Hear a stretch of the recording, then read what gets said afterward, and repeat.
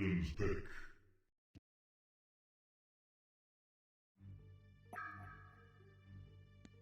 Hey everybody, how you all doing? I hope you all doing well. My name is Azir Paradise and welcome to the HoN Oh My God League Tournament Cycle 1, day number 2, where today we're starting off with the semi-finals, Big Ego Crew against No Jipo Win. I'm assuming that's the name, how it goes, and I'm joined here by our main caster, What You Got, aka Chris, and I'm gonna be co-casting today because unfortunately there is no other co-caster for now, but yeah, Chris, how you doing today, man? I'm doing great, man. Glad to be back and cast the semifinals, and eventually we'll get into the finals later on as well for cycle number 1 here. But yeah, we got a good match here. Big Ego Crew, as you pointed out on the Legion side, is the team that did win the previous tournament that you guys hosted. So very promising team over there. We saw them play, I believe, one match yesterday. They looked very good. And our Hellborn team, no JP, no win, is a US team that I'm actually very familiar with. I know a lot of these guys from the NA scene. So looking forward to a great match. Now, with that being said, they do also, I believe, have a ringer.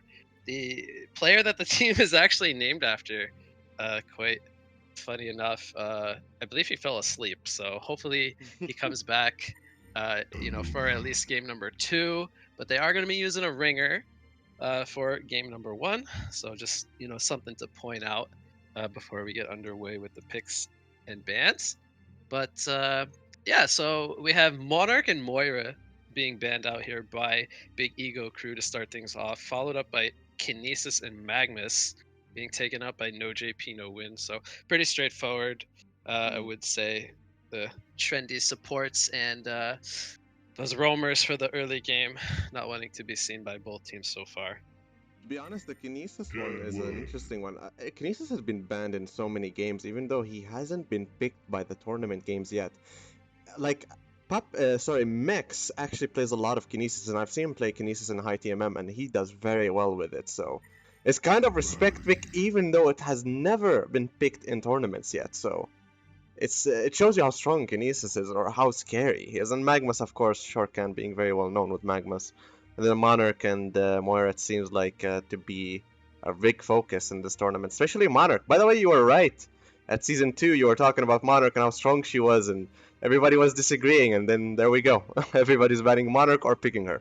It's like a main hero Yeah, at this point. I love the synergy her spells have. She makes up for not only a great defensive hero, but also she does have offensive capabilities with both having a stun and a slow. So Big Ego Crew wisely takes that away from them. And then, as you pointed out, the Kinesis, a very disruptive hero, able to kind of toy with the enemy's drafts. You don't want to give them too many strong abilities with that Thought Steal to take over. And then, going into the mid game, getting those good initiations with the Stasis Smash. So, a very scary hero uh, to leave open for either side. We do have first pick of a Luna coming out for Big Ego Crew, followed up by a Deadwood, a Rally into a Chipper so far. So quite interesting so far from the first couple of picks. I feel like it's picks that they usually go for a lot of time. Flux actually is a new one, but I actually doubt that they're gonna go with it. Do you think? Um, I wouldn't be surprised to see a Flux. They do have a bit of AoE centric heroes so far in their draft. However, um, I believe I've seen maybe 1 or 2 scrims recently where Flux was tried out as a mid, and I don't know if it had the most success, but I do think that the hero has Engineer. a bit of potential Mm. as a build around in your draft. It does set up a lot of combos, and there's the engineer picked up, which in theory would be a great partner for that Flux if they do decide to try to pick it up later on in their draft. Obviously, you throw down the energy field, and the Flux can pull everyone in, which perplexes and deals lots of damage. So it's a very good teamfight control combination of heroes. I don't know if we'll see it, but they did hint at maybe Polywog Priest. thinking about it. Mm. And the Hellborn side does go with a final pick, Polywog Priest. We did see them run that Polywog Priest yesterday in the mid lane. I believe it was Masked Singer playing that against Backdoor Protocol. And Polywog Priest did a fantastic job. He got the early Jade Spire, With the and post he was haste able and... to do Oh no, that was lots of another game. Sorry, you're right, right. he was able to lock down uh, the enemy heroes, being the Puppet Master and the Midas, very easily in that game, and he did have a lot of success, I would say, for his team. So very excited to see the Polywog Priest again here today. Hmm. Honestly, it was...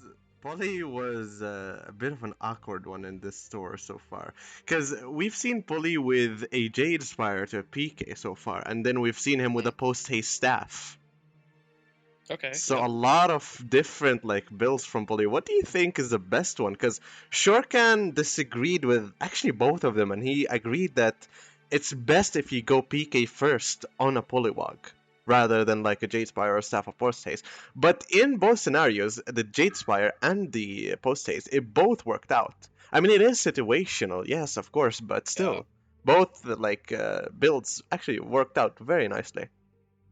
Yeah, I think Polywog Priest is one of those heroes where he doesn't have a cut and dry item build. It really depends, like you were saying, flexible, based on the game plan of the team, whether they want to be more so looking to like globally gank with a post haste and a portal key combination, or just trying to, if you don't have the catch, then just trying to get the Jade Spire for those extra ranged initiations. Because the morph with the Jade Spire, I believe it goes up to like 750 cast range, which is very long. And then that on top of the tongue tie, it's very easy to follow up. Keep yourself in a pretty safe spot to hold that disable for the full duration without Mm, it getting canceled easily.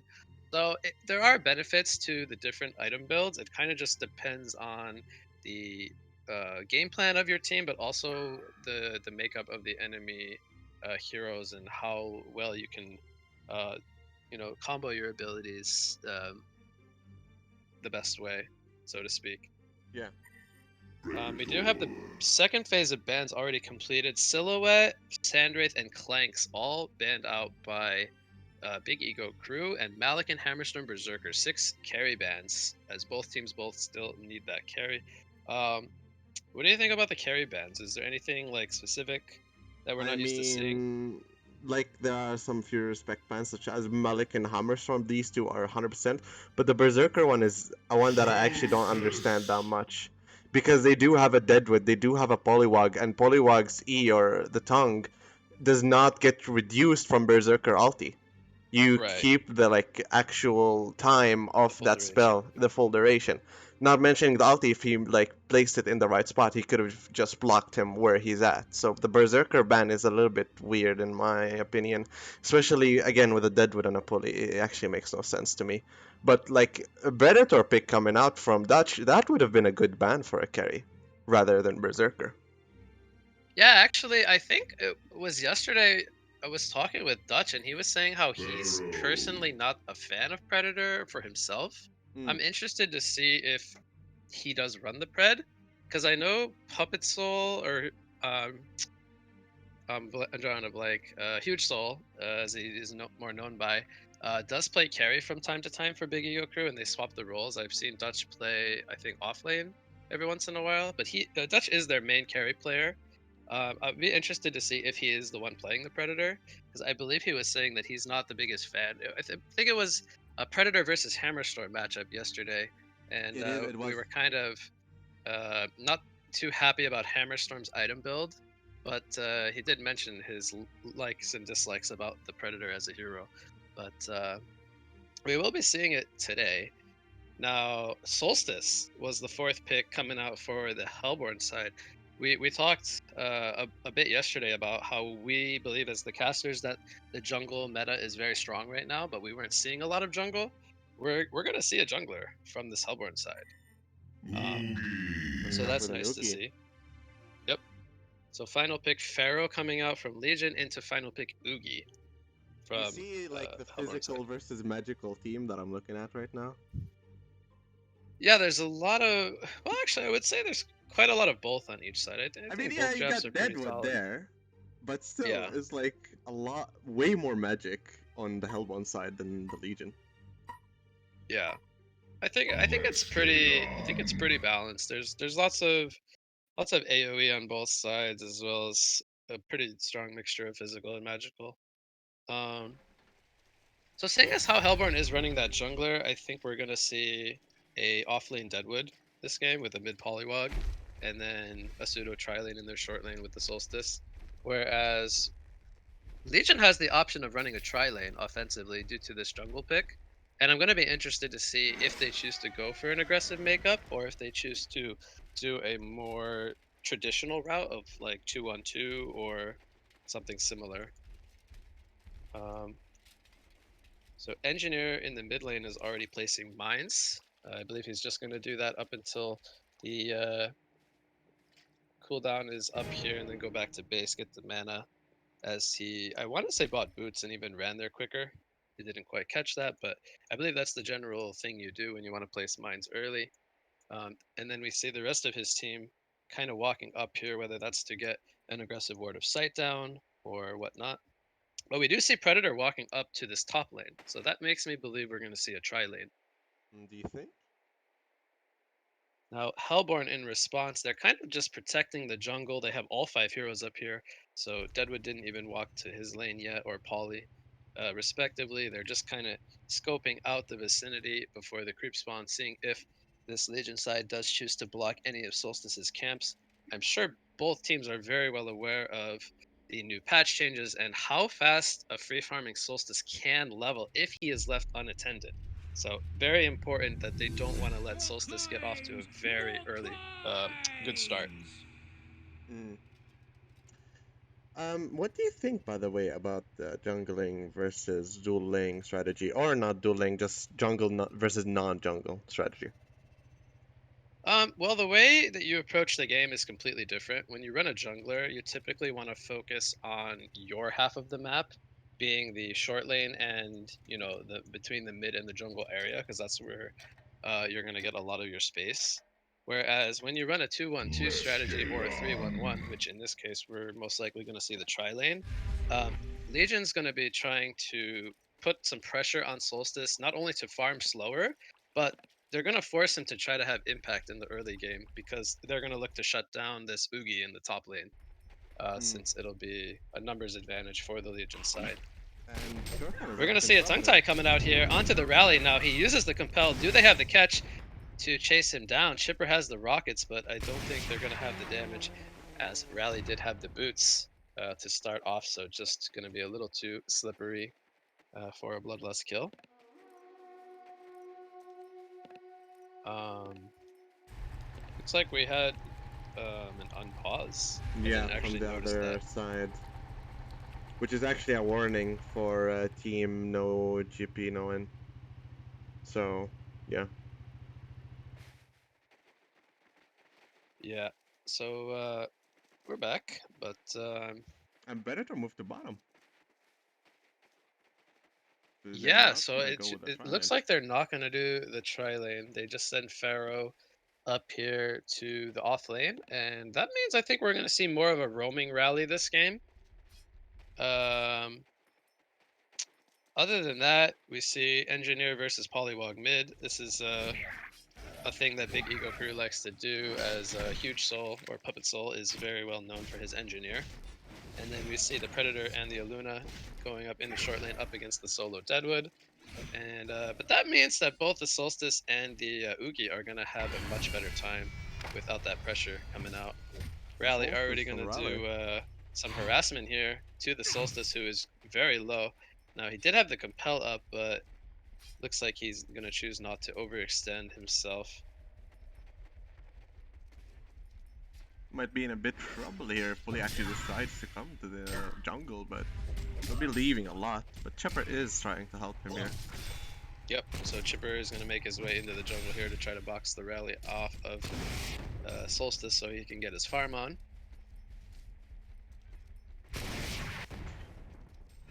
Not sure if that was a bloodlust if Solstice didn't get his stun, but I must like sorry, Rally just left, so I guess that does pay it off. And Rally's actually moving on to mid lane, but still, Police are taking this a little bit too safe right now. Shurken is placing some pressure on Solstice and Pulley, so that is good so far, but still Solstice is on level 3, so I'm not so sure if that pressure is like doing this work right now. We Yeah, might so get the he's rune gonna before get him. the. Actually, it was blocked. They have 2 wards of sight blocking both this medium and hard camp here. So Solstice gonna try to double stack them, but unfortunately neither of them will stack. He is level 3, however, and got 2 points into the solar slash and 1 into the illuminate. So does not have his blinding rush just yet. I believe that will be at level 4 that he will pick that up. Rally is making his way into the mid lane here. They're gonna try to set something up on the poly, but not gonna choose to go. Oh, Rally compels into the mid lane. Kexlon is gonna come out into the mine onto the Polywog Priest. Now it wasn't enough damage for a kill, but they do put a lot of pressure on him, and they are able to escape without any counter pressure coming out from Chipper. That Word of Revelation is unfortunately going to miss. Very unfortunate there. And bottle is going to be given to Rally to bottle up that haste rune in the mid lane for Engineer. So nice job by Rally camping the rune for him.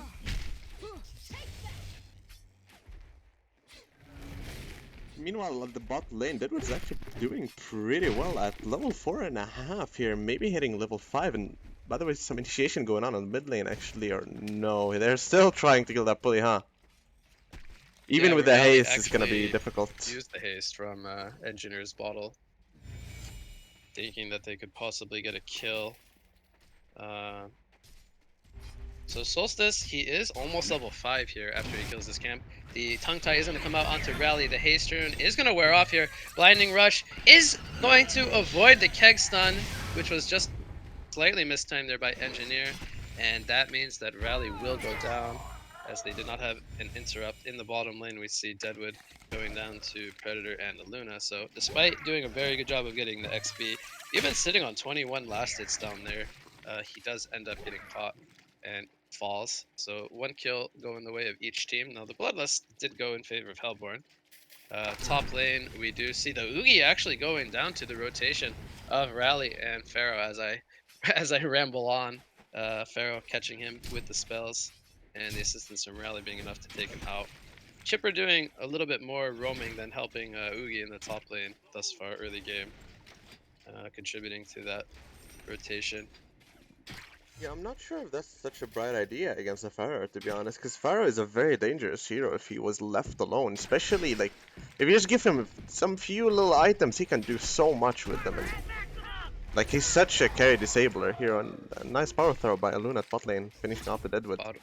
Yep, they killed Deadwood yet again, so Predator and Luna really showing their power down there, as Deadwood doesn't really have an escape to get away from the Predator. But yeah, going back to this Pharaoh, he is level 6, only 5 minutes in. But not only that, he has some pretty decent farm with 25 last hits. He's going to get gone on here. The wall comes out to lock Oogie in, and Rally is going to do a defensive compel. Now Solstice is here with Chipper. Pharaoh goes in with the Wrath of the Pharaoh. It's going to cost him his own life, but they do get Oogie when it's all said and done. So I think that's a trade that Legion will gladly take, as they take out the Oogie yet again. Solstice and Chipper not able to save him in time. 100%. Always the carry is like always way more important than the suicide or Pharaoh. Like, I don't think that Volker really cares that much about his death. The only thing he would care about is shutting down that Oogie. Shutting down that Oogie will do them a big favor. Especially as an Oogie, a hero that can go very, very early on against a Predator, Pharaoh, Rally. I mean, they still have an early team on the Legion side, but still Oogie is a very dangerous hero, and shutting him down is definitely a never bad idea. Engineer gonna bottle up a regen rune here, and the top rune was also camped by his teammate Rally. So a nice job by Big Ego crew doing rune control here on both the runes. And Engineer, with this assistance of Rally, has really kind of controlled this mid lane. He's sitting on 36 and 18 against a 19 and 4 Poly, who is still level 5, so doesn't have that threat of the Voodoo wards. Whereas Engineer, he hits level 7 just now, takes a very commanding lead here in the mid lane. Port is going to come into the top lane, but it gets immediately canceled by Engineer. Rally cancels his as well, as they are kind of roaming the Hellborn jungle here. But they got to be careful, because there are 3 players here for Hellborn, and they're going to run straight into them. Oogie is going to take the brunt of that. Energy field does come down. Compel stun into the keg from Engineer, and they bring down the support Chipper very quickly, but it's going to cost Engineer his life. So that's a trade that Hellborn will gladly take now. Rally, he does have a Compel coming in up in 5 more seconds, but he does not have mana. So this is going to most likely be a dead Rally, and he goes down. It's a double tap for Oogie. So, you know, we talked about that. It was very aggressive by the duo pair of Rally and Engineer there to walk into the Hellborn jungle very blindly, I would say. Yeah, they're trying to shut down Solstice so hard at this point. And honestly, it makes sense because Predator is already having free farm, so there's nothing else they can do really. Top lane, we have a wall coming out onto Oogie, but Chipper is here. I'm surprised they don't look to continue that. I guess they were afraid of the TP support, as Rally has kind of been here quite often. Yeah. He does eventually rotate here as well. Mid lane, we do have a Morph coming out into the Voodoo Wards, but the Ward Trap is going to miss, and Engineer is going to be a little bit too slippery as he gets away from the trap. And Solstice was here as well, but did not have a Lunar Judgment ready to go, so they don't choose to dive for that kill. I think that was very wise, though, as the TP support was coming in from a Luna. Did he miss the ulti on the Engineer, didn't he? No, he used the ultimate in the Hellborn jungle when they went for the gank. No, I'm talking about Poly. Oh, Polyward. Yeah. Yes, Polywards did miss the trap. Yeah, because I'm pretty sure that would have been a dead Engineer. He cannot kick out of the Poly ulti, can't he? Yeah, he would have been stuck in that trap, and I don't think that Luna TPing in would have been able to get him out of it in time. So a little unfortunate. A nice keg stun, but I wonder if that's going to cue them to know that there is a ward of sight there, as he was in the trees when he did get kegged there. Rally and Aluna are making their way into the jungle here. They're going to run right into Solstice, who was very low, popping a health potion. That's going to be a very easy kill for them. Ultimate Warrior Streak coming out for Aluna. Didn't even realize he was on a kill streak, but doing a nice job there as he's pumped himself up to 235 gold per minute. Mid lane, we do have a dive coming out onto Polywog, and the TPs are coming in, but it's just too late. The damage has been done. Poly has been killed. Energy field even comes down now. Do they have the ability to chase is the question, as they are stuck in that field. Rockets are coming out, going to try to slow them down, as well as the Tarquakes, but they don't have the catch that they're looking for, and I don't think they're going to get any kills here. In fact, Pharaoh is here now. He lands a nice Wrath of the Pharaoh into a wall onto the Chipper, and Chipper is going to go down. Predator has joined the party as well, so it's falling to part. The team fight is falling apart for the Hellborn side. Deadwood is going to most likely fall here, unless he can buy himself the distance, but there is Torment and Soul coming up, not even going to be needed. Rally will bring him down when it's all said and done. So Big Ego crew with a very nice fight here in the mid lane, jumps out to a 9-4 hero kill lead. So much like pressure going on from Legion side, and that turn was just incredible. Like, I don't think that they even expected for them to turn like that, especially with the Engineer ulti. And another thing I'm very confused about. Sorry to cut you off here, as he gets hit with a Compel Stun. The invisibility rune was taken by Rally, but the team support did come in. Now Solstice is here with the Lunar Judgment. They're looking to turn it around onto Pharaoh. Do they have the damage to bring him down? Hellfire is applied. The shield comes out onto Solstice from the Chipper, but Chipper is going to be turned on here by Engineer. He goes down to the mine and the auto attack. He's going to look to TP on out, but they don't have any more stuns available, so he's going to be able to get out from that one. Now Rally is in a very offensive position. He goes down to the Blinding Rush from Solstice. Power Throw comes in from Luna, and Predator is here now, pounding in the right clicks onto Solstice. Can Solstice make it out or man up and get the life steal? No, he cannot. Predator takes him out. Walls of mummies come out from the Pharaoh, locking down two players. One goes down, being the Deadwood, and the second one goes down in Oogie. So Big Ego crew again takes another commanding team fight. It's a double tap for Aluna, as he is now on an onslaught streak. 14-5 hero kill lead for our Legion side. The synergy of Big Ego crew is absolutely incredible. Like the way they rhythm together, you can tell that they played way more together than the No GP, No Win team. We're going to see another dive coming out here in the mid lane, but this time the Ward Trap is going to connect on the Engineer, but they are going to be able to bring down Poly before it's all said and done.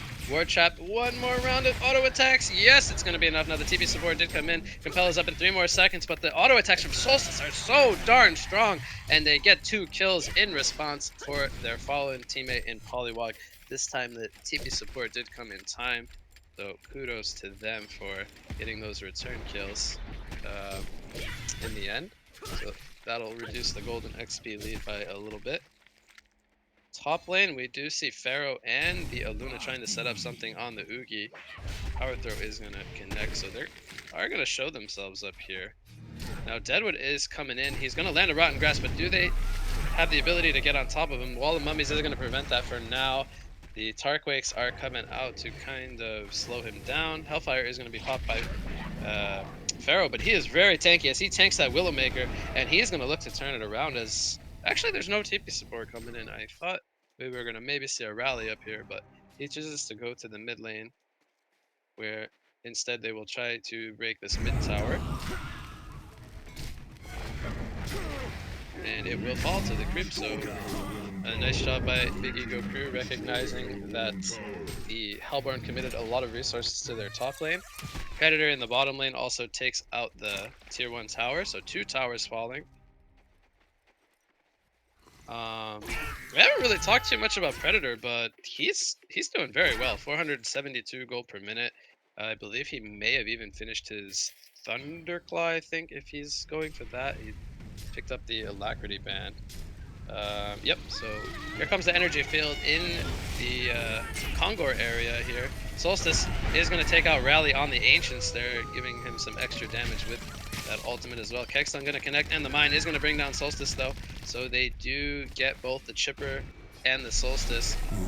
Wrath of the Pharaoh in the background behind the tier 2 tower, very deep. Polywards are going to lock him down, and they are going to save Oogie just in time as he heals up with the Tarquake from that Primal Surge, and that is not worth it if you're Big Ego Crew. They lose 4 players for 2. Buyback was used by Solstice there, so I believe that played a part in them holding off that dive. The Keg Stunt is going to stop Solstice's blinding rush from pursuing the Predator. So they did force a buyback out of Solstice, but it was very important that Oogie survived there, I would say. I feel like if Luna stayed there just a little bit longer and used that one last hit before she used Deja Vu, he would have actually been dead because that was last hit. But maybe his Deja Vu was on the last second and he did not want to die for the Oogie. Yeah, Oogie was very low, and obviously when he casts spells with that Primal Surge, he heals himself up. So he got very low in that fight as they dove pretty far behind the tier 2 tower. Oogie picks up the Gnome's Wisdom to follow up the Plated Greaves. I'm a big fan of the Gnome's Wisdom. I think it's a great early game item. There is quite a bit of magical damage on the side of Legion, at least in the early game. Palestine is going to come out onto the Chipper. Power throw is going to be enough to finish the kill, but now Rally could be in some trouble. They actually go for the Engineer. More comes out. They don't use the Tongue Tie, however.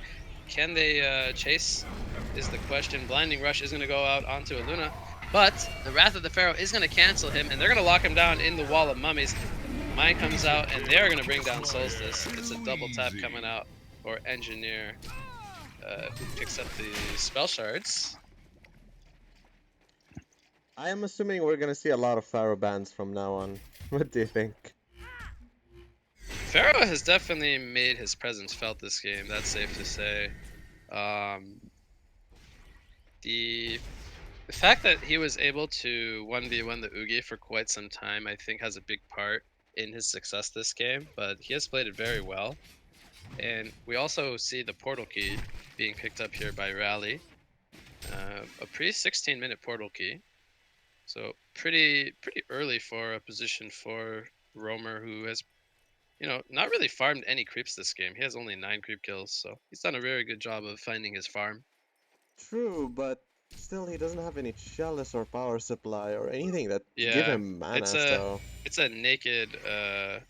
And actually, I don't know if you saw that there. Luna, I believe, bought him a Tome tome experiment, yeah. and gave him the tome, so he just gained 2 levels, which is really smart. I believe that tome just came up. Either it comes up, I believe, at the 15-minute mark, if I'm not mistaken, somewhere around there, and they buy it immediately. So he actually hits level 10 as he get some experience from some jungle camps. So getting closer to that level 2 seismic slam.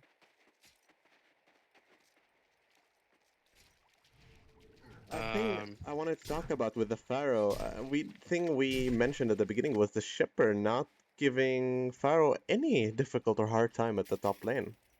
So yeah. that might have been the not the only reason, but that is a big reason why Pharaoh is doing what he's doing this game. But it still doesn't it doesn't change the fact of how strong Pharaoh is or how strong he's showing to be in these tournaments.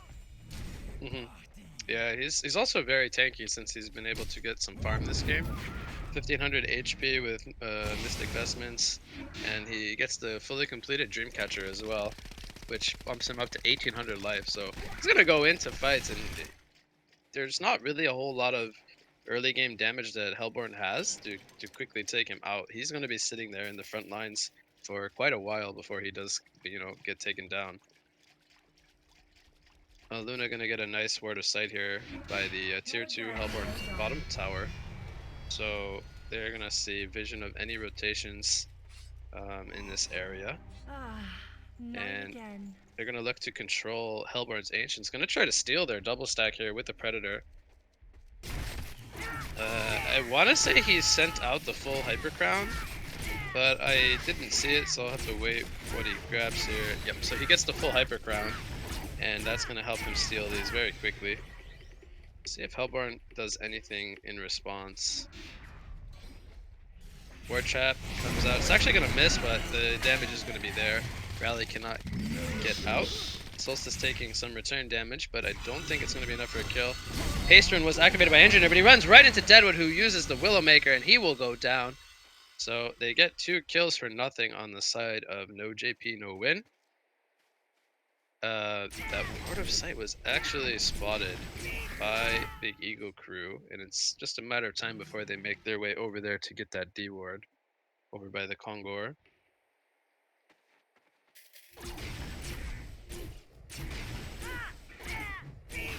So Oogie bought a Mighty Blade. Do you think that's gonna be, I guess, a Shrunken Head A picked up? shrunken head against a predator and a Pharaoh and a rally? I'm not so sure about that one, to be honest. Do I'm you think guessing that he it's a good item? feels that the I guess he feels that the energy field and the Pharaoh being all magical damage is going to be too much for him to survive. And the Predator doesn't really. Well, he also picked up a Hyper Crown, so a lot of his damage is going to be magical as well. True. I guess he feels that he needs the immunity to just keep spamming his Tarquakes and keep his Conflagrate going to heal himself. I don't feel like it's Although, too bad, but I also feel like he could look gone to with go for something something better. like a Frostfield plate or Yeah.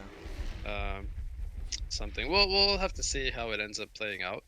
But I don't feel like a Shrunken Head is terrible by all means for him this game. But doesn't Wisdom give him enough protection? Because it's a Nugi, right? He uses a lot of mana. Doesn't Wisdom give him enough protection against the magic damage that's coming out from the Legion side? Yeah, so And he gets the 6, I believe it's 6 total. The 3 passive plus the 3 aura that he gives to his team. Now, with that being said, I think the reason behind the Shrunken Head is that he doesn't want to get stunned or silenced. So his main goal is just going to be able to freely move and cast the spells, which is fine. I one think thing, it's completely understandable. one thing I want to The one mention. issue I have is that Predator is really out farming Oogie right now. If we see the GPM chart, Predator is over 500 gold per minute, whereas the Oogie is still trying to get up to 400. Yeah. So one thing I wanted to mention, you mentioning the field of engineer, the energy field, right? Yes. Um, Legion, or sorry, Hellbound side, if you look at the Hellbound side items, they have 4 hatchets. Deadwood, Poliwag, Solstice, and Oogie. They can Right. all just hatchet the energy field, and that's the energy field gone. Which is a thing we haven't Yeah, seen they them can. doing so far, really. Much of. That's a good It's point you bring up. It's one of those things where I feel like people or players, sorry, in the moment don't always think about doing, but it is something that you should have in the back of your mind to, um,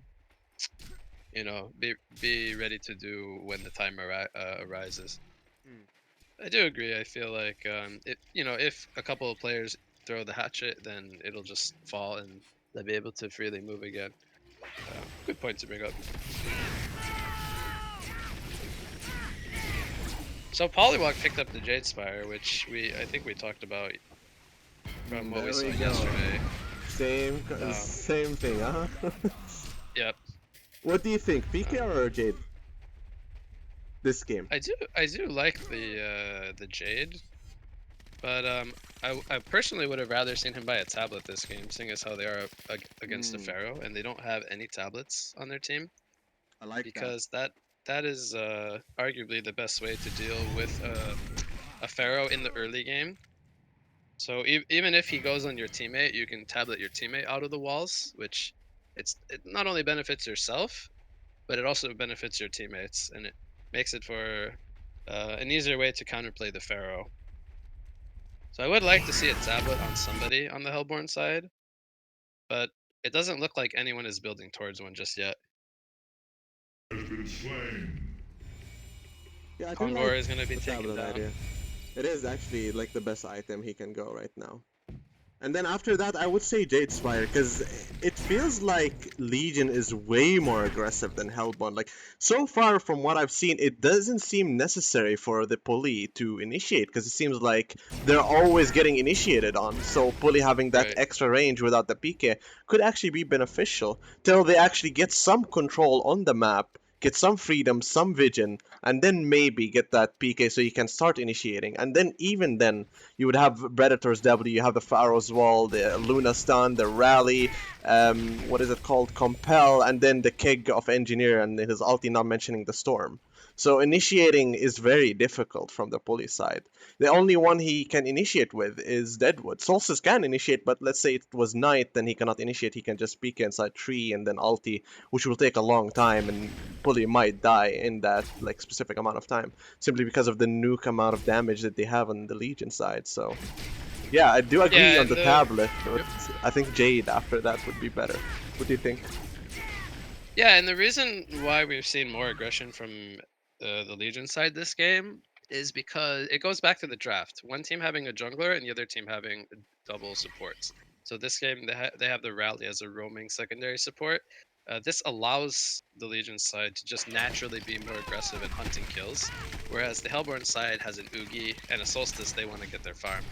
Initiation here from the Deadwood going in onto the rally, but the Rotten Grass was not able to connect to hold him in place, and Predator being here in the nick of time, they turn it around on Deadwood. So what started off with an initiation from Hellborn ends up in a kill for the Legion side instead. Solstice is in trouble. Yeah, Pharaoh here in the bottom lane, putting out a lot of damage. Predator even TPing in. They're going to take out Solstice when it's all said and done. Oh, gets a little bit too comfortable here in the bottom lane and costs him his own life.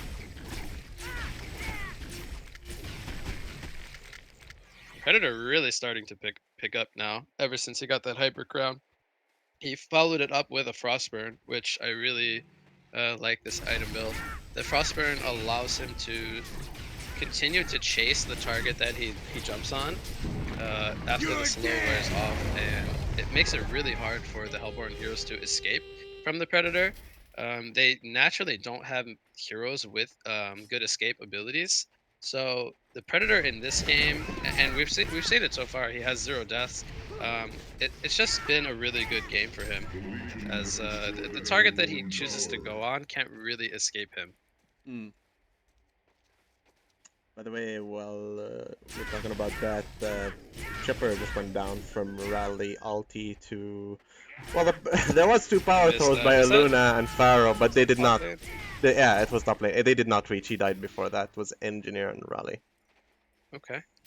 They use just the slam, it looks like. Still have the energy field available. We didn't really talk too much about Engineer. We mentioned the spell shards, but he follows it up with the Portal Key and a Storm Spirit. Personally, I love this item build.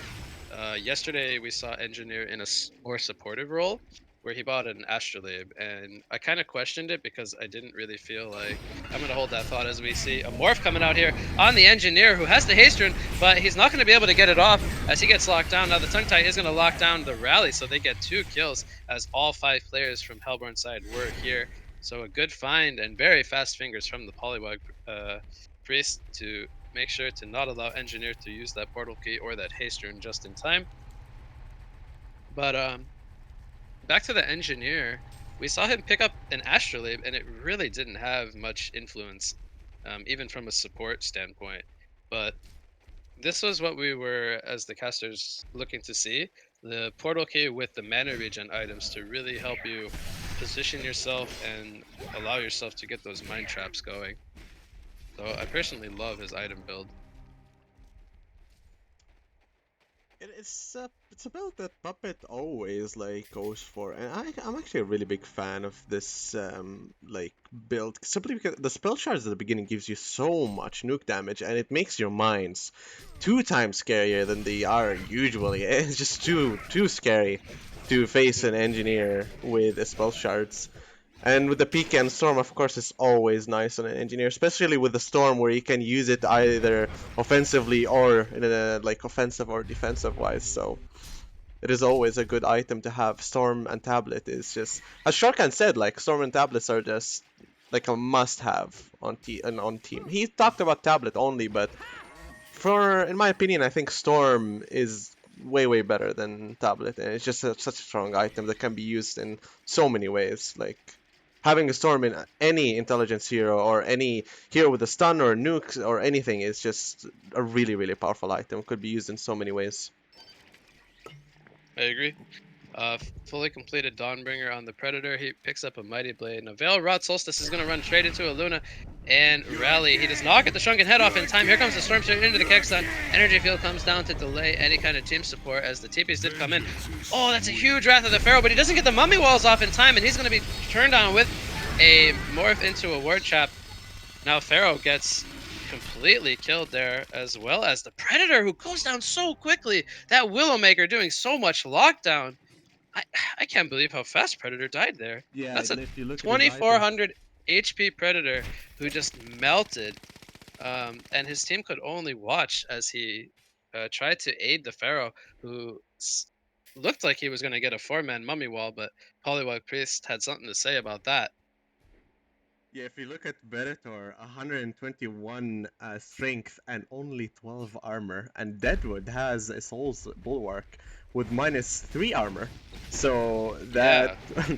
yeah, that is a 9 armor Deadwood, and with Deadwood, sorry, Predator, and with the Deadwood Predator, yeah. ulti, that's more than half HP with that amount of strength. Now mentioning that Deadwood does not have a Licks, nor he landed a Grasp. I think he landed a Grasp, I'm not quite sure. But if this Deadwood had a Grasp and a Licks with the Soul's Bulwark, and he actually landed all of that before Predators used the Stone Hide, he will actually single-handedly kill Predator in a 1v1 situation. Like, you really don't want to underestimate that Willowmaker against strength heroes. Yeah. It is way too powerful. Yeah, I completely agree with you. Predator just completely melting. I was very surprised myself. Now his counterpart, the Oogie, has picked up a Frostfield plate, so we talked about that item pickup to go with the Shrunken Head. I think Oogie is getting to that point where he's starting to feel very comfortable. He is still lacking in the GPM compared to the Predator, but he is building himself very tanky with the Shrunken and the Frostfield combination. See if something like a Sheepstick or something similar is in the near future. So we see Energy Field comes down, Solstice goes in with that Shrunken Head and the Lunar Judgment. The team fight is being won here from the Hellborn side, but Oogie pops the Shrunken Head, he's going to chase, and he's going to get the kill onto Pharaoh, so it's a double tap for Oogie. Now they did lose both their Polywog Priest and their Deadwood, but they did get 3 heroes from the side of Legion. Predator and Aluna were not there in the mid lane to help their teammates. This game is getting really interesting, huh? Yeah, it's it's a 12,000 gold and almost 5,000 experience lead for Big Ego Crew. They did just lose a team fight here. As Predator goes in onto Solstice. Wow. Oh my god, he has enough damage to take down Solstice as those That is stacks of incredible. terror started to build up in the teleport. Just enough damage to bring him down. So Did you there see we that see pickoff? the damage that Predator can do. Sorry? Did you see that pickoff? Some better part? Yeah, so he values the magic immunity um, on top of the Stonehide, which actually I want to talk about. The Stonehide got a very small nerf in the last patch. It used to last for 7 seconds and have a cooldown of 14. Now, the important thing to know is those numbers are meaningful because if you comboed them, well, Polywog Priest catches Rally in the mid lane. Team support from Chipper and Deadwood was there. In time, they bring down the Rally. Voodoo Wards was used, but not the Willowmaker, so they burn 1 cooldown. The important thing to know about those cooldowns is that when you combo it with a Shrunken Head, you could have 21 seconds continuously of magic immunity.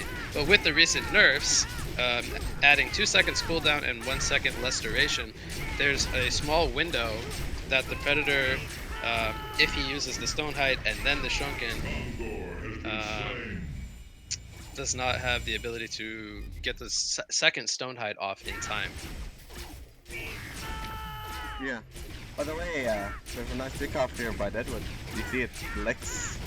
They finally got it. Yeah, I love the Lex Mm. in combination with the Soul's Bulwark. It just provides so much minus armor to help that Willowmaker deal lots of damage. Oh wow, what a rocket coming out from Pharaoh. He finds him exactly that ward of sight in the middle of the lane, spotting him out. I believe he was not veiled rotted, so they just had an idea that he was down here, and they got the hook from the Pharaoh onto him. Very nicely done. Speaking of Pharaoh, he's almost got a fully completed Hellflower as he needs the third and final Arcana, which he may have just purchased in his stash. So Legion side will have the completed Hellflower now to work with on top of that Shrunken Head that Predator just recently picked up. Rally goes in here onto Oogie, but a nice tablet coming in from Polywog, going to get him away from that Seismic Slam. The energy field was used as well, so they burn a cooldown there. And you know, they really don't lose all that much on the Hellborn side other than they keep their Oogie alive. So well done there by No JP No Win to protect their Oogie. That's the tablet we were talking about. Yep, and there we see the impact that a tablet can have against heroes like the Engineer and the Pharaoh, and even the Rally, who tries to line up that slam, not having that AoE, the bigger AoE radius from the staff just yet, as he's looking to eventually build into with that glowstone.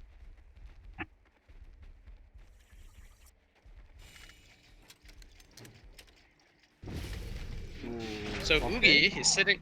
Oh yeah, we have an engagement here, but it looks like more like both teams will kind of fall back, as Oogie was not there, so I don't think Hellborn was very comfortable taking that fight. Oogie just bought a sheepstick, as I was going to point That out. is He big. was sitting on 5,400 gold. So yeah, Oogie is getting to that point where he is going to become very scary for Big Ego crew. He's really hard to kill right now. With the frost, Yeah, the armor boost, the a wisdom, lot of and the armor shrunken. and both magic and physical armor, as well as magic immunity if he's able to get off his inventory in a timely fashion. And now he has the sheepstick as well to help him be more of an offensive threat going into the next team fight. Now, mentioning, by the way, a thing I wanted to talk about, I hope that Deadwood will be patient against the Predator, where he would wait for the Stonehide to go away and for Brett to use Shrunken so he can actually initiate on him. Because Stonehide does give you 12 armor. 12 armor, yep. Exactly, I completely agree. so that will make his ulti like maybe half or more like less damage. But if he Yeah, waits for the Stonehide till he uses Shrunken, jumps on in him, licks with the ulti, that is like, what is the Lex minus armor again? -5. With the -3, that is 5. -8 armor against the Yep. 13 And then armor if he hits Predator. a Rotten Grasp, that's another 4 as well. No, Might be a little tougher because the immunity from Pred is going to be pretty hard to play True. It's pretty hard to land a grasp on a almost certain magic immune pred. But yeah, The thing is, I'm talking about even the shrunken. Like, I want to see a situation where a predator would use a stone hide, goes into a fight, gets really cocky. That stone hide like goes away, and then he uses shrunken, and then Deadwood jumps in. right, And of right. course, there The he armor is won't bonded die. by that point. He won't die, and he'll heal a lot. But if there's 3 heroes hitting him, I believe that that would be a dead predator, and I'm not sure, but we'll see how it goes. Hmm. I completely agree.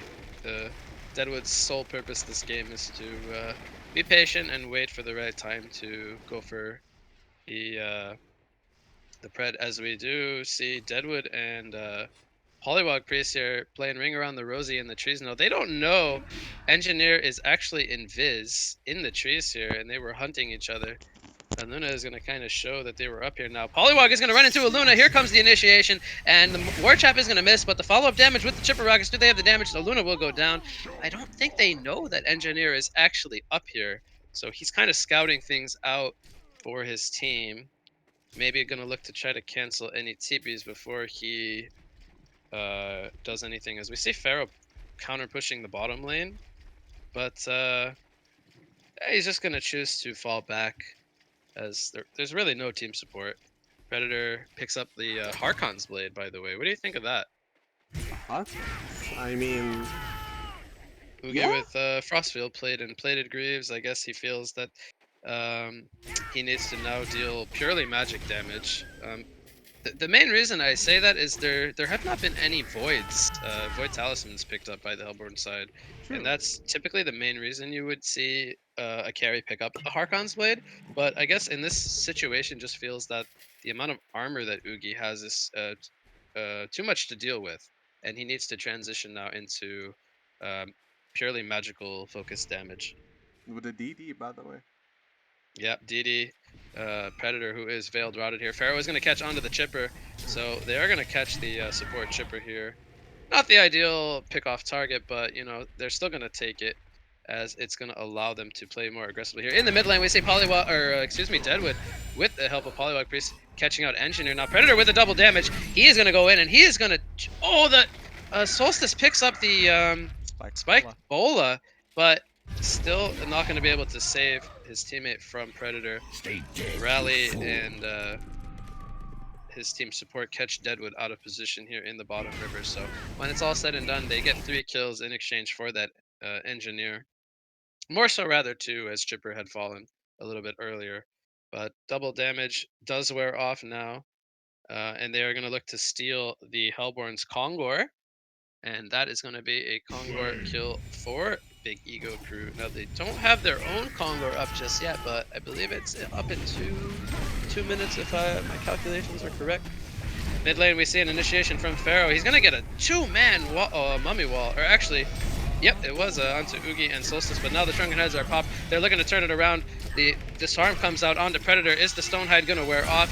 It does eventually, but Predator now pops the Shrunken Head, and he's right-clicking the Oogie down. Oogie can't do anything. He's forced to fall back, but he goes down. It's a serial killer streak coming out for the Predator, and there is an immediate buyback here on the Oogie, so more so going to be preventing them from pushing in the base. Now, the respawners are coming up onto the Pollywog and the Deadwood. Chipper is still dead. Here comes the Willowmaker onto Predator. The Storm Spirit is going to prevent any follow-up damage. Can he get his spells off? He's stuck in the War Trap. Can they bring him down? He gets the leap off onto the middle of the team fight. He's putting in the right clicks, but he is going to go down. Energy Field is down in the background. Pharaoh's going to get turned down. He goes down. Oogie is very low. They almost brought down the Oogie in exchange for the Pred, and now Luna is on the run with that Deja Vu. Can they chase him down? Solstice has a portal key coming up in 10 more seconds, and Luna is going to pop the power throws. Oh, but they are going to miss onto Oogie. They do eventually wear off. And Solstice, he goes in with the portal key. I think he knows where Luna is. He's just trying to find him. That Illuminate is going to spot him out. Stun comes out from Luna onto Solstice, and Deadwood is now here. Deja Vu is going to juke. What a portal key coming out from Mex as he completely avoids both Solstice and Deadwood. A humongous juke coming out from our Luna here from Big Ego Crew. Fantastic play to escape with his life, only about 90 life or so. Very close. Yeah, talking about that last fight, that spiked bola from Solstice played such a huge part against that Predator, because he could have healed a lot. He was facing Yeah. a Solstice pulley, and I believe it was a Deadwood. And with like the region, like lifesteal, sorry, from his E, he could have healed so much, and he could have probably killed three of them. But he was spiked Bola immediately after all the lockdown was out of him. And I love how Solstice is so patient. He waited for him to leap first, and then he used the spiked Bola. And Yeah. completely disabling Predator. It was absolutely incredible.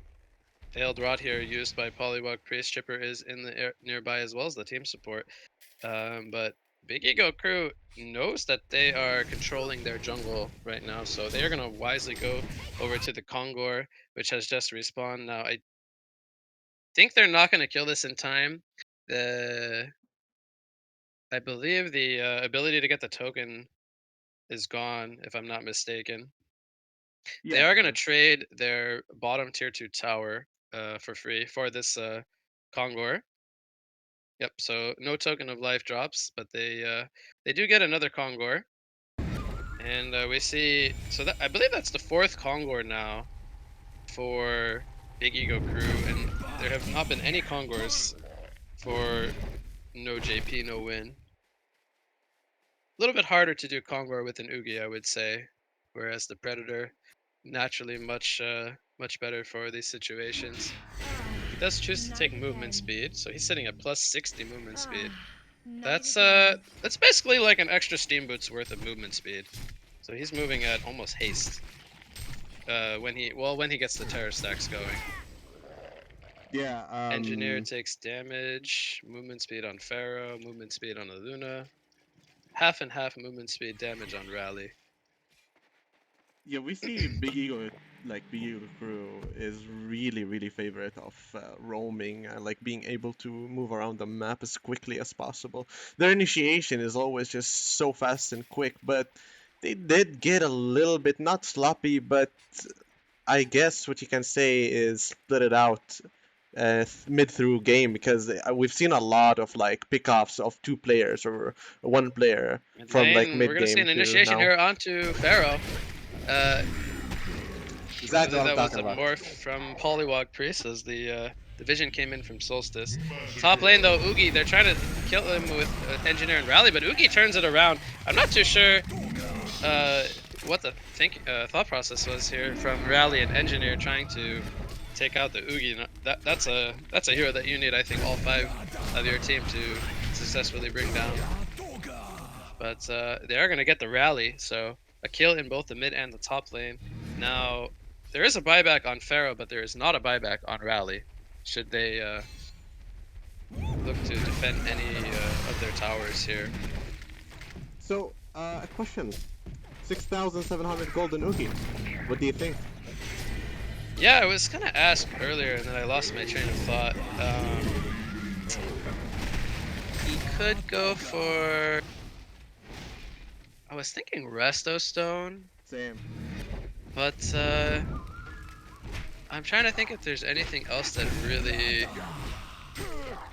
screams to me that he's lacking right now. This trio of items between the Shrunken, Frostfield, and the Sheep is just so powerful. Those 3 items just really allow him to come online, and I feel like now it's getting to the point where everything else is like luxury. So some options he has are he could pick up a portal key to follow up the jumps from Polywog, but I don't think it's necessarily something that he needs this game. I think he could just look to continue to bulk up and buy more mana if, dependent items. So something like that Resto Stone, uh, something even like a Dawnbringer or a Grimoire of Power could even be options. As we see, Wall of Mummies come out here onto Oogie. Now they did lock him down with the Hellflower, and that's going to be a dead Oogie. So perhaps maybe something like a Nullstone, as we saw there, could help him as well for that Hellflower.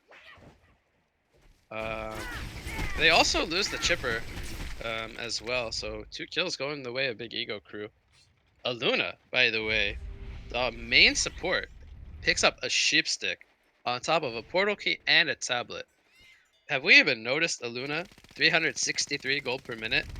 He's the second highest farmer on his team. What do you think about that?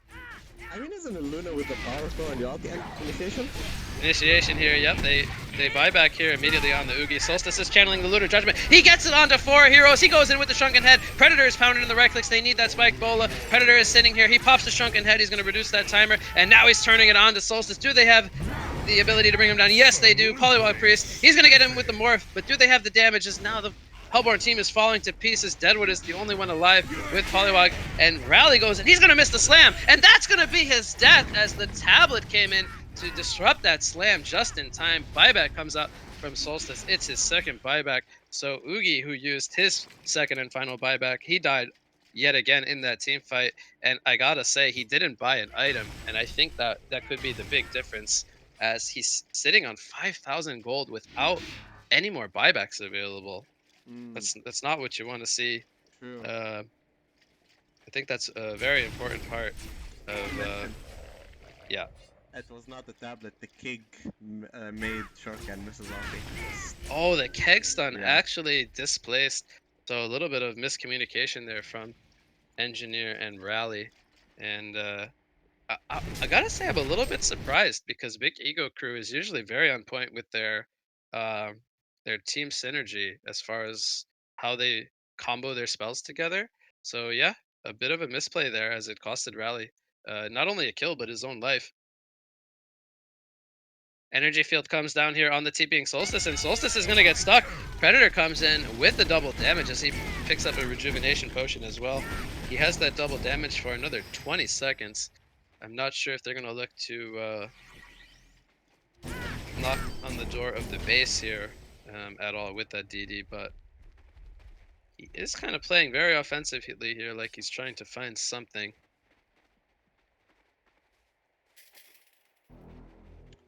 So I think I wanted to mention, by the way, is Kogor buffs. Yeah. We talked about the Oogie items, and a thing I wanted to talk about was, by the way, Hellflower Noogie, but we'll talk about that Yeah. later. Can we just talk about that later? Because I think there's a very good point here, is that with the Kongor buffs, for example, with Dashoni's right now, Predator, he has he has movement speed, and 5 movement speed gives him more movement speed than a normal boots. So if he get that, which is a 5 Kongor buff movement speed, he can sell his boots. Right, so And that he gives him basically another gets item. An extra item slot. Exactly. Same thing Whereas with the Oogie Oogie. has no Kongors to work with as far as adding an extra item later on. So if they focus Kungor, which aka the Hellbone side, if they focus Kungor from an early on, and I think they can with an Oogie for like 15 minutes or so, they would have had about 4 stacks by now, and Oogie could have sold his boots, which gave him another slot in his item slot, which maybe would have gave him a resto now.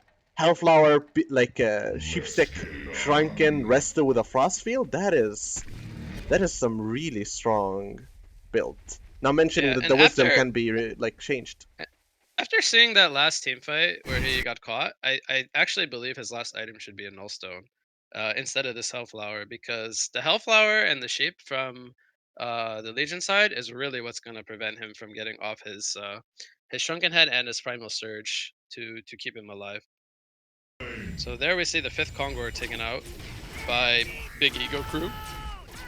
And now we see movement speed number 5 for Predator. And the rest on the Predator. Yeah, Resto Stone. So, yep. So he just fully values the magic immunity from Shrunken Head and Stonehide. He wants to literally be permanently magic immune, which I could understand. I feel like the way he dies this game is the spike bola in combination with the Willowmaker, and if he can kind of delay those as much as possible. Now, obviously, the Willowmaker goes through magic immunity, but what's going to kill him is the follow-up to the Willowmaker. He's not going to instantly die from Willowmaker. He's going to die to that in combination with Spike Bola stopping him from attacking and not being able to get off his inventory. Do you see this party at the Legion? Yeah, they know that it's coming up, so they actually make it smash as well, which is kind of funny. But They knew it was coming up, so that was fun. One thing I wanted to mention, there's only one way in order for the Deadwood to kill this Predator right now. Is with a Resto Stone. Licks, like after even Shrunken. Jumps in, licks double ulti. With the So spiked bola, that is a he could be guaranteed. going for that, or it could be a Hellflower, which Mm, so you would rather see the Resto Stone. 100%. Yeah, okay. That's a fair point. I think he's actually kind of close to it. He's sitting on 2500 gold, so sustainer would be 1700, and then he would need about another 1000 for the recipe, which that could be coming up in the near future if he's able to find the farm. True, and by the way, Predator 6 stacks of movement speed, 90 plus movement speed. Look at his movement speed Yeah, right now. that's yeah, he's and I mean even if he sold the steam boots here, he'd be what, like 440 or something, which that's not even bad. Anything over like 400 as like a base movement speed is very solid. Yeah, 100%. And like, if you look at like Oogie's movement speed, 370 by the way. Yeah, I mean that's without him using conflagrate, it's gonna give him a bit more, True. but that's his base movement speed, and Exactly. comparing that to Pred, who's at a base of 498 right now, that's a big gap of movement speed. Yeah, but if he had that buff, like Oogie, if he had these buffs of movement speed, with selling his boots and using his W in fights, he doesn't need any movement speed. He doesn't need like any extra movement speed. He doesn't need that boots. So yeah, I think like this is a big like difference in these two carries right here. We're seeing is Predator against Oogie, and now he's sitting on Yeah. 4,000 gold. So what Yeah. is he gonna do with it? You know what I mean? The only option he got is the boots. Maybe wisdom, but I feel like that is the last item he can sell. But what is like Oogie Yeah, gonna I stack think corrupted swords? Of course not. It's an Oogie. initiation here from the Pharaoh. Token is up on the Pharaoh as well. Energy field comes down in the background. Rally goes in very offensively, trying to get a slam up. He is going to get it, and it's going to take down both the Chipper and the Oogie, as Oogie got completely locked down. I think that could be the end for Vino Witas. There's no buyback here on the Oogie. A buyback does come out from Polybog Priest, but the big picture is only Rally has fallen for Big Ego Crew, and 4 players are still alive. Pharaoh is going in very offensively here. He knows he has that token of life. He's going to respawn here in the tier 4 towers. Now the question is, are they going to look to help him? Willowmaker comes out and Pharaoh just disintegrates. So they at least get the Pharaoh kill. Now, Glyph of Fortification is used. Oh my Polywog God. is here, and they're going to lock down Predator. Predator goes down as they try to backdoor the top set of racks. Solstice is going to connect his stun onto Engineer. Morph comes out from Polywog Priest. And what is happening, Paradise? Big Ego Crew has just completely overextended that amazing team fight that they had. Yes. The Oogie was dead, and he wasn't coming back for 90 seconds. How did this Just killing. happen? Just Four killing. players are now dead, and only Aluna is alive for Big Ego Crew. Now, it did cost them a buyback, I believe, onto both. Did the Fully, I Deadwood think. buyback as well? No, I believe. yeah, Deadwood did buy Yeah, back. so the Deadwood and the Polywog both bought back, so it was 2 buybacks used. But I feel like the moment you see those buybacks, you just gotta see it and fall, get back into position, because had Big Ego Crew just reset and looked to go for another set of racks, there's no way that, or I feel like there's no way that Hellborn could defend without their Oogie. It is difficult. But to be honest, this bully is literally the fastest human I've seen in my life. Like, I don't know if you saw the initiation on, I believe was it Rally?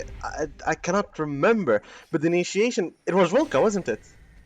No, Volca, I cannot remember, but the initiation with the ulti on the top lane was so quick, it's not even funny, man. This guy Yeah. is so fast. It's Yeah, actually incredible. he's definitely shown us, even yesterday, against backdoor protocol, uh, many instances where he gets the catch, and it's been very fun to watch. But you know, this is the longest games ever like been played against Big Eagle Crew so far. Yeah. And this like the synergy with both teams are just incredible. It's absolutely incredible. What do you So think is gonna happen eventually? I don't know. Like this is back and forth, back and forth. Yeah, Legion did not lose any racks, but it's still a back and forth game. So far, yeah, it's I just who's want to initiating see first. Oogie sell his gnomes, even though it has been Really. proven to uh, do a lot for his team this game.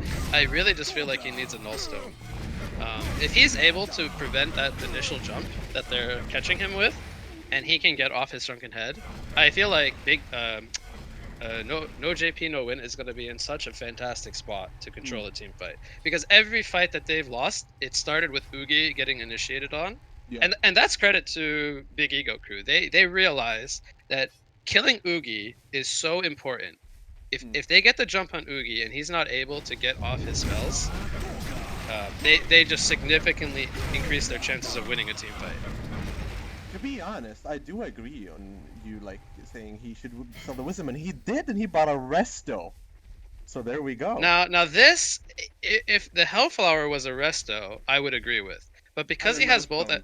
but because he doesn't have the Nullstone, Yeah. I think that's the biggest downfall here this game.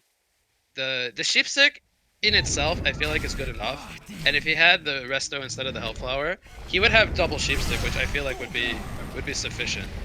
I don't feel like the Hellflower is really gonna help him, because what's gonna happen is he's gonna get initiated on, and he's not gonna get to use either of them. Another thing, Puppet just picked up a cheap stick. Puppet Soul, that is. So a Sheepstick onto Engineer, he does have two buybacks available, but he chooses to buy out, which I think it's understandable. He's pretty much capped out on items now as he picks up the Shrunken Head as well. So Engineer in a really nice spot Do as you well. see a missing Another item? double damage. Do you see Sorry? a missing item from Predator's inventory? I do. Is this gonna be a token? I don't think so. No, the other one No. still hasn't spawned for 2 more minutes.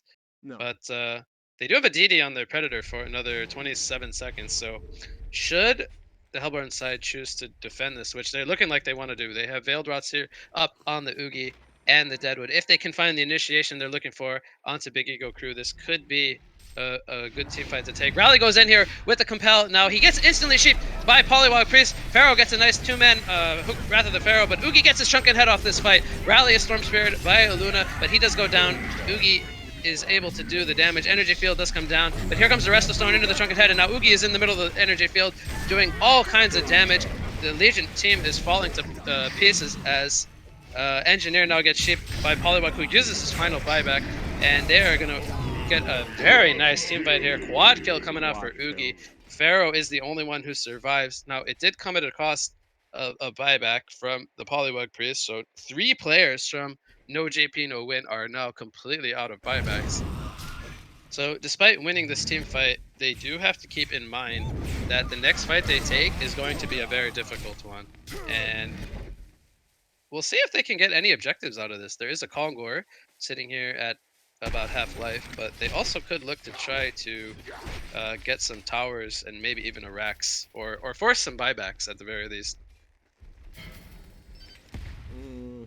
I mean, yeah, I'm not sure if Team No GP No Win slips just once now, just one time, could be over for them. So they cannot do a single mistake at this point. Yeah, so we have an invisible Polywog Priest here. Rally is respawning in 5 seconds, and then we have about 30 seconds on the remaining 3 players.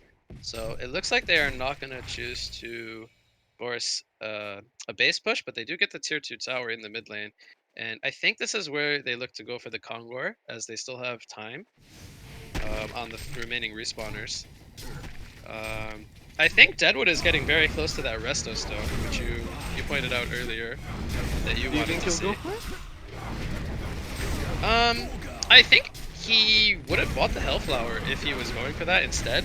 So I do believe that it is going to be a Resto Stone.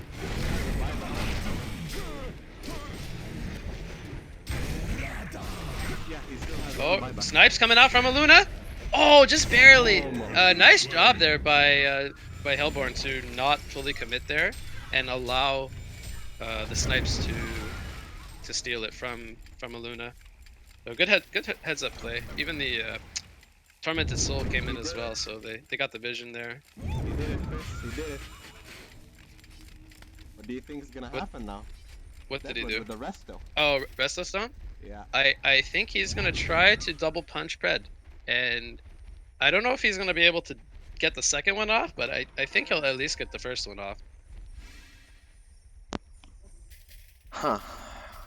This is Rift this is Shards. Rift Shards 4, I think, just got bought by Pred.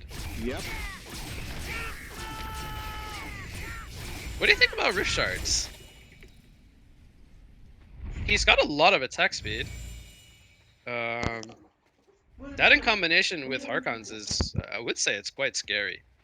There's no wing bow or anything because we're seeing an Oogie, so it makes sense. There's Yeah. no Savage Mace that he needs or any item that he specifically needs to counter anyone. Do you like the Rift Shards pick? I mean, I'm not that much of a carry player. Dutch knows more than I do when it comes to carrying, but I don't disagree on like a Jinjoro or something like that. I don't know. I feel like so I far was earlier gonna invisibility I has was earlier been. gonna actually suggest Genjuro, Huh.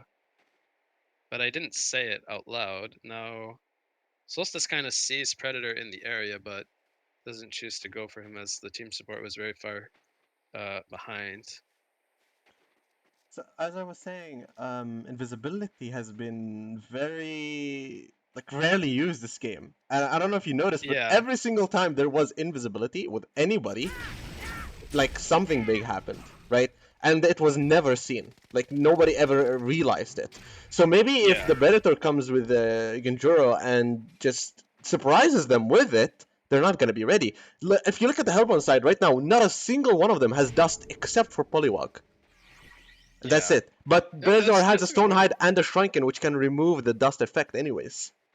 Right.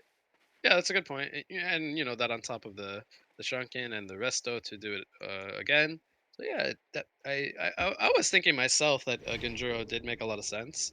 Allow him to get in that position because he doesn't have you know, a gap closer other than his leap, which that can be avoided, you know, via portal keys or just the enemy reacting to him walking up to him, Mm, up to them in time. So yeah. yeah, I completely agree that I think a Genjuro could have made a lot of sense. Now, the Rift Shards is not a bad pickup, which Of I course think not. we both made our point clear that we do think it's a fine pickup, seeing as how he does have a lot of attack speed to work with. And that in combination with the Harkons, he's going to be hitting very hard should he, you know, be allowed to even attack in the fights. And by the way, Chris, I don't know if you like look at the players tab right now. Big Ego Yeah. Crew has every single buyback. Yeah. Meanwhile, No GP, No Win have 2 on Chipper and only 1 on Deadwood. Yeah, so let's like take a look at the lead in terms of golden experience. Big Ego Crew has a 17,000 gold lead. Now, No JP No Win has an almost 2,000 experience lead, but that gold lead does not factor in buybacks.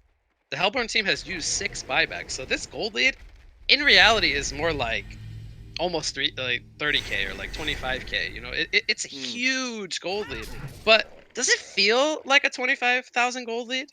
No, Like, not at how all. does the game feel? It feels like it's a dead even game, right? True.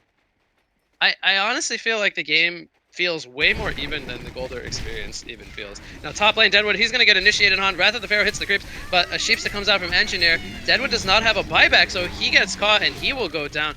Line stun from Rally comes out in the background, but the Morph comes out from Poliwag to prevent the Seismic Slam. Oogie gets his shrunken head off, and Rally will go down. Chainsaws are even used by Chipper. Now, they committed a lot to use to kill a Rally here.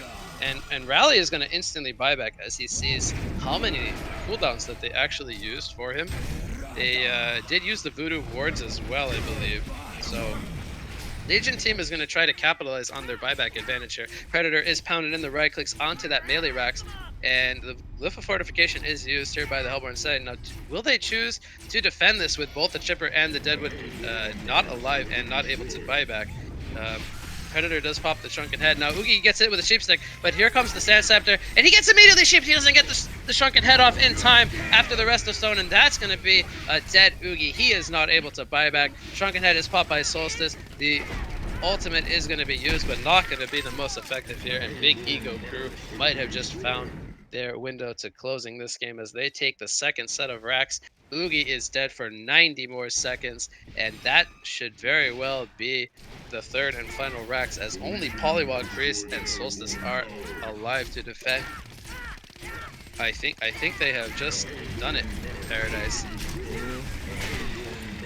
There's Mega like one Creeps. mistake that Team No GP No Win kept doing over and over and over again, which is just leaving one hero near the tower at the front. You're playing against a Pharaoh, like that one mistake is the only reason they kept like getting initiated on. And that's the mistake that we were talking about. That is the one mistake that we were talking about that they shouldn't do, but they kept doing, unfortunately. And yeah, that was the result of that. Yeah, and in these late game scenarios when your opposition has items like the Hellflower, like the Sheepstick, the follow up to those initiations often results in you being just completely isolated where you cannot get off your items or abilities that get you to safety. And we see there that when Big Ego Crew gets that initiation with the Pharaoh or the Engineer or the Aluna with those sheepsticks, they're always able to capitalize on that jump and get that kill, and thus forcing those buybacks time and time again. But this time the buybacks are not there, and eventually they run out, and you can't always rely on buybacks to keep you in the game because eventually the game goes long enough to where those buybacks run out. So going into those late game scenarios, you really have to play smart in terms of positioning, and you have to be aware of where your teammates are at all times. It feels like, but gotta give credit to Big Ego Crew. They got a very good game here from a newer team in no JP no win, and this was just game number one. We got at least another game coming up as this is a best Mm, of three. I yep. don't know if we did mention that, but this is a best of three series, so It's in the we are title, going to don't worry. be we are we are going to be going to another game. So these teams, no JP, no win gets another shot to try to take it to a third and final game. But yeah, final thoughts on game number one. I mean, it was an incredible game, and again, I That was a great loved, game to cast. yeah, and I loved the rhythm between both teams. But again, no GP, no win did only one mistake, which is again we talked about is being like always near the tower against the Pharaoh. And so many sheepsticks, that was the only mistake they did. But I think if they did not do that, they would have actually had a chance. And we might have been looking at a 2 hour ish game. Like, no joke. Because then, but neither side cannot initiate. Like, Big Ego Crew knew that they can never initiate unless they do this one mistake that they can play with, and that's the only thing they could have done. And they kept waiting and waiting and waiting till they did that, and then they initiated on them. So yeah, and it is unfortunate, but it does happen every now and then. But you never know; they might learn from this one, and they might just draft maybe a little bit better. I mean, their draft was great still, but you cannot deny that Big Ego Crew's draft was a little bit better than their draft. But we will see what happens in game number two. And you said your words, everything. We're gonna go to Yeah, break now. so we're gonna go on a short break and we'll get Exactly. into another lobby, and we'll be back very shortly with game number two of our first semifinals match here in cycle number one. So stay tuned, everyone, and we will be right back.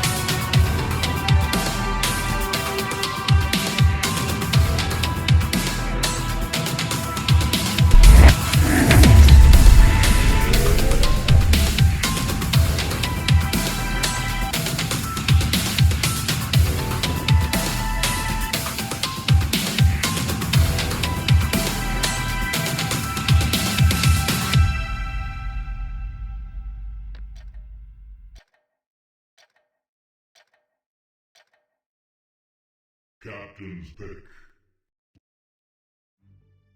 Hey everybody, and welcome back to the to the HoN Oh My God League Tournament Cycle 1. Semifinals game number 1, round number 2. His Big Ego crew against no GP, no win. Starting off with the Big Ego crew 1-0 on the round 2. Are you excited, Chris? Yeah, we had a great game number 1 of our first semifinals match here. Now the players did switch sides, so we have no JP, no win on the Legion side for game number 2, as well as Big Ego crew here on the Hellborn side. And so no JP, no win was using a ringer last game.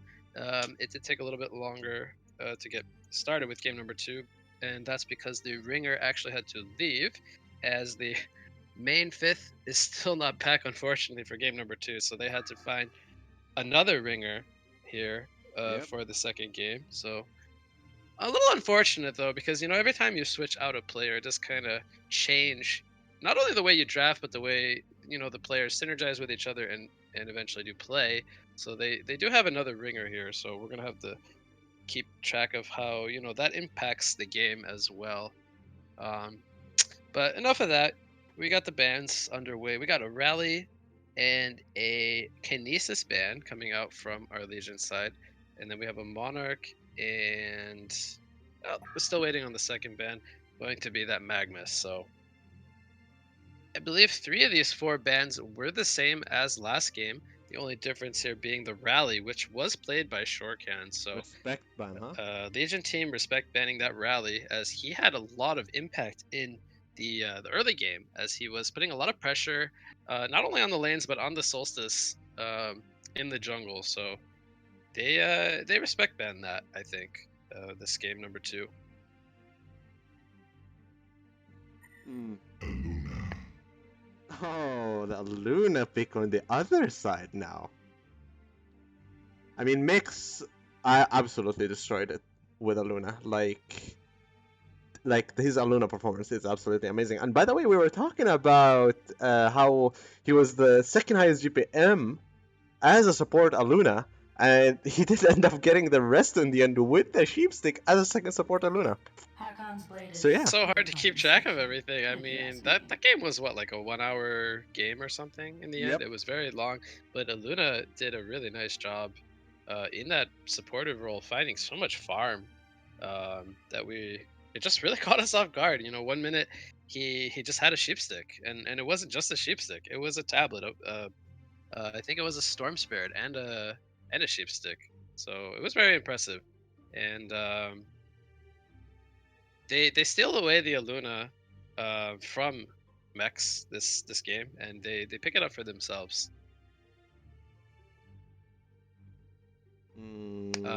Moira is going to be the response pick, so both teams picking up a support. Not really revealing too much of their strategy. Now, Shortcat and Dutch have both been on here many times. They've said how much they love Moira. They feel like they love taking it, but not only that, they feel like it should be banned. They've been very animate that they feel like the Moira is very powerful, and they love to pick it up. Mex plays it very well, so doesn't get the Aluna this game, but he does get the Moira. So they have the Moira now, and Lodestone is going to be the second pick coming out for the Legion side. So nothing really too crazy so far. Very very straightforward. They go with the Myrmidon as their secondary support, which that will most likely be played by Shorcan, as he loves the Myrmidon when he's not playing the rally. Definitely leaves their lanes open to the possibility of a tri-lane or an offensive dual lane with something like that Cthulhu font or another strength initiator in that long lane that they love to pick up to be very disruptive towards the opposing carry. So we'll see what they follow up pick to go with that Myrmidon as a pairing. Engineer is picked up by the Legion side. We saw that played by Puppet Soul last game as a mid engineer. So I feel it almost feels like the Legion side is stealing away the picks that they played against last game from Big Ego Crew. And there's the Cthulhu font. I called it. They love that strength initiator to pair with the Myrmidon. It's just so disruptive. Cthulhu Font, he goes into the long lane. He's very obnoxious to deal with the trample and the obliterate. It's very hard for the carry or even the support that lanes against those two heroes to survive the amount of damage that they deal at level 2. I think Dutch was saying that a level 2 Myrmidon deals 225 damage with both the Weedfield and the Magikarp, and that's just with the spells, not counting the auto attacks, the pairing of the Cthulhu font from the trample and the obliterate. It's so hard um, for you to survive the amount of burst that the combination of those two heroes deal at level 2.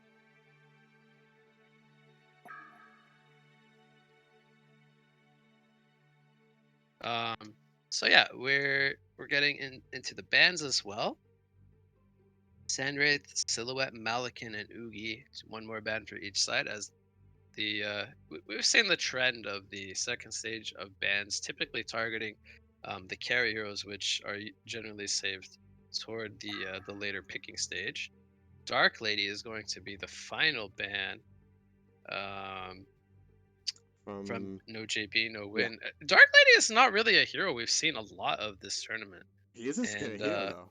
he is a yeah. Oh, I think he's definitely deserving of a ban, but I don't know if I've seen Dark Lady played by Big Ego Crew at all. It would No. be a surprising pick. I feel like it's more likely we'll see something like a Malakin, which they get rid of, a Hammer Storm, Ooh. sorry, or something that just really feels more Dutch ownage esque. Dutch And ownage. I don't feel, and it's not to say he can't play the Dark Lady. I just feel like we haven't seen him play it, and there's heroes that we're more likely to see him uh, picked up. So the last ban was the Predator, which I wouldn't have been surprised if they would have picked up for themselves, but they do have to wait for the second pick, so it could have gotten stolen. Bombardier is the fourth pick, so that will most likely be their mid lane choice. And Big Ego Crew has not shown neither their mid or their carry heroes just yet, so they still have No. 2 picks to work with to devise something to go up against the Bombardier. Hellbringer, which Like I was that. actually thinking that they would pick up. We saw a very similar style lineup um, in a game yesterday where it was a lot of squishy heroes and a Calamity on one side going up against a Hellbringer and a Prophet. And then the Hellbringer and the Prophet had a Malakin in their team, and the amount of AoE Oh that they yeah. had with the control from Oh yeah. Hellbringer just completely annihilated the team fights. Especially And, at and, and the it's top and it's five. shaping up to be something similar. A lot of very squishy heroes on this Legion side against a Hellbringer, who's going to be dropping that Malphus, followed up by the AoE from the Cthulhuphon and the Myrmidon, the AoE sensor Moira, and I wonder if we're gonna have a similar story to that game where the Hellbringer just really, he got that staff at the master and he really took over that game. It felt like. Yeah, 100%. Especially at the top fight where four heroes stacked up on each other, Malikan feared Yeah, all of them with double Hellbringer ulti. Like yeah. Now that they was they can't beautiful. pick up the Malik in here, but they're shadow picking the Soul Stealer. So kind of that AOE carry centric type of lineup where it synergizes well with the You, initiation from that Hellbringer. Now I don't know if they'll pick the Soul Stealer, but it does fit the theme. I doubt Uh, actually. Yeah. Madman was the final pick for No JP No Win. That's going to be their carry of choice. He did get a couple of nerfs. We were seeing a lot of Madman in the last tournament, and I think for good reason. Players recognized that the flexibility of Madman being able to lane kind of anywhere, but also being a very solid carry. Um, he did receive some nerfs. 10 more mana cost on the stock. Uh, 0.5 seconds less duration on the stock, as well as some damage nerfs to barrel roll and 1% per level of the gash being reduced. So he got nerfs to 3 of his 4 abilities, and we're still seeing him picked here. So, you know, Madman is not one of those heroes that I feel like he's going to completely leave, but he did get some small tone downs in terms of his kit.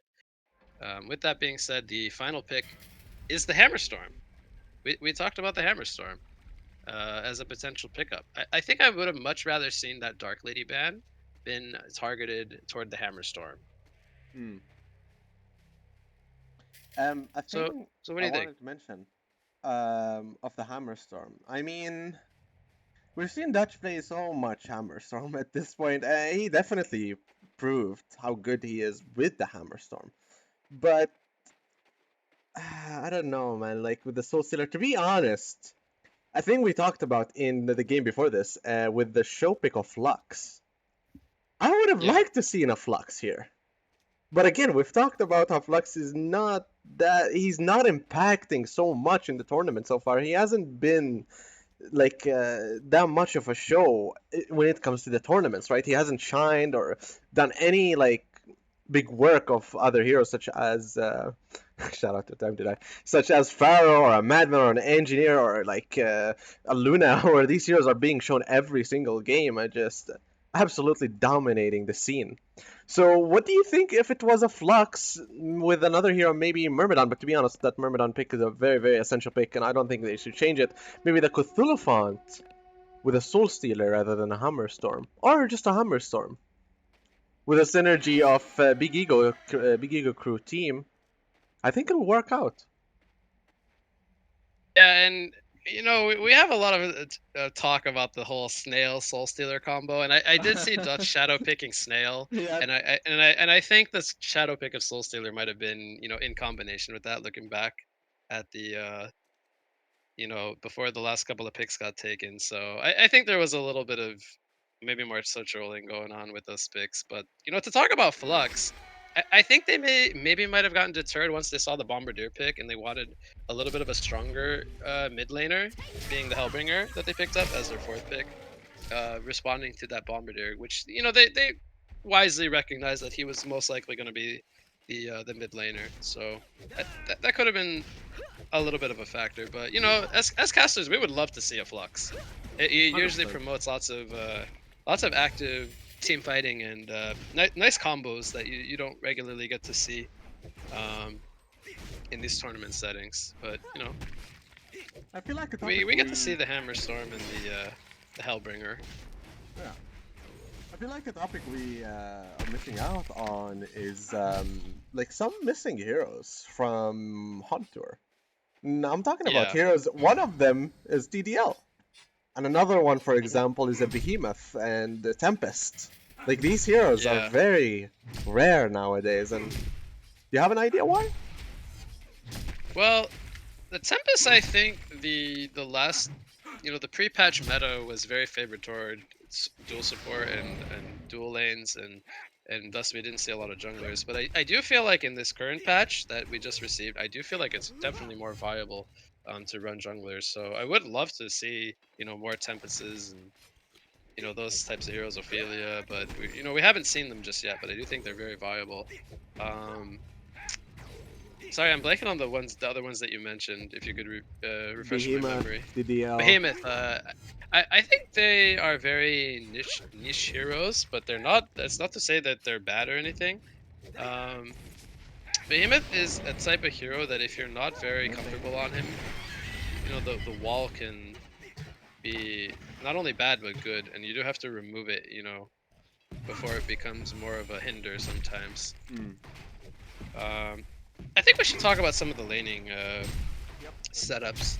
Other than the mid lane, which we talked about, both teams are doing a defensive tri Oh lane. my god. Lowstone going in, he's gonna get a return kill onto the Moira as Moira overstepped her boundaries here, but it might cost Lodestone his life. Now Hammerstorm is tanking the tower, but I do think he will survive. Yep, he does with about 100 life there, but that's a big kill. A Bloodlust going the way of the offlane Lodestone onto the support. Even though it does give a kill to the Hammerstorm, it gets a nice XP and GPM boost to the offlane Mix Lodestone. slipped up a little bit there by like I didn't trying catch to it attack initially. Lodestone. Was he tanking the tower? No. No. I think Okay, so I think he misclicked on Lodestone while like walking, right clicking, and that made the okay, tower attack him by accident. okay. I So think that's what happened. Lodestone doing a nice job of capitalizing on the I guess we'll call it a mistake of Moira, because in this situation, I don't feel like Lodestone should be able to net a kill.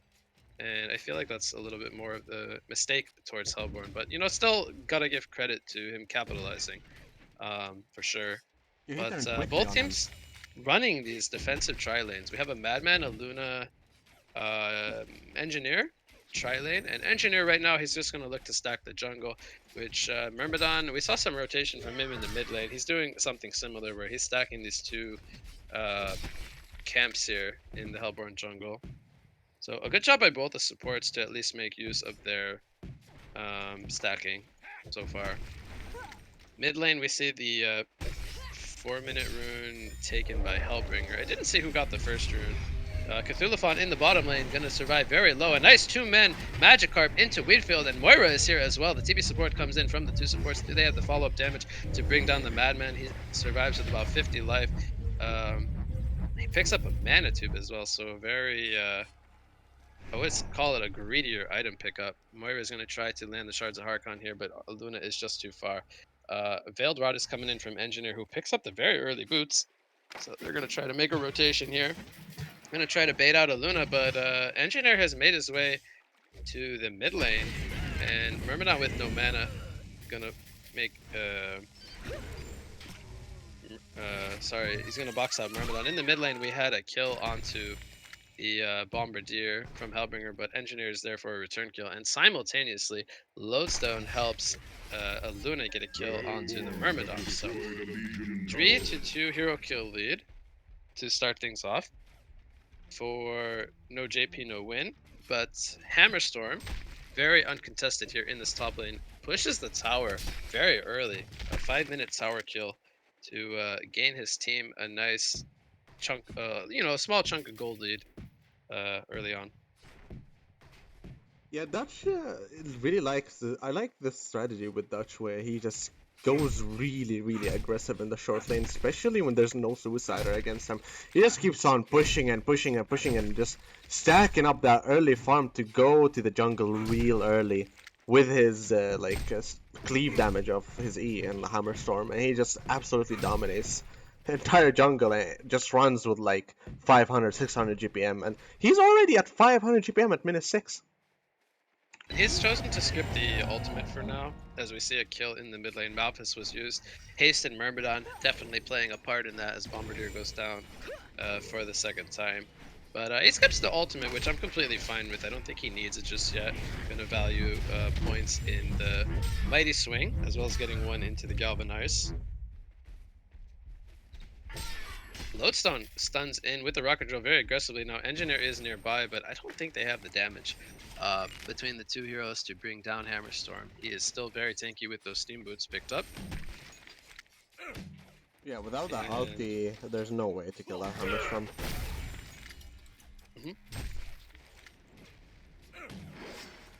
So Cthulhuphon, how's he doing? He's 230 gold per minute, so not doing the greatest, but disrupting Madman a little bit. Madman sitting on pretty good farm, but he was pressured by the supports, whereas Hammerstorm has been kind of freely doing his thing up here. Thus, he takes a 120 gold per minute lead over Madman. But that's not to say Madman is not doing very well himself. Moira is looking to sit down here, it looks like. Just force some pressure onto Madman. Ooh. I don't know if you're looking mid, almost Shuriken almost went down from Bombardier's ulti. Just the range was I not close missed. enough. Well, I'm sure you caught that on camera for our viewers, so that's why we let you do the camera work and not myself, because I would miss so much.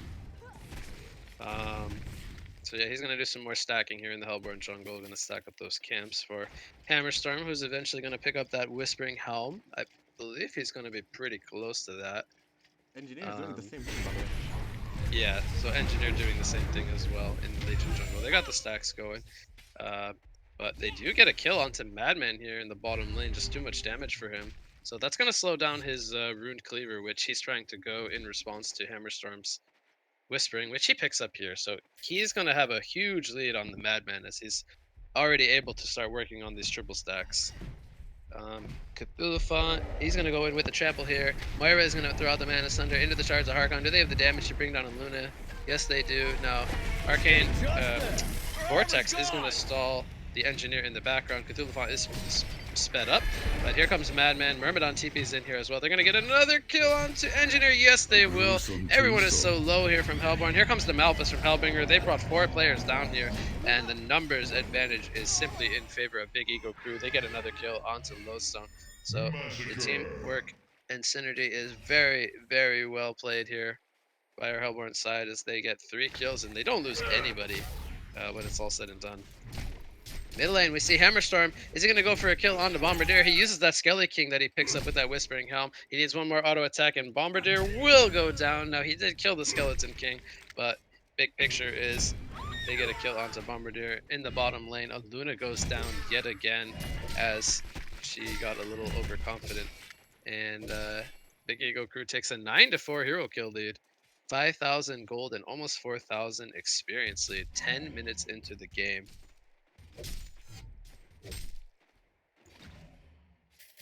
I don't know if you were looking at mid lane, but Hammer used the Skeleton King like Ras to get the Bombardier.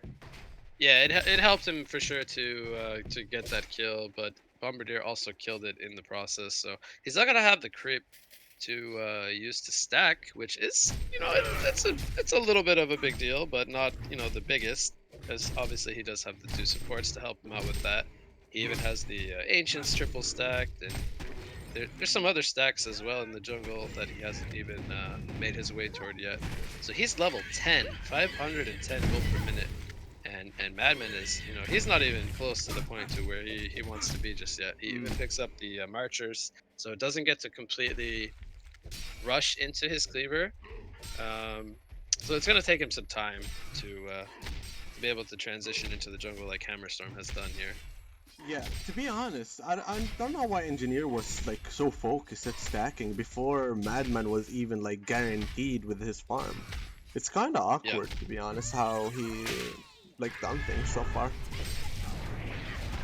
Yep, so Legion team's going to use all their spells here on the Cthulhu Fawn, but he is just too tanky. And now the TP support from Myrmidon is coming in with that Arcane Vortex. They're going to look to line up the spells, and they take down Madman with a nicely timed Weed Field. Vulcan gets credit for the kill on the Cthulhu Font when it's said and done. So Big Ego Crew doing a lot of work here with their supports, shutting down this Madman's farm. And I feel like that's a big part of why this game is so heavily, in their favor in terms of gold and XP. Hammer is just completely allowed to do what he wants, whereas Madman is really struggling. Hellbringer even going to help him take out those stacks a little bit. They might even give him some of the gold here, as he might be closing in on an item. He looks like he's going for a tablet, I think. Tablet, that does sound real nice in this game. Against a Lodestone Engineer. Madman, not that much. Bombardier, maybe dodging his ult, his Q if you're lucky. Yeah, Tablet sounds like a really good item this game. We see 3 players here again for Big Ego Crew, just putting so much pressure here on this bottom lane. The water site is placed here to the side of the lane, so see if anything is being set up on the mid lane. Bombardier and Hellbringer exchange lives. It looks like both ultimates were used. Bottom lane, 2-man trample coming out from Cthulhu Bot. No mana up on the Aluna for that Emerald lightning stun to hold him in place. And Myrmidon even TPs up to the top lane to try to get some gold and XP, as nobody was currently occupying the space up there. Madman gonna get hit with a trample stun and a mana sunder into the shards of Archon, and it's too much damage. And Cthulhu Font, he's so tanky. Energy field comes down defensively. They almost bring down Engineer, and now can they bring down the Cthulhu Font? I don't think they can. Trample is up. Oh, it just barely misses the Engineer with the creep throwing. Moira is gonna throw out the illusion there. Tries to get a mana sunder off, but Engineer going to hide in the trees, and they will take down the Ephemeral Forge before Engineer can go down. Yeah, I think I wanted to mention, by the way, Lodestone is really not helping his carry right now. Yeah. And it is kind of sad to see, to be honest, because he still has a TP right now on him.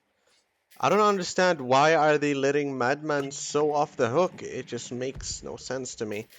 Because Hammerstorm is almost at 600 GPM, meanwhile Madman is lower GPM than the Bombardier at this point.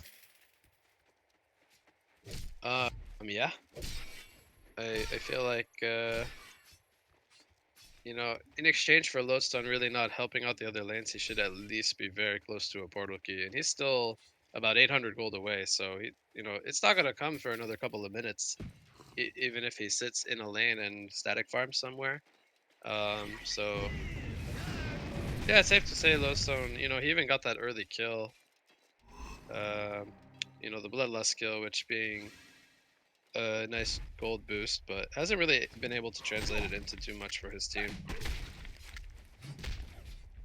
Hammerstorm even able to just sit here and steal the Legion's Ancients. And, you know, even though it's only a single stack, it is something, you know, worth mentioning because it just shows how comfortable Hammerstorm is. You know, being able to go between his jungle, the Legion Ancients, and there's really no threat of any pressure coming out against him. He's already level 14, 15 minutes into the game. I mean, that's nothing to shy at. His XPM is 720. That's a lot for 15 minutes into the game. That is a lot. I mean, So, Bombardier is in the same level of Hellbringer, even more at 540, but Bomb is not going to be able to win the game solo, like, single-handedly. Definitely not. mhm. Bottom lane, we see pressure coming out from Cthulhu, but the trample was not used, so he picks up a Shaman Sedges to follow up those Plated Greaves. He is just so tanky now.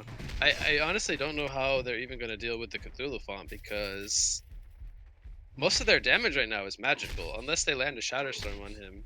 How do they bring him down quickly enough that he doesn't get his trample off, whether it's offensively or defensively? I feel like it's Lodestone getting ulti. really scary now for Legion. I think the only way they can bring him down right now is with the Lodestone ulti, and they actually don't need that much if they do land that Lodestone ulti. Like, I think a Lodestone engineer will be able to kill him, but they have to, like, play it very, very perfect. It has to be on point, the Lodestone ulti, that is. Because as soon as he's zero armor, you should nuke him immediately. And with that zero armor, you can kill him very quickly, because he is still 1200 HP, which is not that great amount. Especially when you have Yeah. zero armor, it's not that much, really. Triple comes in here onto Madman. Dust comes out. Mana Sunder into the shards of Harkon. Madman is going to get completely bursted down. Now the team support is coming in, but the Arcane Vortex is going to stop the Engineer from getting off his energy field. Shatterstorm is popped here. Can he land it onto anyone? A nice job from Big Ego Crew to kite that Shatterstorm. And now they're looking to turn it around with the Malphus here from Hellbringer. They got a double damage up on Bombardier, but Hammerstorm is here, and that's a level 15 Hammerstorm. He is running straight in. He doesn't care that he has a bomb on his head. Bombardier already used the airstrike. It's a double tap coming out for Hellbringer. And Luna is going to get spotted out here in the trees, so it's a 4 for nothing team fight. Big Ego Crew jumps out to a 16 to 5 hero kill lead. And this is getting really out of hand now. I mean, this is a 15,000 gold and 12,000 experience lead. We're not even 20 minutes into the game, Paradise. I mean, what does Legion team do to try to regain control or get any kind of momentum going for Oh, look at themselves? these stacks. Yeah, I Honestly, mean, at this point, they're I even don't know. stealing the stacks that they made for Madman very early on. But it's like you pointed out, you know, what do the stacks do if Madman doesn't even get the cleaver to get into the jungle to take them? They Exactly. essentially just stacked their own jungle so that the Hellborn team could come in and steal it. I mean, granted, they didn't know that it would get to this point, but you got to look back at could Engineer have been doing something uh, more valuable than stacking the camps, which eventually got stolen? Is protecting the madman. Why wasn't he at the Yeah, bot lane tri-laning against Vulka or Cthulhu? Like, yeah. and another Just thing I force wanted to force mention. the force the Hellborn's long lane to be more passive and be Exactly. afraid of staying into the lane and contesting Madman's farm. Exactly. because a Madman is a very, very powerful hero. And now mentioning their lineup, like these two teams that have such strong lineups. Now, arguably, Hellborn does have a better lineup, but you still have a Lodestone, an Engineer, and a Luna, and a Bombardier on the Legion side. Like, if Bomb kept on staying mid and had two wards at like bot rune and top rune and had like very safe mid lane, and then the rest of the team made sure that Madman was safe all the time. And Madman didn't rush Cleaver, by the way. Another thing I want to mention, he should have went Steam Boots and a Mystic at least before that Yeah. Cleaver. I think everything would have been fine, but it is unfortunate, and you do learn from your mistakes. Levon So misses the trample here with the portal key onto Madman, so nice job avoiding that. But I don't think they have the damage. And here comes the Malphus from Hellbringer landing onto 3, and that's going to be 3 quick kills as the AoE synergy from Big Eagle Crew's lineup comes out, and Madman goes down yet again, even though he just picked up that cleaver. A CC vote comes out, but it doesn't look like it's going to go through, so perhaps some frustration coming out from our Legion side. But, you know, that was... It just shows you the power of the Malphus when the majority of your heroes are under farmed. It just shows how fast your heroes die to those two Malphus doing so much damage when they come out. yeah, Hellbringer is definitely not a hero to underestimate. Like, this hero is way too powerful. He has so much potential, so much teamfight potential. Like, the Malphas are just way too powerful to deal with, and unless you have an Electrician or a Nullfire or an Arcane Bomb, you're gonna be dealing with so much damage from him. And meanwhile, Yeah, Kongor. I actually Kongor didn't gets even realize. stolen here from Big Ego Crew. So yeah, Moira even tanked a boulder. So you know, I gotta point that out. That's something that Legion. No, I'm just kidding. Yeah, Moira tanked a boulder there, so I gotta point it out because he could have avoided it. Here comes the trampoline from Cthulhu Fawn. They're going to burst down the Luna very quickly. Bomb puts a sticky bomb on Moira, so they do get a return kill. Legendary streak does go down in favor of Engineer. A Magikarp hits onto Lodestone, but Madman is leading the charge. Do they have any follow-up here? Cthulhu Fawn has a Portal Key Trample ready to go. Let's see if they look to turn this around. They do have a Weed Field coming up in 1 more second, so perhaps they could look to go back in, but the numbers are definitely in favor of the Legion side, so they choose not to risk anything by re-engaging. Hammerstorm picks up a shrunken head. He's soloing the second Kongor, looking to try to grab himself a token. And Hammerstorm tanks a boulder as well, so Hellborn team doing a good job of tanking Kong boulders this game. GGs are being called, and that's gonna do it. So game number 2 is gonna go in very decisive fashion to Big Ego Crew, as they had built themselves a very substantial lead. So I can understand the early concede, as it was a 20-6 score with a 20,000 gold and experience lead. So very well played here by Big Ego Crew in game number 2. They take the first semifinals match, and they will be the first team to make it to cycle 1 finals, as we will have to wait and see which team they will be facing later on today. Now, I think I need you to clarify for our viewers what we're going to be seeing to follow up the Next first game. series. Yeah, okay, Second so semifinals, or yeah, go ahead, take it over. to be honest, I am not so quite sure right now because there was a lot of split time between the semi one and see, I'm not the one who's supposed to know this information. We will be able to tell you soon. So we're gonna Yeah, see now who's gonna be ready to play right now, and then we're gonna decide what will happen. Because things last night were a little bit hectic with some teams. Some teams has pulled off. Some teams didn't want to play. Some teams couldn't play, and even some matches were not like couldn't be played at their specific time. So there was a lot of like changes here and then. And now I'm just gonna talk to some team leaders, and we're gonna see who's gonna be playing now, and or who's ready, sorry, to play now, and who's not. And we're gonna go from there, and we're gonna go with the rhythm. But don't worry, all the games are gonna be played, and we're gonna go head to the finals today and the semifinals too. These two are definitely going to be casted and shown, but the quarterfinals is the one that we're not sure of. We're gonna look at it right now, and we'll be right back with you. Most likely going to be the quarterfinals, M24, semifinals 2 to the finals. Best single game in the quarterfinals, best of 3 in the semifinals, and best of 3 in the finals against Big Ego Crew. We'll be right back after we figure things out. Unless, Chris, you want to talk about the game? No, just well played by Big Ego Crew. They played very well in this second game, and they really capitalized on their draft and early laning stages, and didn't really give any breathing room to both the Bombardier and the Madman. So very much credit to them Mm, as they take the first series in our semifinal number one, yeah. and look forward to the last quarterfinal match, as you pointed out, as well as the semis, which we will be coming up with in the future here. So stay tuned, everyone, and we will be Back. back with those matches. All right.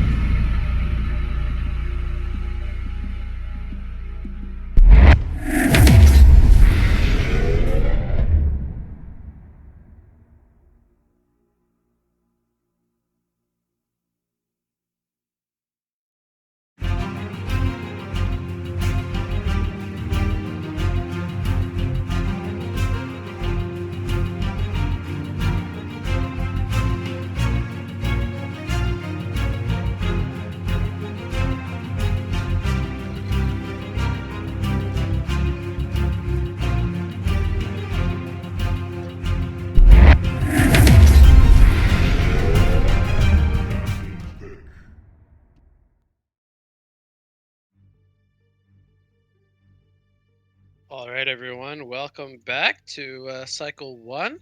Uh, I am what you got, going to be your caster, and I'm going to be joined by my co-caster, John, aka Easy Full Clan. And this is the last quarterfinals match of the cycle, which we have Team Willowkeeper versus Lactose Intolerant. This is going to be a best of one series. Welcome, John. Haven't casted with you actually in quite a while. So nice to have you back on the cast. Season 3, baby. I'm freaking so excited to be here. So excited to see so many tournament games to come. I'm ready to cast with you, Chris. It has been a while. Awesome, man. Yeah, it's yeah, like I said, man, glad to have you back. It's been a while since we got to cast in the last one, and yeah, so the winner of this quarterfinals match is going to be facing Kartoshka Gaming in our second semifinals match, which we will have to follow this series. And the winner of the second semifinals match will get to take on Big Ego Crew, who has already made their way all the way to the finals, and they just get to sit back and watch, the last couple of games unfold as they await who will meet them. And yeah, excited for this match here. We already got the bands underway. We got Pebbles Lodestone banned out by Willowkeeper, and Magnus and Moraxis banned out by Lactose. What do you think so far? I think those bands are pretty normal. Pebbles as a band in the first wave is kind of interesting to me. I actually haven't seen that one band in this position before, but it must be a pick favorite over there for the Hellborn side. Same thing with Meraxis. I'm kind of curious why they chose to ban Meraxis, but somebody on the Legion side over there on Tree must enjoy playing Meraxis off lane quite a bit. So it seems like those are kind of targeted bans, but maybe not. Maybe they're just a couple of heroes that they really hate playing against. They're both kind of frustrating in their own right. But yeah, what sticks out to you? Yeah, I agree. The Pebbles ban, I think, most notably. And the player that I know plays Pebbles is Doge Boff, if I said that right. I think that's Nookie. I'm actually Okay. not sure about all the players on Hellborn because I know some of them, but they're playing on these like names that I don't recognize. Um, Right. but I believe the players are. I think it's Platycris, Whoop, Azaf, Snooki, and Iceland Gogo. I think is the team. I might have missed Dude in there too. I forget like who's who, but those are like the general players that play Okay. on that team. So I think Pebbles is a Snooki ban, and Snooki is, I played with him in the last tournament. Snooki's a beast Mhm. player, man. You respect Snooki's. I mean, before it was Snooki Madman, but this got Madman got a couple of nerfs. We're gonna Yeah. see him here and there, but I don't know if they still value the Madman as like this mid pick like we did in the last tournament. But Zanuki Pebbles is like the next thing I think of when I think of Zanuki. So I think that's a Mhm. respect ban. Okay. But yeah, we got a Luna, Chipper, Rally, Rampage, Gladiator, and Moira. Yeah, I'll just let you get right into it. Yeah, man. I mean, honestly, the Legion side's pretty standard to me. You know, it looks like we've got this. I don't know.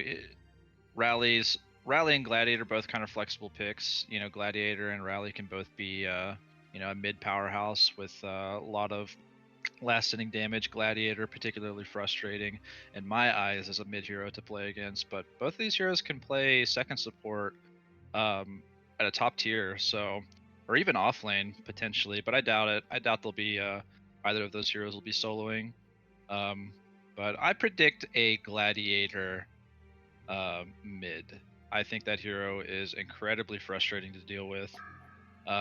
But yeah, I mean, the Legion side looks pretty standard to me. The Rampage pick, though, really, really sticks out to me. This is going to be a fun game simply because that hero has been solidified into the lineup now. I mean, Moira and Chipper. I think the last game that I casted with you, I can't remember who Chipper was in the hands of, but I remember it doing a lot of work. We predicted that it was going to have this excellent presence, setting up these long range assists with 3 or 4 rockets, and it did exactly that. It Um, was Big Ego Crew, and it was position 5 played by Mex. yeah, And so It was Chipper, I against really love Chipper yeah.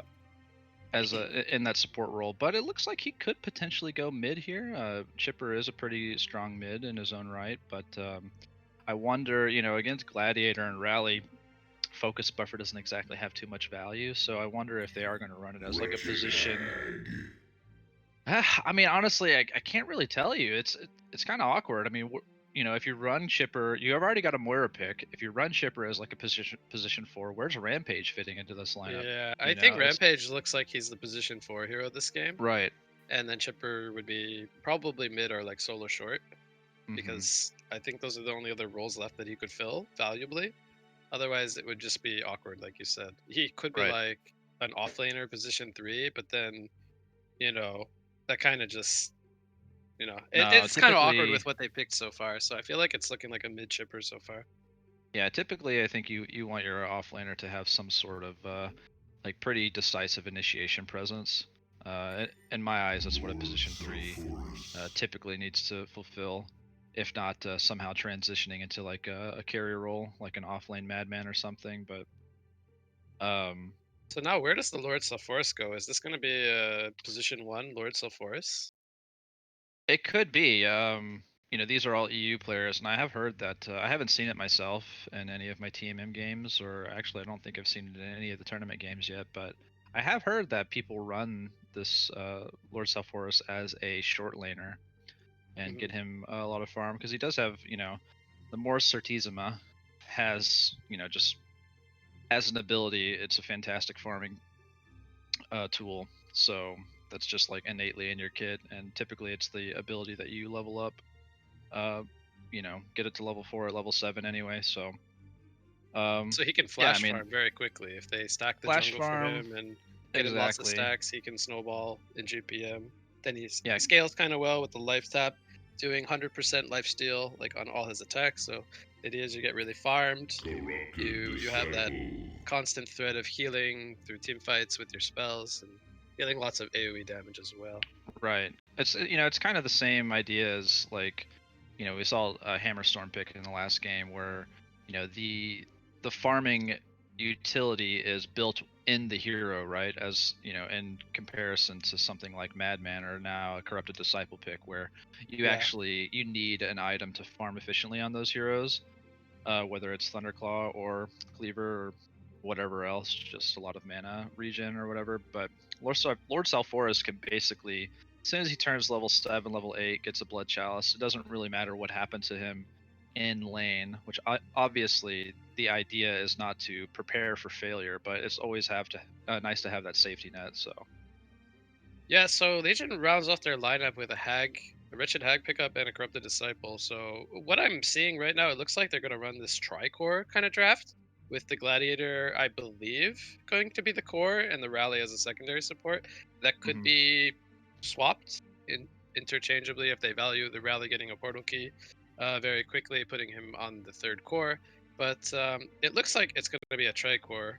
And how do you feel about the lineup? It screams aggression to me. They don't have this like true hard carry, so to speak, and more so like a bunch of these heroes that just scale kind of well, and they kind of complement each other as more like semi carries, Yeah, so I to mean, speak. I actually really like this lineup. It's got a fantastic mix of physical and magic presence. You've got the true damage from the Gladiator Whip. You have a lot of wombo combo. I mean, Gladiator, the Call to Arms, Seismic Slam from Rally, and the Bat Blast from Wretched Hag, just on top of like Power Throw and Electric Tide. I mean, you have huge AoE capability from this team. So I actually really like their draft a lot. And I kind of anticipate Rally, Corrupted Disciple, and Aluna going together in the As same like a lane. tri lane. Yeah. Yeah, that's what I'm predicting. But they could do like a Gladiator and substitute it out for the Rally. But yeah, I'm more curious about how this Hellborn draft is actually going to be ran because it Sapphire, looks, last yeah, pick. Sapphire is the last pick, and I you love that know, we're seeing these different style of drafts and picks coming out as well. It absolutely just you have to shows you that appreciate that.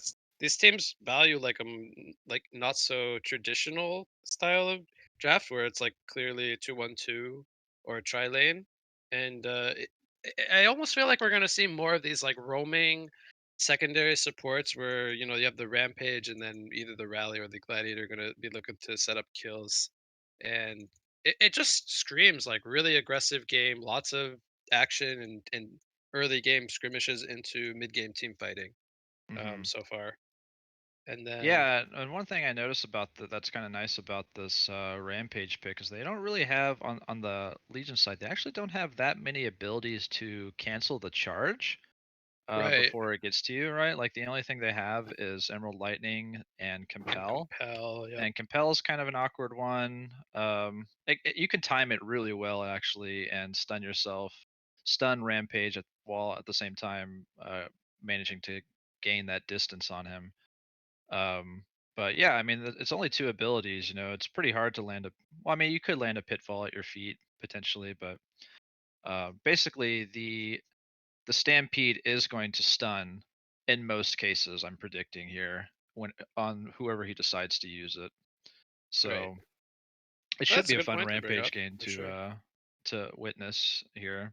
So But how do we like? Do we want to try to predict how both teams are going to lane, or do we want to just kind of let it unfold? Because I'm well, I'm I've still already not made my sure. prediction for Legion. Legion, So you think they're going to but do a short lane defensive tri lane or an aggressive tri um, lane?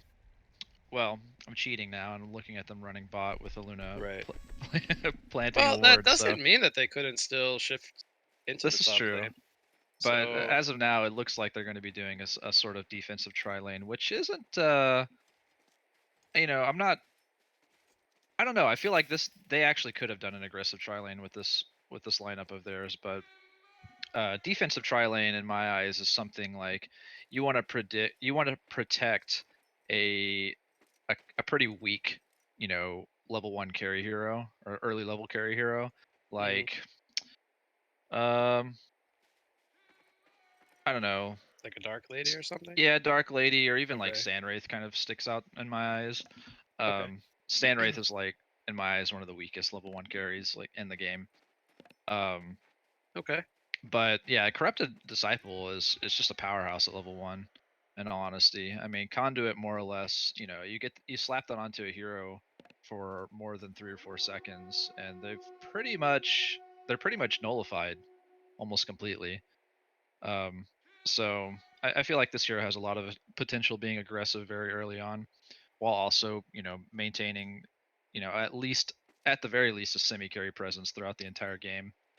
But So predictions aside, we see Rampage and Sapphire are the heroes of choice in the bottom lane. So it's actually 2-1-2 from Hellborn.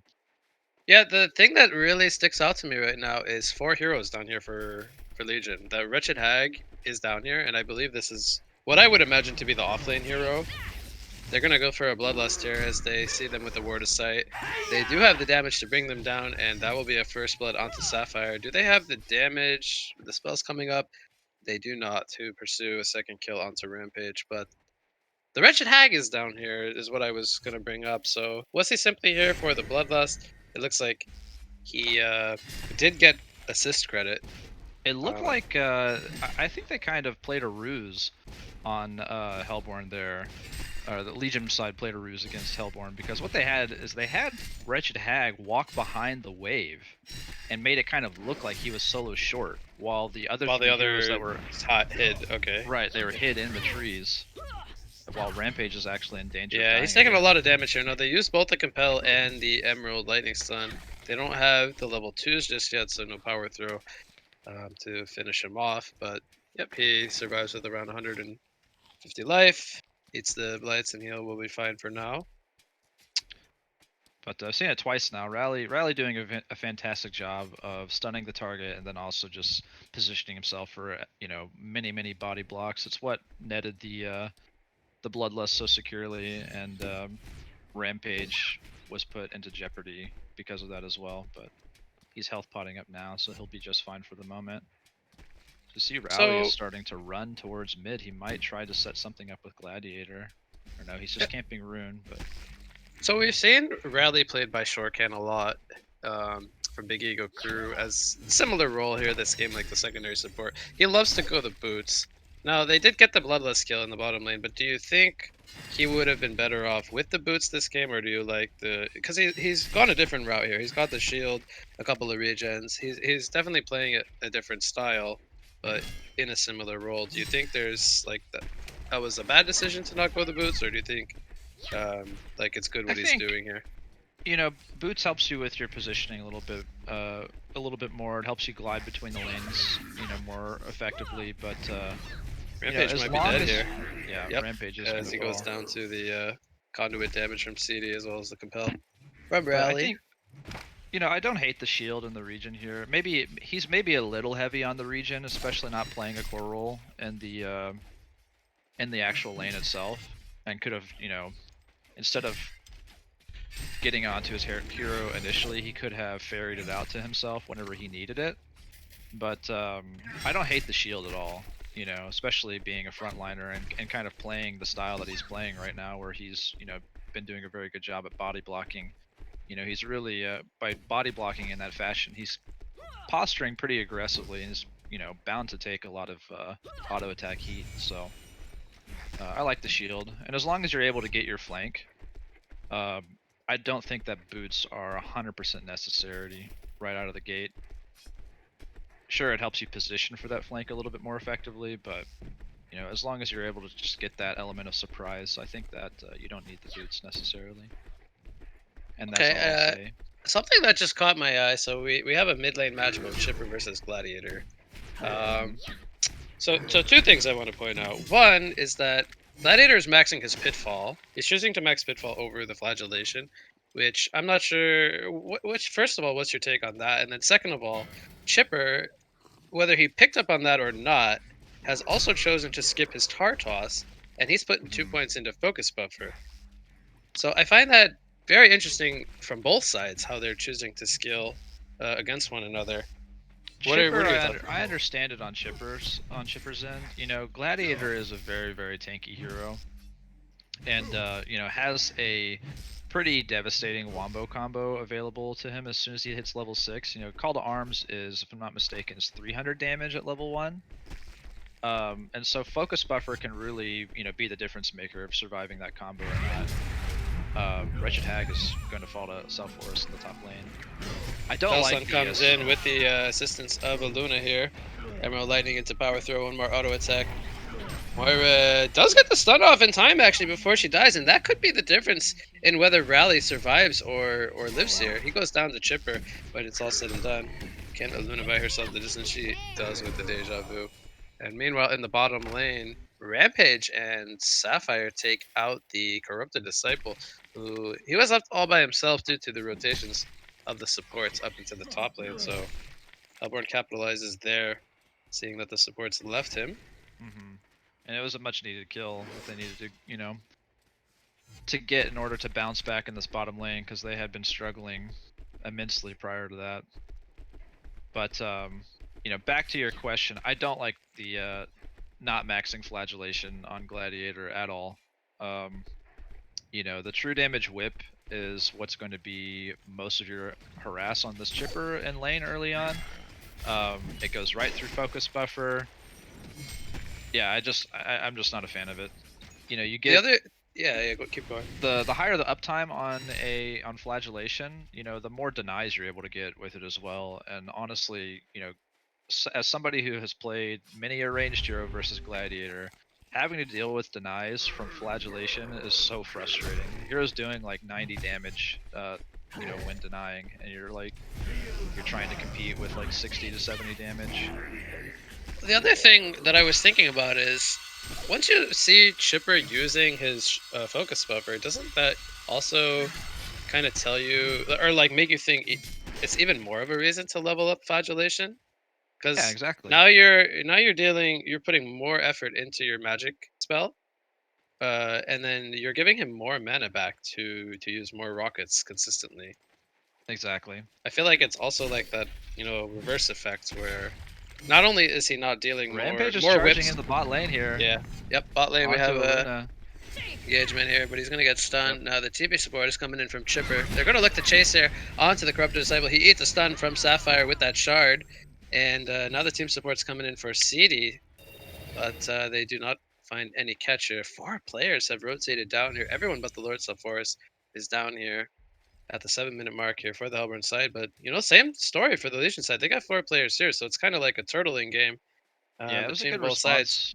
response from both teams, and honestly, Corrupted Disciple was not their ideal target. I mean, I think there was a reason that Aluna was the target of choice for the charge, as Bat Blast is eaten by Salforus, eats a Compel Stun, tries to make a turn onto Wretched Hag, who has his ulti. Hag might fall to the ulti, but Salforus is the first to die. Oh my god, I Cleans think up it on just Hag. barely killed him. I think it was about to run out. So Forest gets a return kill. Bottom lane, Aluna we is have an surrounded. engagement here. Yeah, Luna will go down. Can they get the return kill onto Sapphire? Taunts come out, but the damage is not there. Shards of Harkon now comes out, and they're turning around on CD, but CD's turning it around as he has drained the damage. He's sitting only at 100, actually, as he didn't drain as much as I had thought, but it ends up being enough for the kill. Yeah, it wore off at the end there. So He's also not they maxing get the it kill as on the well. Moira. He's maxing Electric Tide, which Yeah, I don't hate at all. I think that's fine, for sure. Yeah. I think Mid you don't need. lane. Oh, the TPs are coming in. Here come the dives. Now the Rampage is here with the charge. He throws down the Pitfall. It is not going to connect, but the call to arms does hit onto Chipper. Here comes Moira with the Shards of Harkon. He's going to throw out the Mana Sunder onto Gladiator. I don't know if they have the damage, though, to pursue this kill. Gladiator's just a little bit too tanky, and nobody's going to die when it's all said and done, as we were still lacking some ultimates here. Chipper with his off cooldown, and Rampage still level 5, so nice escape coming out from Gladiator there in the mid lane. Yeah, you see, I mean, Call to Arms didn't exactly. It hit Chipper, but you know, the most valuable aspect of that spell, in my opinion, is the damage reduction. There's just so many times where a Gladiator should be, or just even one of his teammates should be dead, but isn't because of that ability's damage reduction. Yeah. Bottom lane, we see another fight going on. Sapphire goes down. One more hit on the Rampage. Can CD get in range? He's got an Electric Tide coming up in 4 more seconds. I think he's going to pursue this kill. The ultimate is taking him down as he gets in range. Taunt comes out, and he cannot deny himself to Kongor in time. The Electric Tide will bring him down.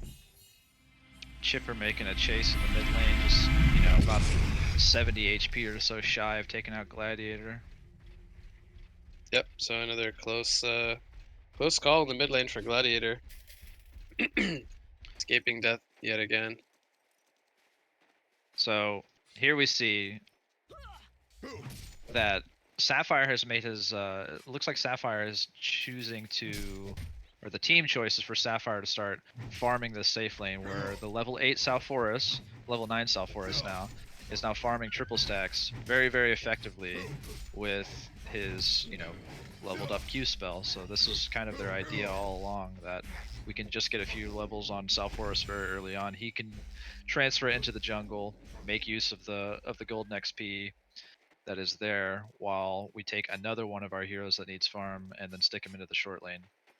But when they do that, Corrupted Disciple is going to have uncontested free farm here in the bot lane now. But you know, he went a pretty defensive build early on. He's still pretty far from getting any sort of snowball item, as he went Energizer and Steam Boots. So you know, who do you think comes out on top with that rotation? You know, do you think Corrupted Disciple is going to be able to make use of the space, or do you think now Corrupted Disciple is kind of farming against, you know, 2 free farming heroes on the Hellborn side now? That's what Yeah, I I think think. it definitely benefits Hellborn because they were utilizing their jungle, whereas Legion does not have that similar hero that they can stick in there and take out any kind of stacks. They get a tower here in the bot lane. We have Veiled Rots from both Chipper and Rampage, I believe. Chipper is going to do a lot of damage here to Aluna. Chainsaws are going to take him down. Rampage is going to put a lot of pressure on it. Corrupted does go down with the help of Moira.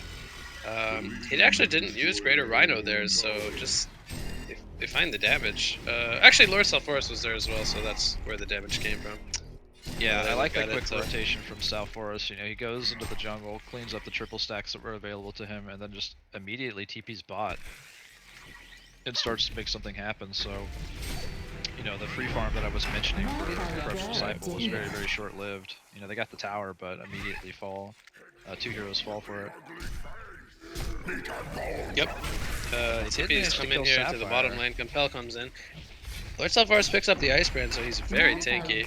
Moira now could get caught out of position here as the convoy gets applied and reveals her in the trees there. One more auto attack from Rally should do it. Corrupted Disciple actually gets credit for the kill. Double tap for Wretched Hag, by the way, in the top lane, as I missed that completely. He takes out, with the help of Gladiator, takes out both the Sapphire and the Rampage. Looks like they I used the missed Vault to Arms as well. the first half of it, but Rampage tried to make something happen and ended up costing him his life because Gladiator came to support Hag. But there's just a lot of there's a lot of damage between those two heroes, Gladiator and Hag. It's a 18 very kills devastating. in 12 minutes so far. It's Yeah, so it's been hard an to keep active track game. of everything happening. Yeah, it's I kind of have to. I feel like I have to limit these side conversations about Field game Rotted theory and Chipper just here. We got a charge onto Wretched Hag now. If he blinks away, the charge will still chase. Rockets are going to stop the blink initially. Chainsaws come out, and they have the lockdown with the help of Sapphire with that reckless charge. So, nice find there onto Hag.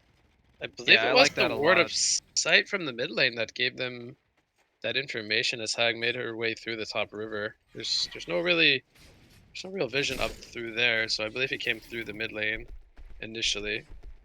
Yeah, I'm not sure at what moment he was charged, but I really like the play of leading with the Chipper Rockets. In lane we have changing the a mini stun. showdown into Pitfall combination. Called Arms comes out and Aluna is there to help with the kill credit onto Rampage. So Rampage goes down for the 5th time this game. Yeah, Rampage struggling to make anything happen. I mean, that's not entirely fair. He has, 5 kill participations, so he's been in the majority of his team's kills. It's just, it's starting to reach that point where he might be in jeopardy of being kind of underleveled throughout the entire game. He's not, Visibility rune here is going to be bottled up by Gladiator. So I notice that we have an Ice Brand pickup on South Forest. I mean, what do you think about that? Is that the item that he needed to go? What item would you have? I mean, if not, what item would you have preferred? I'd love to have seen a barrier idol personally. There's a lot of AoE magic damage here from the Legion side, and I feel like they could really benefit from a barrier since there's so much team fighting going on. Yeah, and he's basically I agree with you. He's like the only hero that can wield that item. Hellstun comes out here on Moira, but Shards of Heart got hit at the same time, so he can't line up the Seismic Slam. Now, it doesn't matter as there are all 5 players here from the Legion side, so that's a very easy kill onto the Moira. Not too much he can do as far as getting away from that death. Sapphire is waiting on Rally here. Chipper flanking from behind at top tower, so it looks like they might. Yeah, Rally's gonna eat the stun. Nice rockets coming out from Chipper as they line up very well there. And Hag's making her way over, but Rampage is gonna spot her out. Okay, it looks like the Greater Rhino got cancelled there, or didn't get off in time as the blink did come out from Wretched Hag. Tower will go down in favor of the Hellborn side, so we got a dead even game here. 76 gold lead for the Legion side, and pretty much nothing. And gold, Yeah, both gold and absolutely. XP are almost identical. Yeah, Not even worth mentioning the numbers. It's just so even. 2 towers versus 1 tower taken. Yeah, it's very, very even. And Legion side, though they have a tower advantage right now, they their builds are very, very defensive, right? You see they have 2 headdresses on Gladiator and Corrupted Disciple. Corrupted Disciple just picked up a Quick Blade. I imagine that's probably going to be a Firebrand, but I wouldn't hate to see a Nullfire picked up on him either. I think it has some utility between Chipper and Moira this game. But yeah, so I was actually wondering if this South Forest was going to go Frostwolf, but he actually ended up going for a Frostburn, which I kind of like. But I actually do think that the AoE Ring of Frost that's provided by either a Frostfield or a Frostwolf is super, just excellent on that hero. So I'm kind of Build rod broken here by Luna onto Sapphire and the Moira. but they are not able to catch her. Moira's here with the Shards of Archon. Is the team support gonna be here? It doesn't look like it, as 4 players from Legion side are here, so they're gonna get a slow onto the Moira here with the bats. Arcane Vortex is gonna stop them, but the Pitfall will connect and Moira will go down. Now, they did rotate a lot of heroes up here, so Yeah, I imagine they're will gonna they go look for to this turn this tower into a now. tower push? Yeah. Yeah. There's no Moira illusion, no Moira ulti now. Both of those abilities have long cooldowns, so which is more or less one of their major teamfight ultis. That the only ones that they have. You know, the only other might just be the Sapphire ulti. You know, one thing that I kind of didn't mention about this Hellborn draft is they're very gank heavy, right? They don't really have the same teamfight presence as the Legion side does. Yeah. So So they're actually going to who do need you to think farm scales? Oh, sorry. Well, I was just gonna say, I think they need to farm up, you know, in order to contest this Legion draft. They're doing a pretty good job at this point, you know. It's Chipper nearly here. 20 minutes in. Top rune, gonna put a lot of pressure on the Wretched Hag, but those investments are gonna keep her alive for now. Bat Blast comes out and they turn it around with the help of Corrupted Disciple. Luna gets credit for the kill with the power throw. A nice pitfall gonna land here on the Moira. Here comes the showdown. Shards of Harkon is gonna stun up to 3 heroes here, but it's just gonna result in his own death, as there are not enough players here That Bat Blast to return. Yep.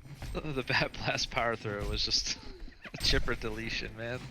That was Yeah, he died very quickly. Yeah, he's going pretty glass cannon. He's got spell shards picked up right now. You know, I'd like to see him pick up at least investments, because focus buffer works off of post mitigation damage. So I mean, you get a lot of benefit from getting at least investments on Chipper, especially as we talked about. This is a pretty heavy magic damage lineup, but that Chipper is facing against. But I think it was really important that Hag lived there, because he got dropped down to about 100 life. The burn damage from the tar toss was ticking him down, but he was able to man up and get that bat blast off, and I think that was the big difference there. Chipper not being able to get a kill initially. Yeah, and it goes to your question of who scales here. Legion has a lot of heroes that are Chipper just ends up getting killed again as Rally Except for surprises him Portal with a Key. PK. Yeah, I'm not sure if Rally has used his PK yet. I wasn't paying attention to exactly when he picked it up, but Sapphire gets killed by Gladiator and a Luna here, so a lot of pickoffs coming in favor of Legion here, and it might snowball out of control.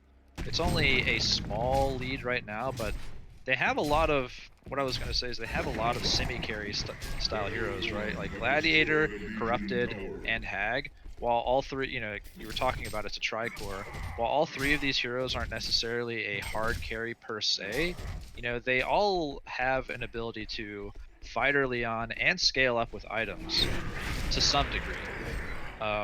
And so, Hag being the offlaner is actually starting to put away a bit of a net worth here, as he has a glowstone now. It's a pretty tanky presence, 1200 HP.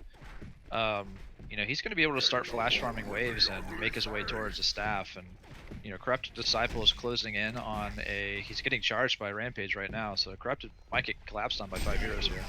Yep, we're going to see the TP's coming in. Here comes the shard from Sapphire, and the damage from Sapphire is a lot, as they're able to bring down Corrupted. Here comes the Arcane Vortex in the background, lands onto 2 heroes. Shrunken Head is popped by Lord South Forest. Here comes the Stay Still from Sapphire, and the Call to Arms is only going to hit on the Moira. Moira, will she go down? She is going to be safe for now with that Reckless Charge from Sapphire, and the Bat Blast just barely misses. Wretched Eye blinks in, but still can't find the Moira, and now they're turning it around. Moira does go down, Slam does hit onto, actually no, I believe it missed. Unfortunately, just barely on the Hag, and Hag gets out very low. They're looking to turn it with Rally, and now in the mid lane, we have a Pitfall coming out on a Chipper. Chipper will go down to the power throw. Up in the top river area, we see Rally getting caught out as he overextends into Rampage and Sapphire, and Wretched Hag, a nice blink, perfectly disjointing the charge there from Rampage, and Sapphire in the background goes down as the team support from Legion rotates into the top area, and that was a very crazy team fight. I think it was a 3 for 2. I think Corrupted died in the beginning. He actually used the buyback. He did buyback. So they it's get gonna slow his 2 for 3 towards... plus a buyback, I believe. And yeah, it will Definitely slow him down. But they end up getting the tier 2 tower here in the mid lane, so that's a big tower kill. As Hellborn still has yet to take the tier 1 of legions, so Did you see that, by the way? Rampage just charged the Legion Ancients to escape a gank, and I think he's gonna live. That I was didn't. I actually... missed that. So they had a word of sight here by the Legion's Kongor showing the Legion Ancients, and Rampage was actually getting gone on. And before they could catch him, he charged the Ancients, then canceled his charge and ported out when he got to safety. So pretty nice That's a play. heads up play right there, yeah. Yeah. But what do you think? Do you think this is a Frostburn on Corrupted, or do you think he's going Geos? I think it's a Geos. I think it's too I good would against. love Geos. Hold that thought as we see Undying comes out onto Wretched Hag. Do they have the chase coming out? Rally does have a Compel ready to go and the Slam. CD is here draining the damage onto Lord South Forest. And here comes the destruction comes from Rally. But meanwhile, in the jungle as well, we have another split fight going on as Gladiator, who's very tanky with that barrier auto, he escapes just barely. Do they have the damage to bring him down? Chipper Rockets are going to snipe him out. Chipper does a nice job there of sniping Gladdy with those rockets. Arcane Vortex does stall CD and the Rally in the background and buys the Hellborn team some time to retreat. Now it is a 4 versus 4, but it looks like Hellborn team is not interested in fighting right now. They have burned the majority of their cooldowns. Rampage is very low as well. We see Legion team trying to force the issue. Veiled Rot is used here on the Rally, but they're not going to find anyone immediately. Yeah, I mean, Hellborn is not able to fight if they don't have Arcane Vortex. Right now they're in the bot lane here, kind of trying to be discreet and find themselves maybe an easy pick. Charge on the Hag here, coming out from Rampage. They have the lockdown for him. Meanwhile, in the background, Chainsaws come out onto Corrupted Disciple, but Bat Blast comes out onto Moira only, so they... Oh, a nice deny coming out from Rampage there on the Moira, so they don't give up the kill. Do they have the stun here? Yes, they do. Chipper will go down as the power throw comes in from the jungle.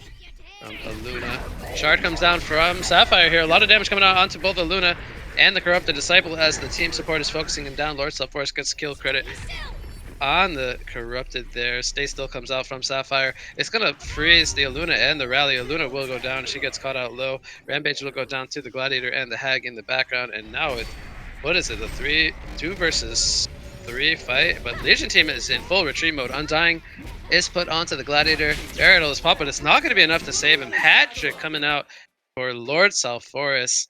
And he is looking for more, but he is not going to find more. Rally and the Wretched Hag do fall back.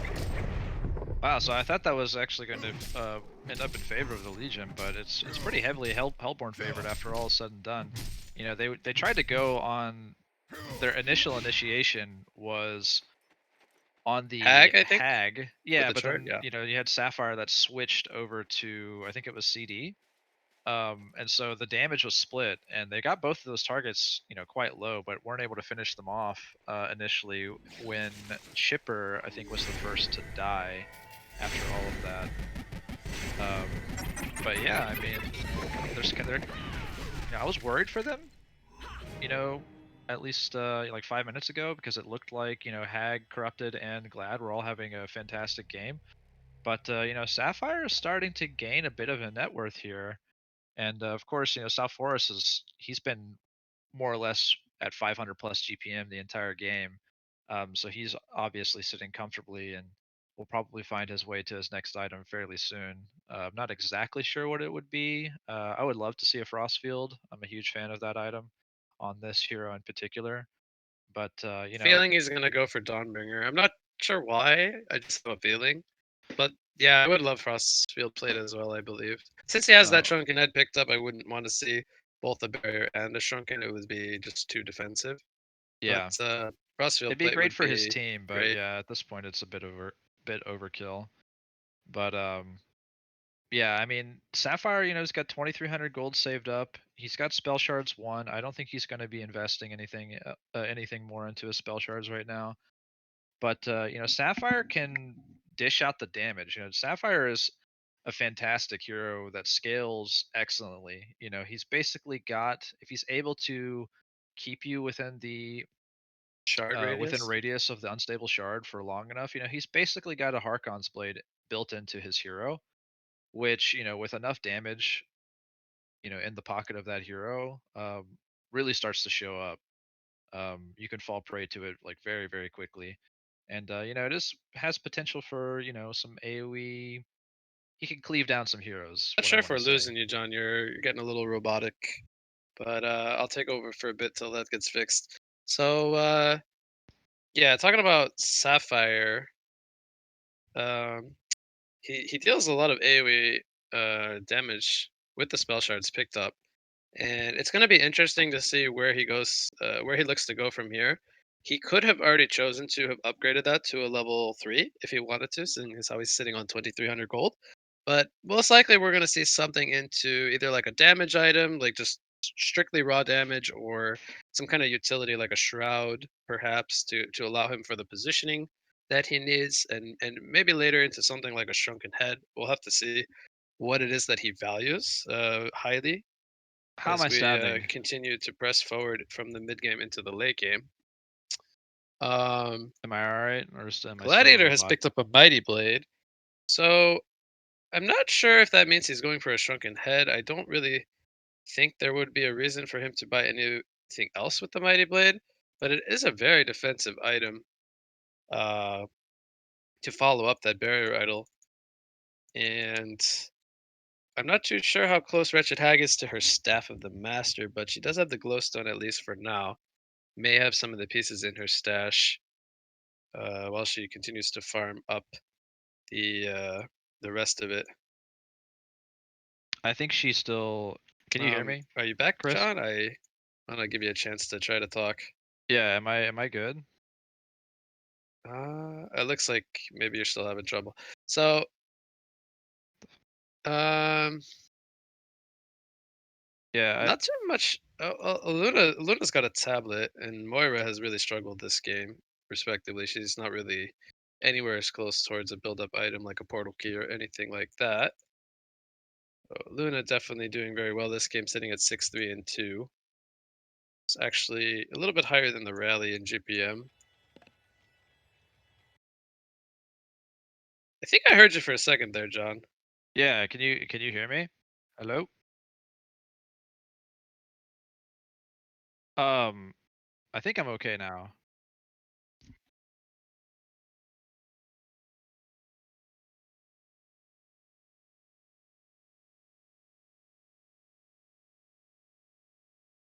I want to make sure that Yeah. it's not me that's lagging.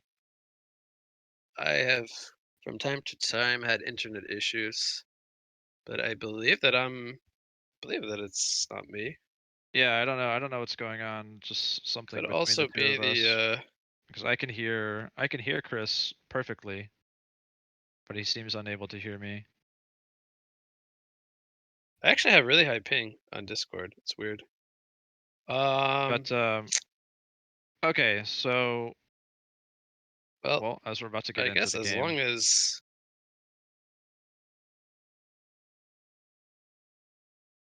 Yeah, so we're in the game again. Seems like Wig is having some difficulties, but yeah, I know Hag is less than 2k away from finishing his staff. I've been watching his gold.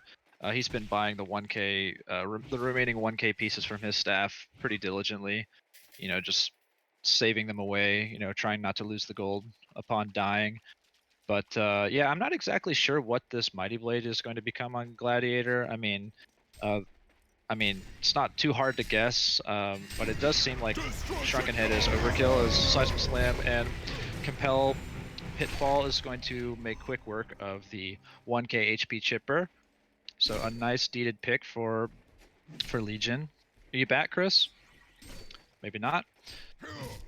But yeah, we have what looks to be a Shrunken Head being built up on Gladiator as a Kongor attempt is starting to come out from Hellborn, and it looks like they're I going to be able think to I take may it have fixed it. out pretty comfortably.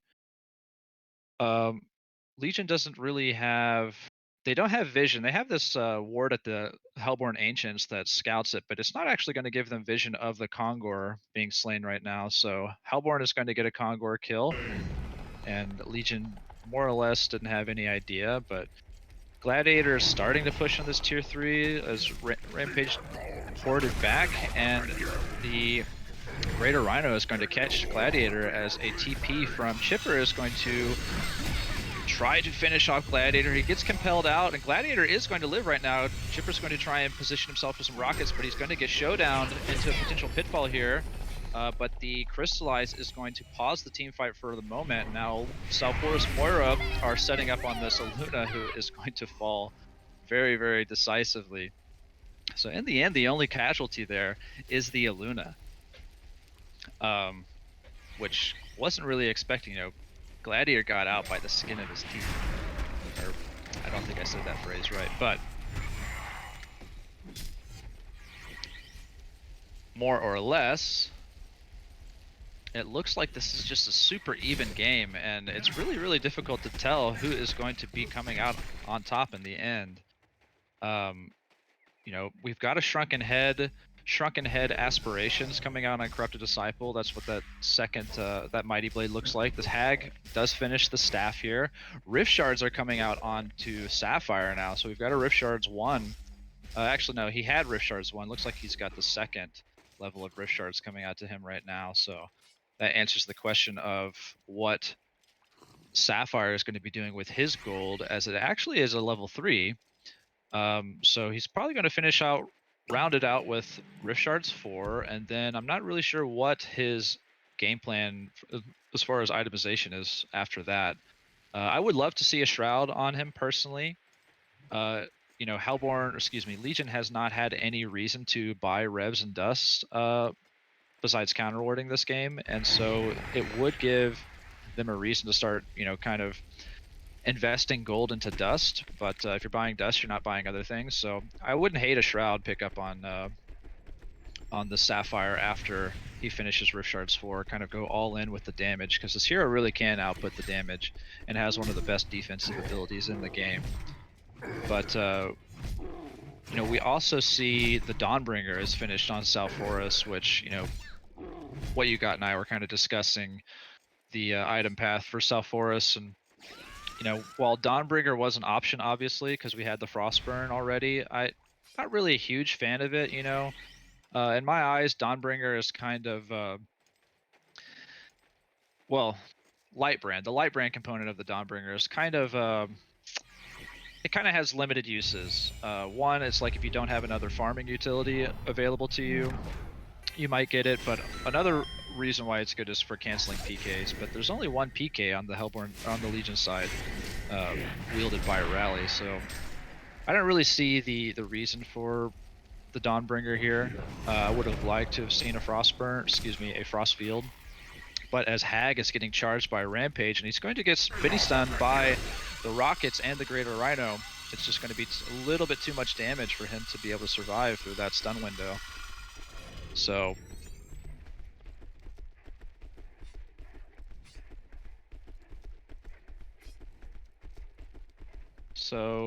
looks like we're still having a little bit of technical difficulties, but I am happy to be the lone caster for now. But Hellborn is finding these picks. Found that pick on. I can hear you, Chris. Can you hear me? Awesome. I'm back. We fixed it. Okay. Keep with your thought. Oh yeah, I was just saying, they found this nice coordinated stun lock on the Hag to help them get a pick, and Hellborn's starting to really show up here as a team.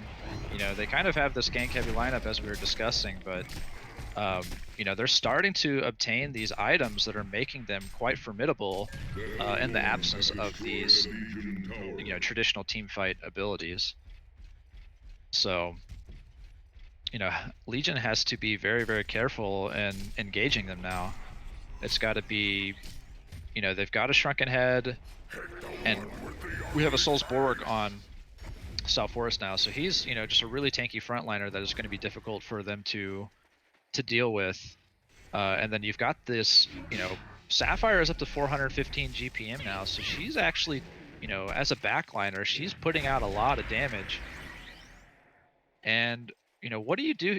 Who's in the driver's seat in this game? Clearly the gold and experience lead are in favor of Hellborn, but what kind of punch does what kind of counter punch do the Legion have?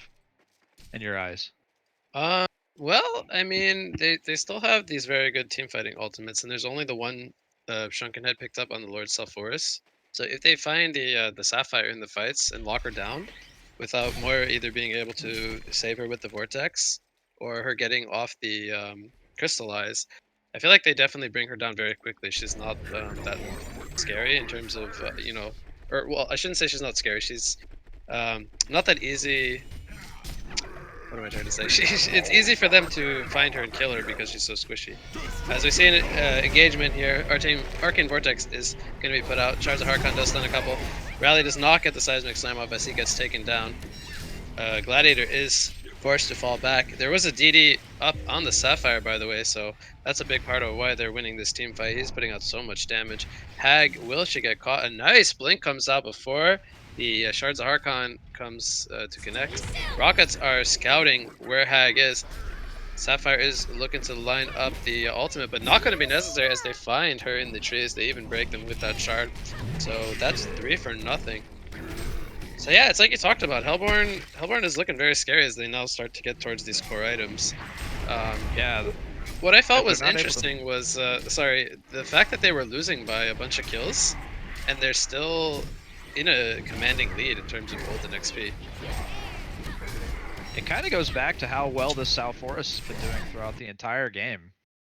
You know, I think if they didn't have this hero that was able to rotate into the jungle quickly and still, sustain a great net worth, while at the same time, giving a free farm lane to, a hero that was struggling, a core hero that was struggling in their off lane, um, this wouldn't have been the same game. This wouldn't have been the same game with a, short lane, you know, whatever, a short lane madman, even a short lane hammerstorm. Hammerstorm just does not clear jungle as quickly as South Forest does without at least 2k in items or so. But South Forest can do it with more or less just a chalice and like level Yeah. 8 or 9. So I think the South Forest is just I think it's responsible for the pace of this game for the Hellborn team personally. Yeah, I um, agree with you. Definitely buying a lot of time for the Sapphire to recover. Now he did just pick up his Shrunken Head. Um, I don't know what you covered while I was trying to fix that connection problem, but he goes for the Rift Shards into the Shrunken Head. How do you feel about his item I like it. I mean, route the this shrunken game? head makes a lot of sense. It's going to be able to mitigate, quite a bit of damage, quite a bit of lockdown. He still has the potential of eating the damage from a bat blast and a seismic slam, but those are going to be the only two abilities that are actually going to be able to deal damage to him during a shrunken head. My conjecture after I saw the Rift Shards 4 picked up, I thought he might go a Shroud and just go all in damage because he kind of does have a pretty good supporting cast Here between. comes the Greater Rhino on the Corrupted Disciple. Lord Self-Force here with that Invisi and dying. Here comes the Pitfall from Gladiator, but it's not going to connect. And here comes the Chariot. Hits onto 2. Man fight going on between Corrupted Disciple and Lord Self-Force. And Corrupted Disciple is going to win that battle as he drains his damage with the Conduit. And now Moira is going to throw out the Arcane Vortex, but he will go down to Corrupted Disciple. He is hitting so damn hard. Seismic Slam is going to be canceled by the Crystallize there from Sapphire. Completely interrupts the combo. He gets the slam off eventually, but it's not going to be enough damage for the kill. Sapphire gets a kill onto the Rally. She is now Wow, an Ultimate Warrior. I And love yep. that unstable shard placement by Sapphire after the crystallized ult wore off. It really just completely pushed back the entire Hellborn lineup away from, or excuse me, the Legion lineup away from Rally, who was the lone dog that had to just sit there and get slain Yeah. at the end of that. So that was excellent. I was actually expecting him to continue the stun lock onto Rally, but just the way that he placed that shard there prevented any sort of response from the remaining Legion side. So that was well played by Matt Syrup. Yep. I have no idea if these people have alternate names. You I seem to believe know them that's all. Platycris. Platycris. So, what does Wretched Hag look to go for? She's had this staff for a little bit of time now, but hasn't really found any further item progression. What would you like to see Hag go for as a follow-up? That's a tough one, actually. I'm not really sure, what her role is outside of, just kind of. I Maybe mean, something like I a think sheep stick or she might need a shrunken head as well. Actually, no.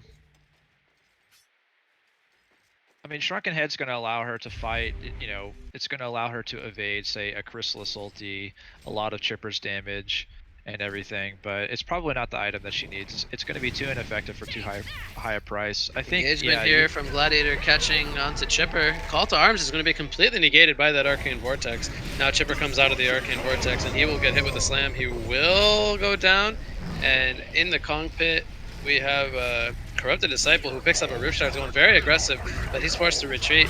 And now the Bat Blast comes in. I don't know if it hit anybody, actually. It hits just the Moira, I believe.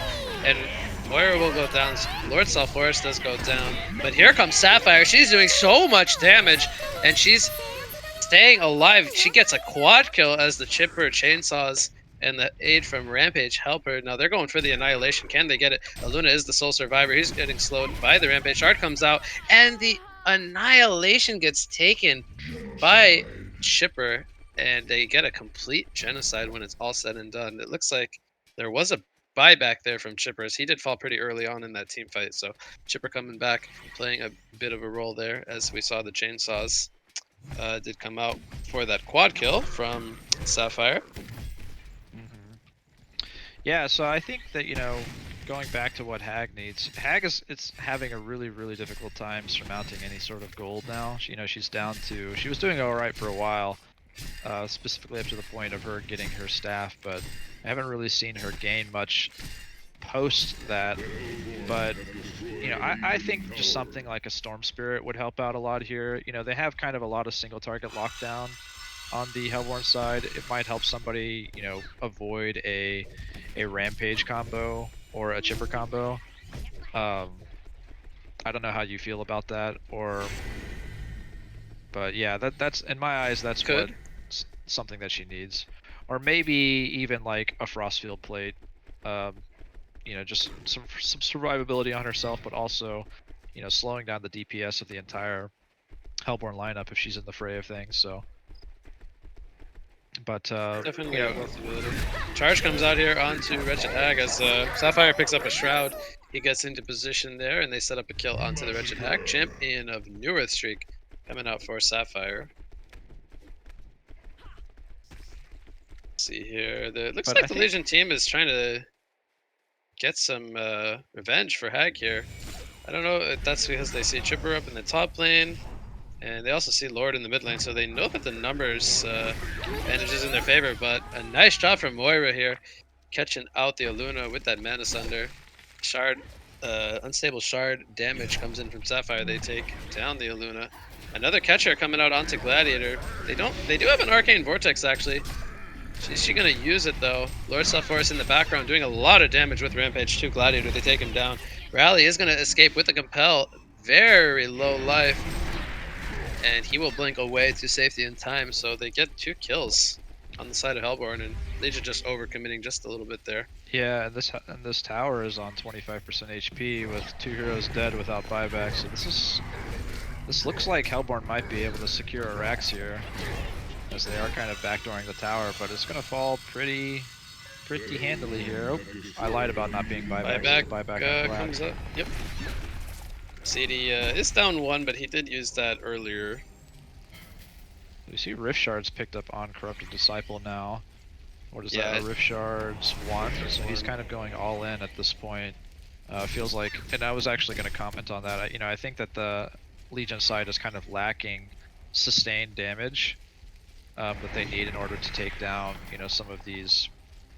Because once the Call to Arms and Seismic Slam, Bat Blast come out, they're basically relying on the auto attacks from Corrupted, because Gladiator did not go a damage route. Hag didn't go any kind of right clicks, so Corrupted is all of their sustained damage. And to be honest, he didn't have quite that much, outside of his first offensive item here, Rift Shards. He was relying entirely on having Conduit up on somebody in order to gain the damage. So looks like there's a fight brewing here, though. What about the yeah? We have a Veiled Routed Lord Self-Forest, Moira leading the front line. She's gonna get an Arcane Vortex here. Rampage charges. Undying comes out onto Wretched Hag. Luna comes out of the vortex, and Wretched Hag will go down to that Lord Self-Forest, who completes the full demonic breastplate. And Shrunken Heads are being popped here. Gladiator's on the run. Sapphire is trying to chase him down. Here comes the stun from Moira with the charge of Harkon. They bring down Gladiator. And also, yeah, it's just falling to pieces here for the Legion side as we have kind of a split fight. But big picture is hat trick comes out for Lord Self-Forest as they find both the Aluna and the Gladiator, as well as the Rally. So only Corrupted Disciple does survive as he's up here in the top lane. And that'll open up a Kongor steal for the Hellborn team. Yeah, not just a Kongor, but also the structure damage buff and a token. So Sapphire will take the token. She upgrades into a full Ginjuro. Lord Self-Forest also finished the Dawnbringer as well as the Demonic, so it's a nice trio of items there. And this mid-Rax is going to fall so quickly with that damage buff, as you pointed out. Bottom Raxes will fall as well. They still have about 10 seconds on a couple of their heroes here on the Legion side, so 2 full Raxes gone. Yeah, this is going to be a very, very difficult spot for Legion to come back from. I mean, you know, Hellborn just gets to regroup here in the top lane, kind of just push down as 5. They've got plenty of time in order to make this final push happen with a token. So even the idea of, you know, taking out one of their major damage dealers, Sapphire, somehow by just getting some sort of wombo combo on him in the back lines is not going to work in this next fight. So, you know, what can Legion do to stop this incoming mega creep? Going to be really difficult. I mean, now they're going up against a token on Sapphire. We see a flank coming out here from a good majority of them. They're going to try to catch the right target here. Sapphire gets gone on. They do bring down the token of life. Now it costs Rally his own life. Do they have the damage to bring him down a second time? Corrupted Disciple does so he dies so quickly to that shard, and Sapphire is going to get a hat trick here. So only Wretched Hag is left alive. GGs are being called. It's going to be a quad kill, and there is the Immortal for Sapphire. So before the game is all said and done, we do see an Immortal Sapphire. Yeah, and 2 quad kills. So, you know, what a performance by the Hellborn there. I mean, they did a fantastic job of, you know, getting that Sapphire back into the game after having such a tough laning phase. And it really paid off. I mean, that hero just we definitely saw the power of that hero. That hero just has so much utility, right? It's such a powerhouse damage dealer, but also a great team fighter. You know, if a team fight isn't going your way, you can just use the crystallize, or even if it is, you know, you can just pause the team fight for a moment and, you know, reposition yourselves for whatever reason, and just it seems like it's really tough to deal with. You know, is there how you know closing thoughts, I guess. What Yeah. could Legion have done better? I think just the team fights were very chaotic, and I feel like they had a lot of these heroes like the Hag and the Gladiator that they needed to hit. You know, they needed to get them on like multiple targets in order to really control these fights. Um, and I honestly I don't know if CD had the biggest impact this game. It felt like although he was farmed, he was dying very quickly in the fights. So whether that's the credit to the Hellborn team or not, I feel like CD's impact this game, whether just the hero in general, it didn't seem like he had the biggest threat because he was the priority farmer, and Lord Self-Forest did a really nice job because he got the early stacks, and they were really able to control the gold date. I think on the side of Hellborn, once they rotated Sapphire up into the top lane. I agree. And we even saw at one point that Hellborn was down by like 9 or 10 kills, but they still had a very substantial golden experience lead. So they just did a really good job of controlling resources this game, I feel like. Yeah. Whereas the Legion team, I guess they had more cores to kind of split up the farm, and they just couldn't really control the pace of the game. through that means. Too many people to spread the farm around to, but also yeah, weren't So able you to think translate it.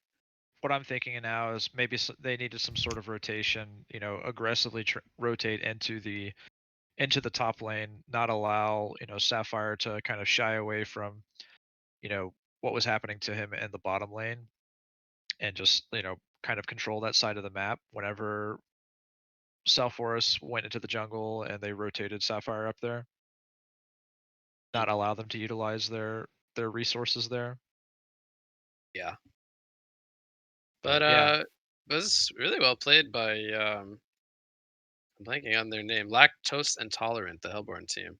yeah. Um, so yeah, so they will be moving on to the second semifinals match of the day, which will be coming up shortly. They're going to be taking on Kartoshka Gaming, which we saw yesterday, and they looked pretty good as well. So I think we're in for a very good semifinal number two to follow up this quarterfinals match. And then the winner of that semifinals game, just to reiterate, will be taking on Big Ego Crew in the finals later today once the second semifinals is over.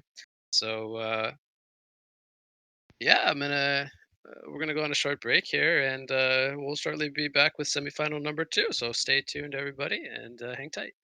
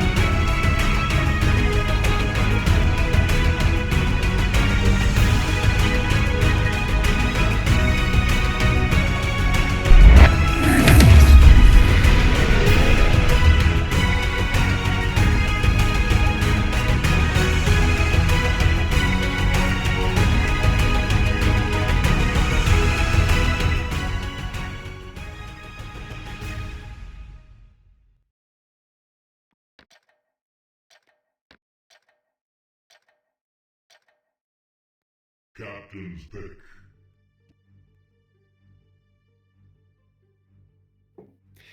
Hello, ladies and gentlemen, and welcome back to HoN OMG's Cycle 1 League Tour, where we are now going to be casting the game of Kartoshka Gaming on the Legion side versus Lactose Intolerant. Lactose Intolerant just played their quarterfinal match, which Chris and John were casting, but now it's me, Shorkan, being joined by Mr. Dutch Onage.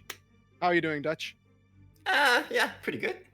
If they don't pick Shell Shock plus Soul Stealer. Oh yeah, as we've been mentioning the entire time, that is the Mhm. ultimate build. The ultimate Well, combo. that's You the ultimate can't lose. combo.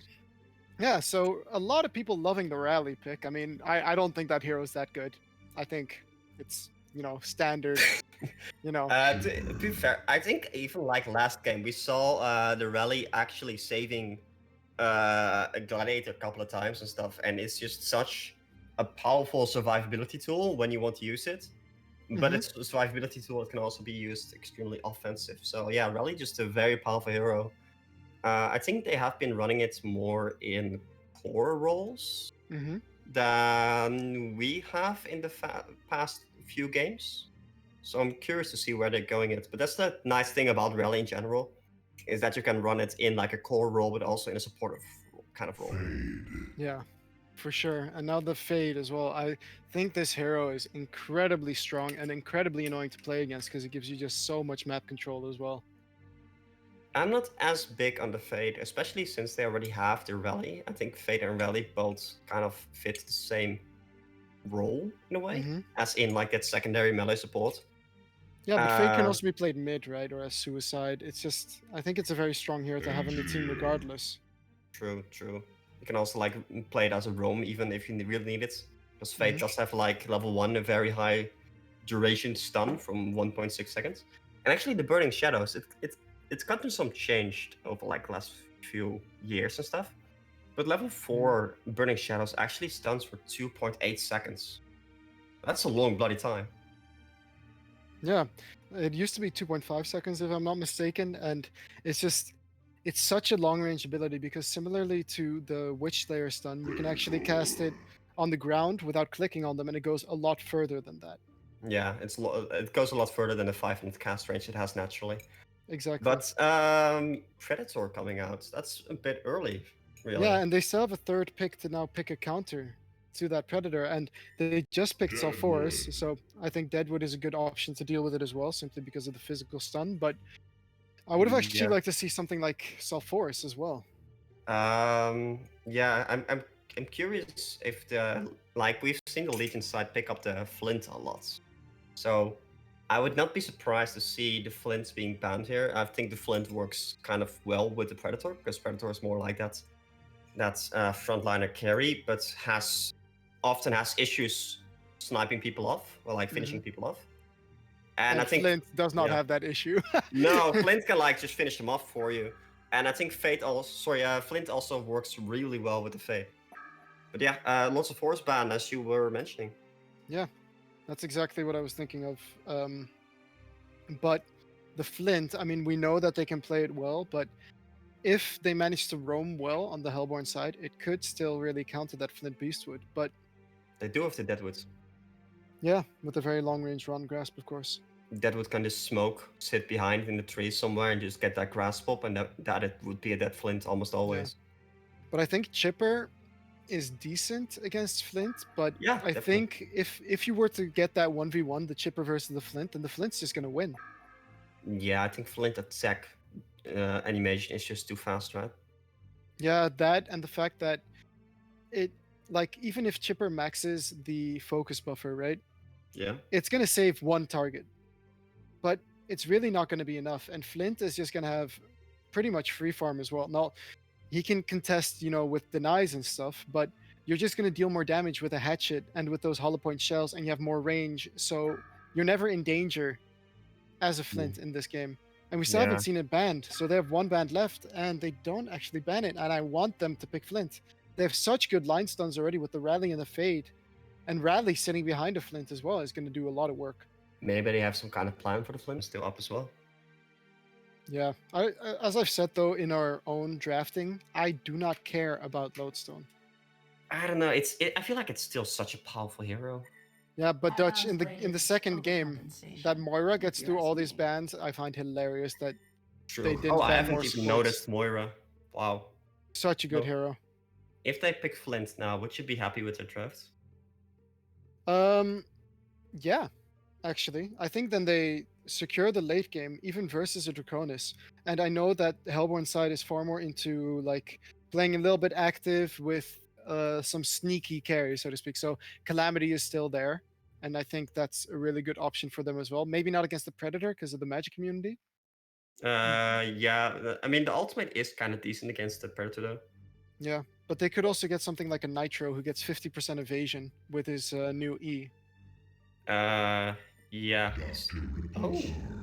And they get a Doctor instead. So they do go for a double carry route, but instead of the Flint Beastwood in mid, it's probably going to be the Doctor. It And feels this kind is of what I'm like talking about with the Bushwhack. yeah, they tend to. I have seen Chris Matsuri P, Matsurip, whatever, Pink. I've seen him do quite well, or I've heard that he did quite well with Bushwhack in TMM. I personally think Bushwhack is an extremely weak hero, Hmm. but I'm curious to see what he's gonna do here. It seems kind of decent against a Predator, though, right? Yeah, it's super good versus a Predator. Stealing that attack speed, I think he can get rid of the debuff on Predator when he uses his Stonehide. Yeah, but you kind of want to use the Stone Knight when you go in. Yeah, exactly. So he's going to need to think of picking up an item like either a Geometer's Bane or a Shrunken on top of it. Yeah, and But I think, yeah, like, Geobane on Predator is yucky, man. That's not an item you want to be getting on a Predator, generally speaking. yeah, but if he were to go Lightning, I can still see it being effective. But versus the enemy's heroes, he's not really going to get a lot of benefit out of his Shrunken either. Yeah, sorry, 1 second. So the only magic that's really there are the AoEs from the Draconis, Engineer, and Chipper. The rest is all physical. So I think his Stonehide should be enough to deal with all those abilities. But we also have the fact that they have a second carry, and Doctor Repulsor, I think, came as a bit of a surprise. And Doctor is actually really strong versus Yeah, the Bushwhack. Doctor got some like needed changes as well in the last patch. So every time he uses a spell now is cooldown or auto attack cooldown resets, so you can instantly auto attack again. This does actually merit for not that you don't have to go as much into attack speed as you used to have as Doctor Carry, and you can Hmm. go for more like bursty items. Look at Like Snooky, by the way, or Doggy Woof with the Mind Trap. Sorry, continue. which allows him to just like burst, get a lot more burst down. Sorry, where did he place the mines? Oh, at the mid In the lane. mid lane. Yeah, so it's going to be a mid engineer. What I originally thought was going to be a semi support is going to be the mid engineer. And, you know, we really like running the mid engineer, but due to some of the nerfs it's gotten, it's a little bit weaker. Yeah, the mines got a little bit extra cooldown, right? Yeah. I don't know what But other change it had, but yeah, I'm not entirely aware either. But I don't think this is a 1v1 that Doctor really benefits no, from. I don't think Doctor can actually win this because the mines are just too powerful for S2 against Doctor. Yeah. Against any kind of melee, though. He does end up getting the first last hit, though. Let's look at the other lanes. We have Predator, Moira, and Phaedra now in the bottom lane trying to find that Deadwood, who did go Boots first item, so he's not really going to be much of a threat. Yeah, I think that was also aware that they were not trial laning or even dual laning top. Yeah. And we see actually the rally picking up a hatchet at the top lane. Yeah, I see a that's lot of greedy. support, a lot of suicides picking up the hatchet, and I'm really not a big fan of it. It's do you really feel? greedy. It's really greedy, but it can work out if he gets the Fade to move here at some point for a surprise gank. But then you have two melees against a Bushwhack and a Chipper, and those two heroes are fabulous together. Fantastic, I'd say, because they have good range, and it's difficult enough to hit Bushwhack with your Compel Stun, because he's just going to be moving around a lot if they notice something. And Fade really doesn't do enough damage without levels. Yeah, Fate is very dependent on his levels for his W to start doing damage. Yeah. And no which one is- in the Legion team is dealing with this Draconis right now who's just comfortably farming in the woods.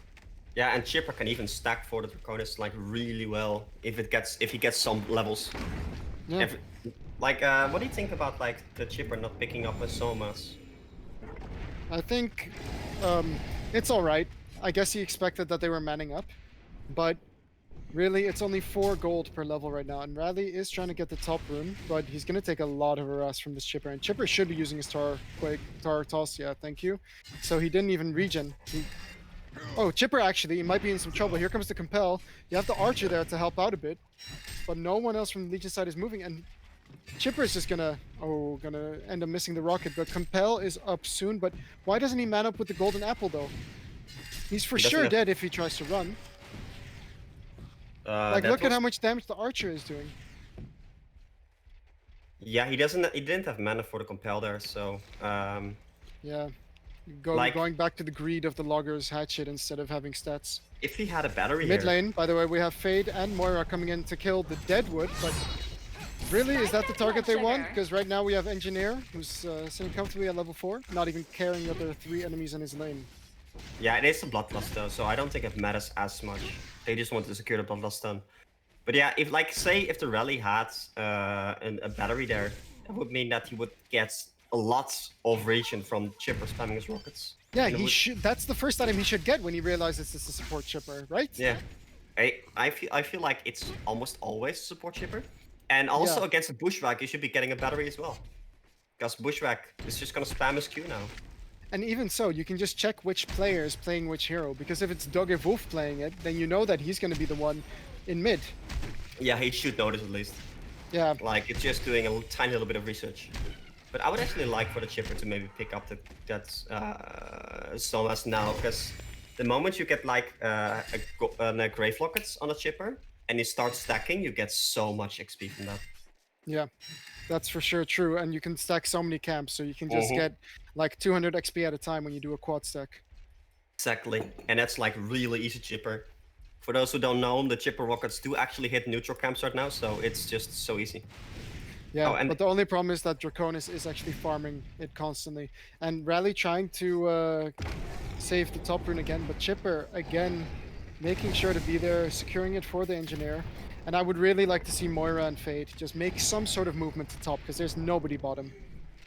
Yeah, the Deathwood actually stopped being bottom, which I not necessarily like, because the Deathwood being bottom, that means that like either Moira or Fate is gonna have to be bottom as well.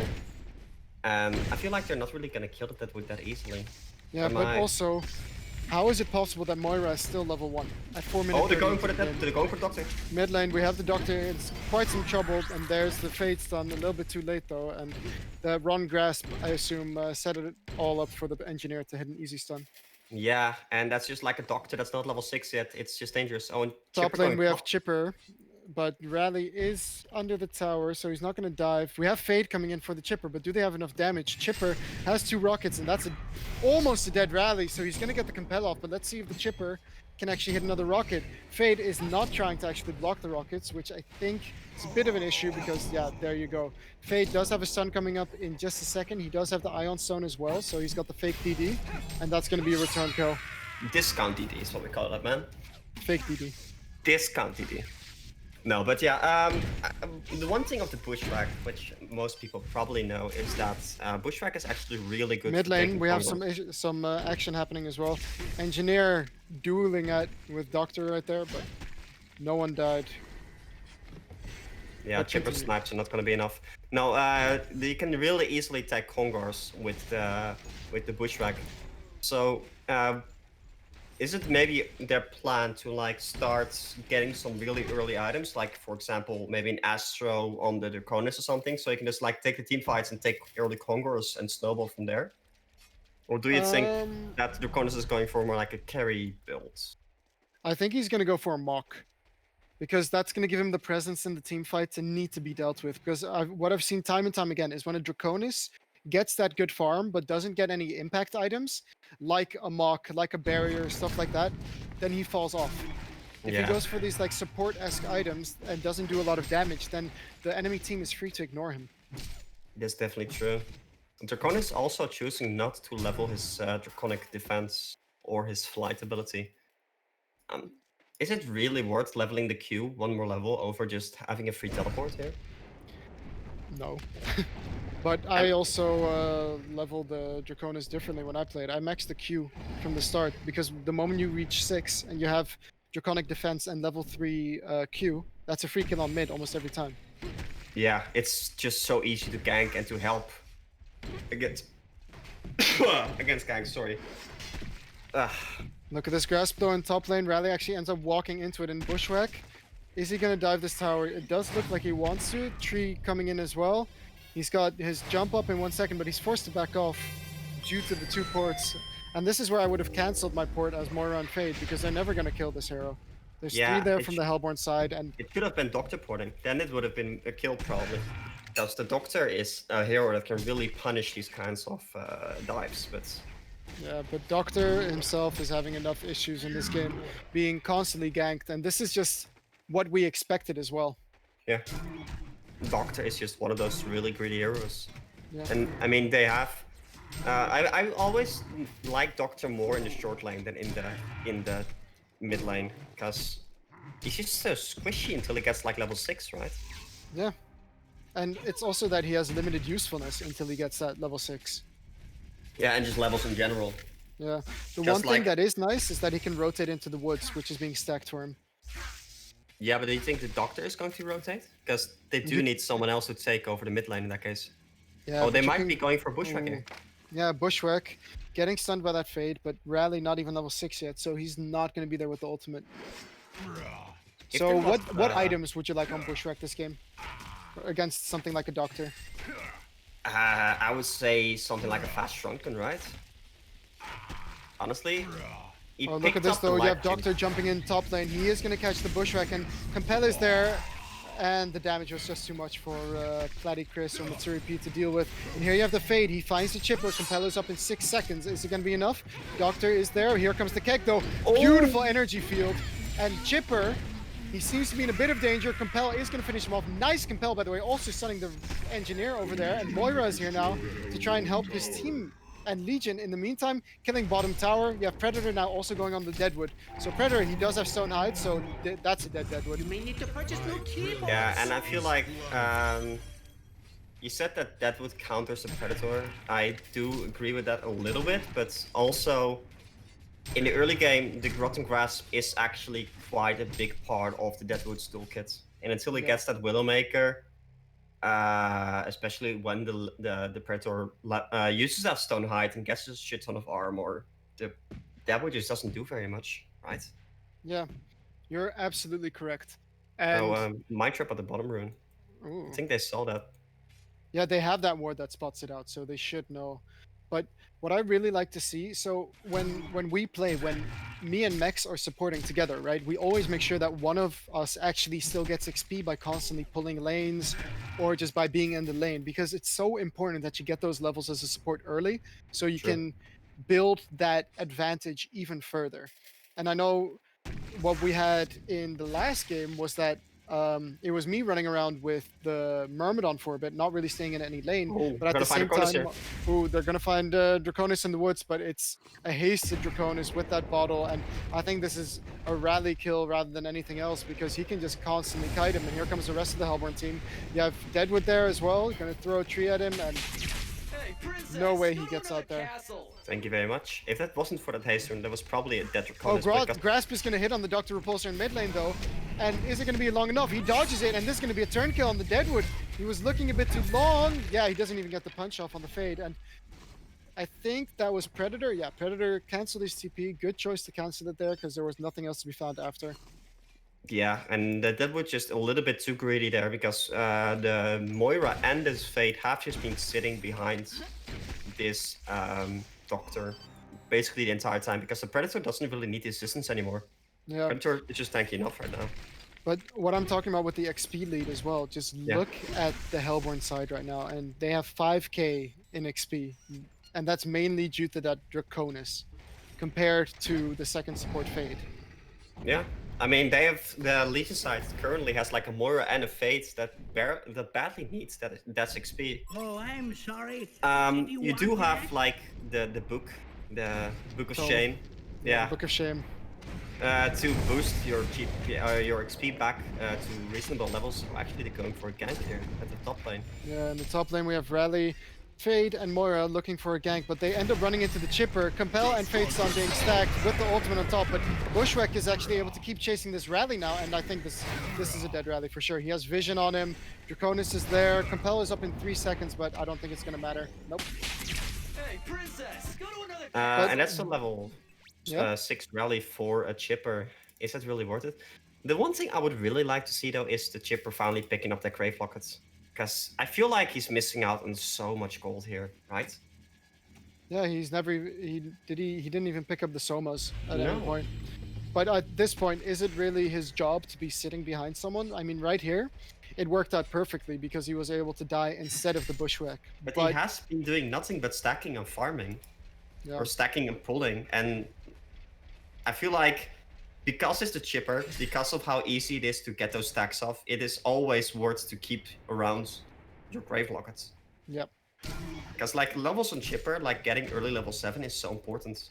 And we're also really looking out for the level 6 Fade. But look at this though, level 10 Engineer, he is going to run into the Fade, and I think this is a dead Fade. Yeah, they even, use an entire energy field for it, but here comes the Doctor Repulsor. He does find the Engineer, but the Rockets are there to deal some damage to Doctor. He has a DD rune, nice dodging of the Rotten Grasp. But do they see all of this? Do they see that Engineer with that focus buffer? Here comes the leap though. Chipper trying to die to neutral is not going to work.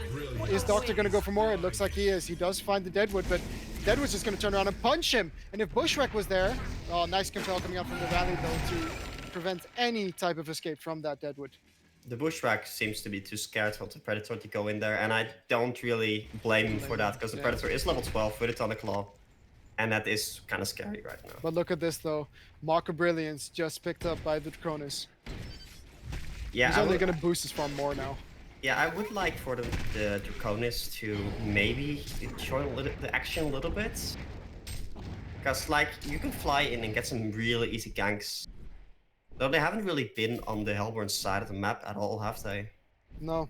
I really would have liked Fade or Rally to just get boots and follow this Draconis around and just to irritate him and annoy him. Because I feel like letting any hero freefarm in the woods is a big no-no. Yeah, especially with this new jungle where you have like 6 camps. There's a lot more to farm. Well, Predator maybe looking to go on the Bushwhack here. Yeah, he is looking for it, but is it gonna be enough? Of course, he can't jump away with the Bushwhack when... Oh, he just uses his leap actually, but couldn't he just man up on the Predator? I think... Look at this though, we have Deadwood running into the Dr. Repulsor right there, but Engineers nearby, Chippers nearby, and Predator choosing not to go on the Bushwhack in top lane. I would also really like for the Draconis to get a Frostfield Plate at some point in this game. I feel like Frostfield Plate is one of the biggest hard counters to Predator. Because Predator is just so dependent on that auto attack speed. Reducing it by 20% going through his Trunken is just devastating for his Predator. I really like the Nullstone on the Bushwhack, by the way. It's fantastic. That's an Illusion of Fate, so don't worry. Yeah. But I really like the Nullstone pickup from Bushwhack. It just makes it so that later on in the game, when Dr. Repulsor gets stuff like a Sheepstick, he's going to have to waste opposite charges, and then he will need and to... don't forget that he's actually going to be, how do you say it, perplexed for the first 0.8 seconds. Yep. Which gives the Bushwhack plenty of time to actually activate his Shrunken the moment the Doctor goes in. Yep. But the Nullstone is just a fantastic item as well, because Bushwhack really enjoys the mana regen, because it allows him to keep spamming a sidestep and crippling dart. Yeah. They actually have warded the Hellborn Ancients. Ward of Sight, sneaky Ward of Sight coming up at Novi Pirate, but I feel like the Hellborn side hasn't really been keeping up with the Ancient stacks anyway. So I'm not sure about that. Oh, they're actually going to find a Deadwood here at the bottom lane. There you go. You have the Rally ulti coming in on the Deadwood with a Fate Stun. Moira is here as well for good measure. It is a lot more difficult than originally thought, because here's Draconis right now. But the Moira ulti, oh man, could have been so... If he had placed it on the TPs directly, that would have been an absolutely fantastic play. But Inbanat's just finding himself to die for a gank again. Yeah, did you see what the Fate did there? He stacked the stun. No, yeah, that's... First of all, he stacked the stun. Second of all, he... Oh, they're going Kong right now. Nice. Yeah. They Do they actually see it with that ward? I don't think so. they might see the chipper here, but I don't think they see the Kong. But he actually locked himself outside of the call range by using a stun before he got close enough. So he couldn't go through the trees anymore. With his ultimate, you mean? Yeah. Yeah, he could have just walked up, hit, and then got out. Yeah. I don't even think they needed a stun because Deadwood doesn't really have escape, right?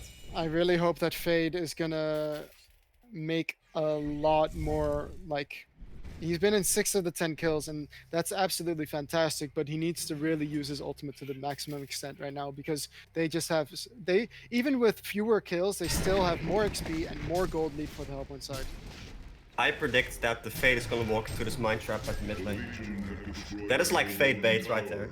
Yeah, I would like Bushwhack very much to pick up a for that Predator, to pick up you know what Bola. it's called, the Bola. Yeah. Yeah, that would be an insane item. Like it's actually just a very efficient stat stick, if nothing else, right? Yeah. 30 agility, 12 strength for 3.6k gold. That's a steal, if anything. Yeah, I would really like him to pick that up, because I feel like he's going to be carrying this together with the Draconis, and Predator is going to be the biggest issue for the Hellborn team. Doctor picking up an icon. What do you think about that? I like it. He's showing that he needs to be ganking. On Fade not leveling his E. I don't like it. I mean, yeah, max damage. I can see why. They don't really have the highest burst damage. Yeah, but they have Doctor, which is a lot of damage. Rally, which is a lot of damage. Another thing is, right, how many single target stuns does the Legion side actually have? Because you can't dodge Chipper Rockets, you can't dodge the Deadwood Grasp. Most of the abilities You of can the dodge Engineer... the ultimate. Sure, the ultimate, but... And like, auto attacks. Yeah, but I feel like the Fade is just gonna die. I mean, Fade has Striders, nothing else. Yeah. Legion now setting up for the second Kongor. This is still going to be within the time to kill the 2 Kongors together, so they're going to need to make something amazing happen. Yeah, they do see this. They have a ward on the top side here. On the hill, yeah. Yolandi placing that nice ward, but there's a mine there already, so how are they going to deal with that? There you have the Doctor, though. He's jumping in. He's trying to find him. They do get the kill. Doctor now trying to get out after getting that kill. He does succeed for a bit, but here's Predator, and he's just running in. Predator does get punched by the Deadwood, though, and just a little bit too late on the Moira ultimate to save the Predator. But they do end up getting the kill. Oh, Bushwhack getting stunned, actually. Is it going to be enough for Dracon? Oh, Doctor buys back. He's going to need to jump again. That's a dead Bushwhack, but Fate does the passive in the end, and here you have the rally coming in with the new PK. Engineer dies immediately. There you have the Doctor Repulsor. He's going in on the Chipper, and Chipper trying to make the best of a bad situation and ends up dying. So good buyback coming out from the Doctor Repulsor, but oh man. That was a hectic team fight. Yeah, one buyback on the Doctor Repulsor, lots of people going in and out, but I think the biggest thing was there actually Doctor somehow stealing that Kongor. Yeah. Even though the Bushwhack had like 700 extra attack speed and the dots on the Kongor, Bushwhack just getting in that auto attack. Well played by him, I guess. Yeah, Dr. Repulsor really making a good play there. And with that buyback, he also gets a couple more stacks on the Icon of the Goddess, which is what we're going to be looking out for, I think. But yeah, the Predator really didn't seem that impactful in that team fight, right? He went in and just got punched. Oh, and that's that. Well, he got the first kill. He, yeah, Chipper maybe overstaying his welcome. Doctor needs to be careful for those mines, though. He can dodge them if he sees it. One did not follow him, so he just manages to survive with 1 HP. But man, you gotta pay attention. That is unfortunate. That was almost a counter kill. And the Fate's coming in right now. Maybe securing a kill on the Engineer here. There we go, though. There's the Doctor Repulsor regen again from the Icon, and Doctor is just making his name known right now. Yeah, that's the nice thing about the Icon, right? Like, you get a kill, you back off, and you're basically instantly back to full mana and HP. It's just such a powerful tool. And he has a chalice and the bottle, of course. Yeah, true. They did actually like make a change to the Icon. Every time you get a charge now, or you get damage, you actually get a timer in which you cannot drop the Icon. So what people used to do was like they got a charge, they get the buff, the regen buff on the Icon, and then they would drop their Icon so they would like regen more relatively to their max HP. Yeah. So they cannot do that anymore. What do you think about the casual Ice Brand, by the way, on the Predator? Like I hate it. Yeah, I think he's going for a Frostal Skull, which is not terrible, but just get some armor, I think, right? Yeah, he just needs to get something with armor. And Oh, they might go on him. oh, here. look at this though. He's in a lot of trouble right now. Boy, he needs to just port out, but he can't because there's the Deadwood. Nice stun though from the rally, and the Moira is there with the ultimate. It's gonna be enough to save them for the first second. But here we have it. Chipper ended up falling. Whoa, nobody put out, getting a double tap. And there you have Dr. Repulsor now in the fight. Fate is still in the middle, but he does end up falling. So Doctor really just needs to get out of there. He might have chosen the wrong direction here. Run grasp coming in. It is gonna whiff. And now the keg coming in, and I think this is going to be enough to finish the job. Yes, the mine does end up blowing up, but they managed to save the Predator. That's the one thing I can take away from that team fight. But I Doctor feel was like- just too far away. Why didn't he TP to the tower and then fly in? Yeah, I don't know. I think he was just running there and trying to close the distance with the ultimate. But I think the biggest issue that team fight was actually the Moira ultimate. The Moira ultimate actually left the Bushwhack outside with like 1 HP, which allowed the Bushwhack to finish off the rally there. Just getting in the auto attacks. The Bushwhack like did more harm. Sorry, the Moira ultimate did more harm than good that team fight, I feel. Well, it did save the Predator. That's for It sure. did, true, it did save the Predator, but at what cost, as Breaky would say. Yeah. In the end, it's good to keep pure hard carry alive, but I'm under the impression that Dr. Repulsor is also a very hard carry. And Rally actually finding a kill on the Dog Evolve, the engineer, the mid-engineer this game. And here's Fade saying It's hello. super effective. Yeah, Fate without a PK is hard to get that shit in. And did they actually? I think they saw him use the Invis here, because he was close by a ward when he did that. Yeah. What do you think of Chipper's items now? He still didn't pick... Oh, he did actually pick up the... Grave Grave Locker, yeah. Locker. I think he's going for a Void, probably, right? Another thing I've been seeing is I would really like the Bushwhack to pick up a Shranken now, because Bushwhack has been getting Rally stunned and Fade stunned almost every team fight. I mean, think good. he's knowing what Platycrus likes to do. I think he's going to go for a Porto Key next. What I've seen him do, I think, is go for a PK and a Dawnbringer, or at least a Frostburn. He goes PK Shield Breaker as well. Really? Yeah. Shieldbreaker. It's a lot of physical damage, and Yeah, no, it as long as the reduces Predator, Predator. Yeah. as long as the Predator doesn't go for strong for any kind of armor items, which he still isn't. And the Deadwood actually picked up that Black Stallionis as well, which is an amazing item for Deadwood. The Predator Yeah. might be in some serious issues here. Deadwood is struggling a lot though this game. He's 0-6-10 and he's only got 160 GPM and he still does not have that portal key picked up. Yeah, but Look at he's this though, getting top close. lane we have Rally in a lot of trouble. Engineer with the ultimate, gonna be able to finish off that Rally real quick.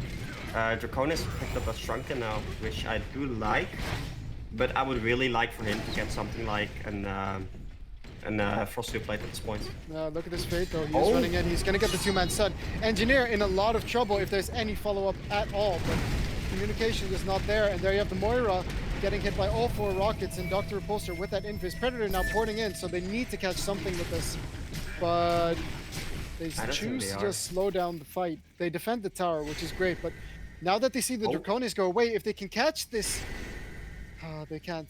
The no stone preventing Doctor from stopping him, but here you have Doctor, he's jumping in on the Chipper, but Chipper is quite tanky with those fortified bracers, so he's taking a lot of damage from the Chipper actually, and the Rod and Grasp ends up hitting the Doctor, and Doctor bit off more than he could chew.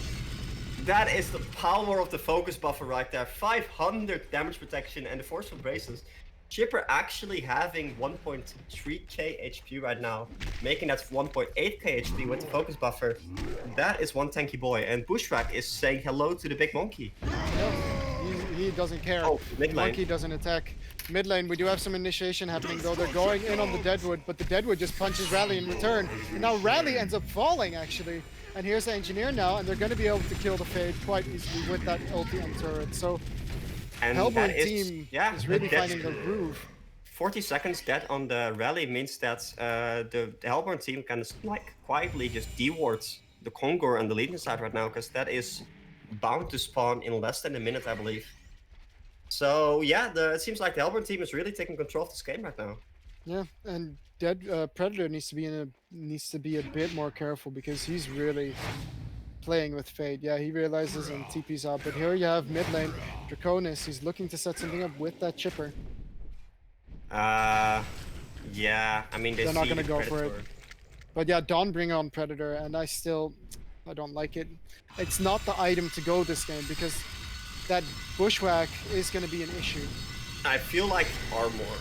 What would you get? I honestly wouldn't even mind something like demonic here on the Predator. Yeah. Or even for himself, a Frostfield plate. Yeah, I was thinking about that as well. But Frostfield plate and the slow is really nice. But it's 20% attack speed slow, so whatever bushwhack's attack speed, 20% is going to be huge. True, definitely true. But yeah, that's a Congo attempt for the Hellborn team right here. Yeah, oh, this is going to be another steal by the Dr. Repulsor. They do have vision again. I really feel like the Hellborn team has not been on top of just securing that vision. Yeah, so here we have the Conqueror. He's falling low. Dr. Repulsor is going to be flying in soon, and they do not end up getting the kill. Chris does end up getting the kill, but Engineer falling low right now. Bushwhack falling low, but he does have the token, of course. Predator is still around. Dr. Repulsor is still around as well, but he's in trouble from that Draconis with the shrunken head, but Bushwhack now forced turn away from the Predator and the Moira.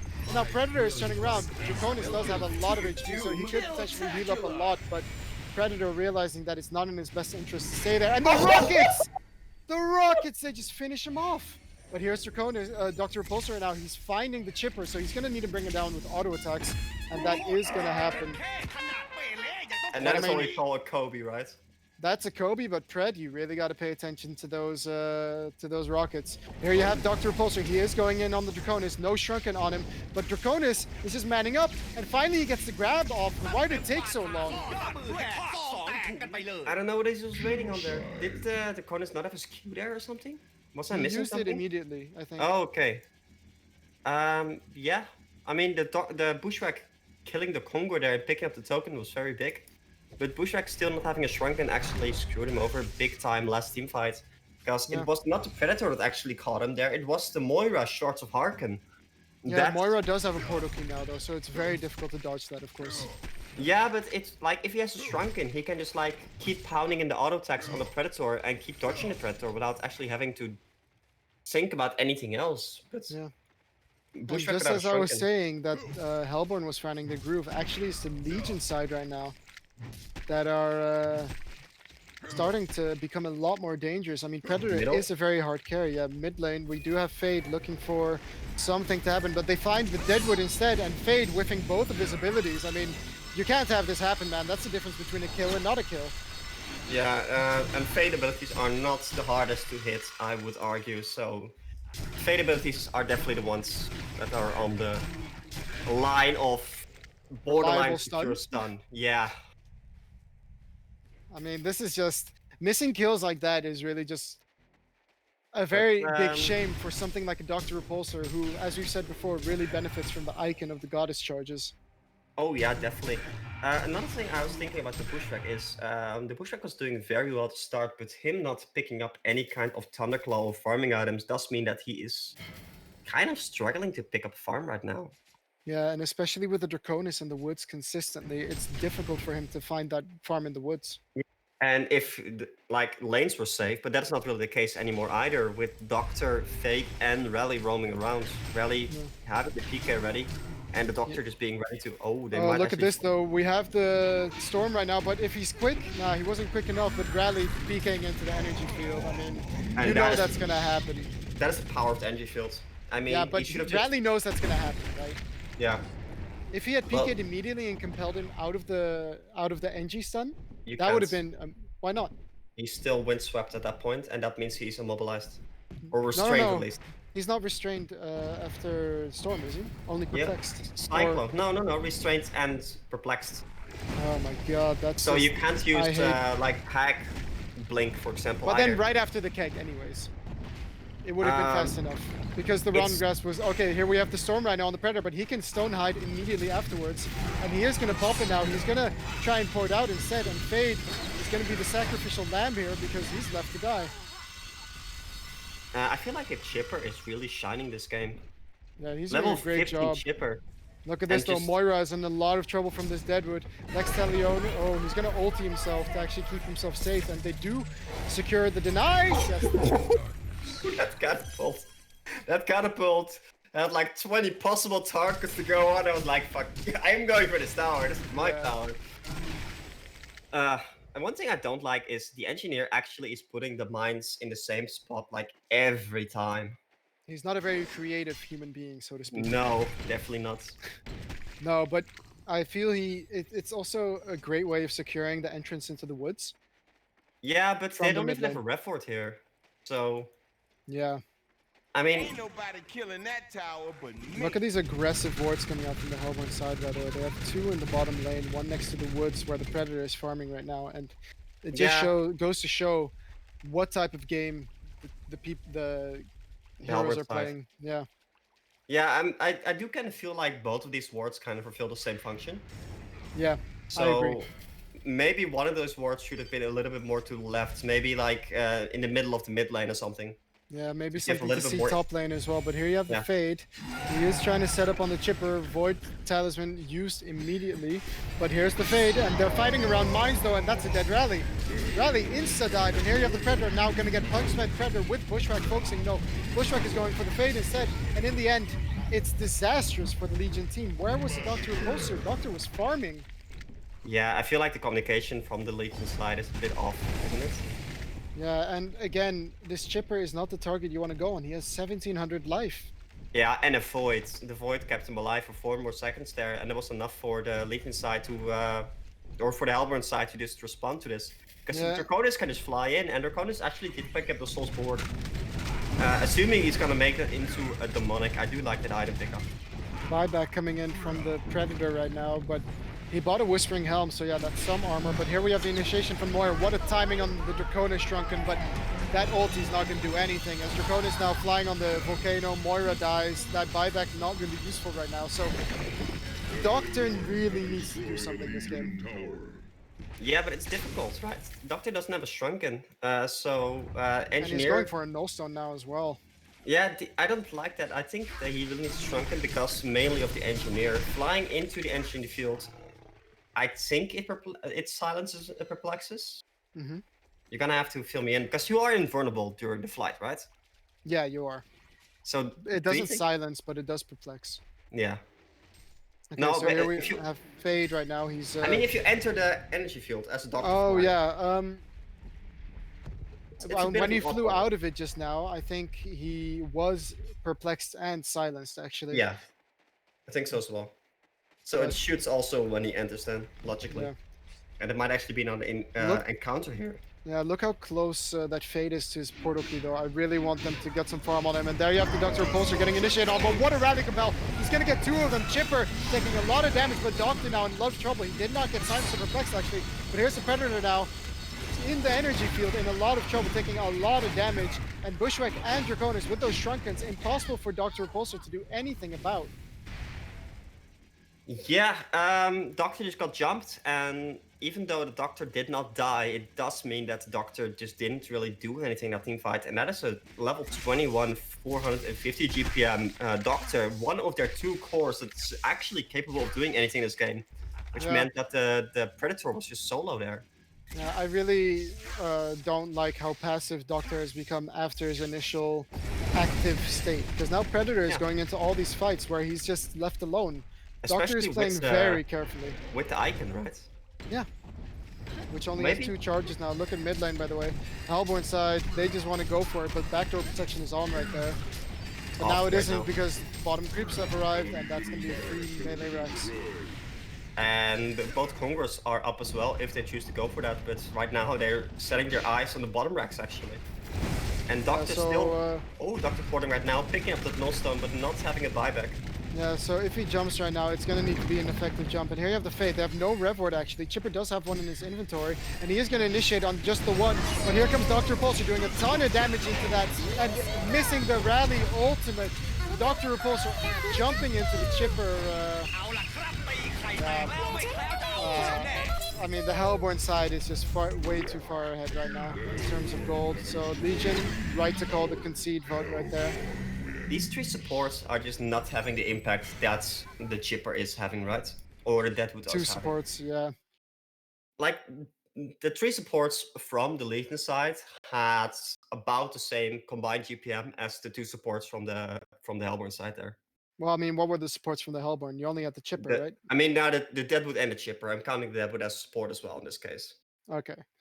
But He was, of course, off lane, and he was actually in 19, had 19 assists. So Deadwood Yeah. was in a lot of kills, but he was it very just felt active. like the rally was lackluster this game as well. Instead of being ready to save people, it was just too little, too late every time.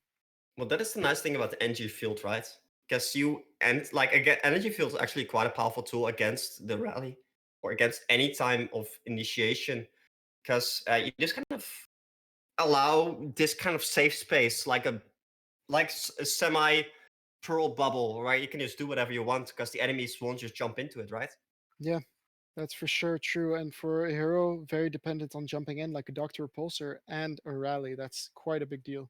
We did actually see that the Doctor did not get silenced and perplexed when he entered it, When or when he left it last. Yeah, team but fight, right? it did happen another time. So I don't know why it's so inconsistent. Maybe he just walked out of it. I doubt it. Maybe it has to do with the how far you fly out of it. I don't know, something like that. That the Spaghetti code. duration, like the duration of it is still as long as you're in flight, then you Yeah. don't get it. So if you fly longer than you would be silenced and perplexed, which is only like a second anyways, then you don't get silenced and perplexed. Yeah, it's awkward, but yeah, as engineer was almost initiating every team fight this game, and setting up that energy field almost every game, which is just amazing. I feel like the Legion side with that Fate, with that Doctor, and the Moira could maybe have been playing more aggressive in the way that they were the ones dictating the team fights. Because if you don't allow that engineer to get off his ultimates, that is certainly is totally different story. Because then the Predator and the Doctor can just enter that team fight as they please.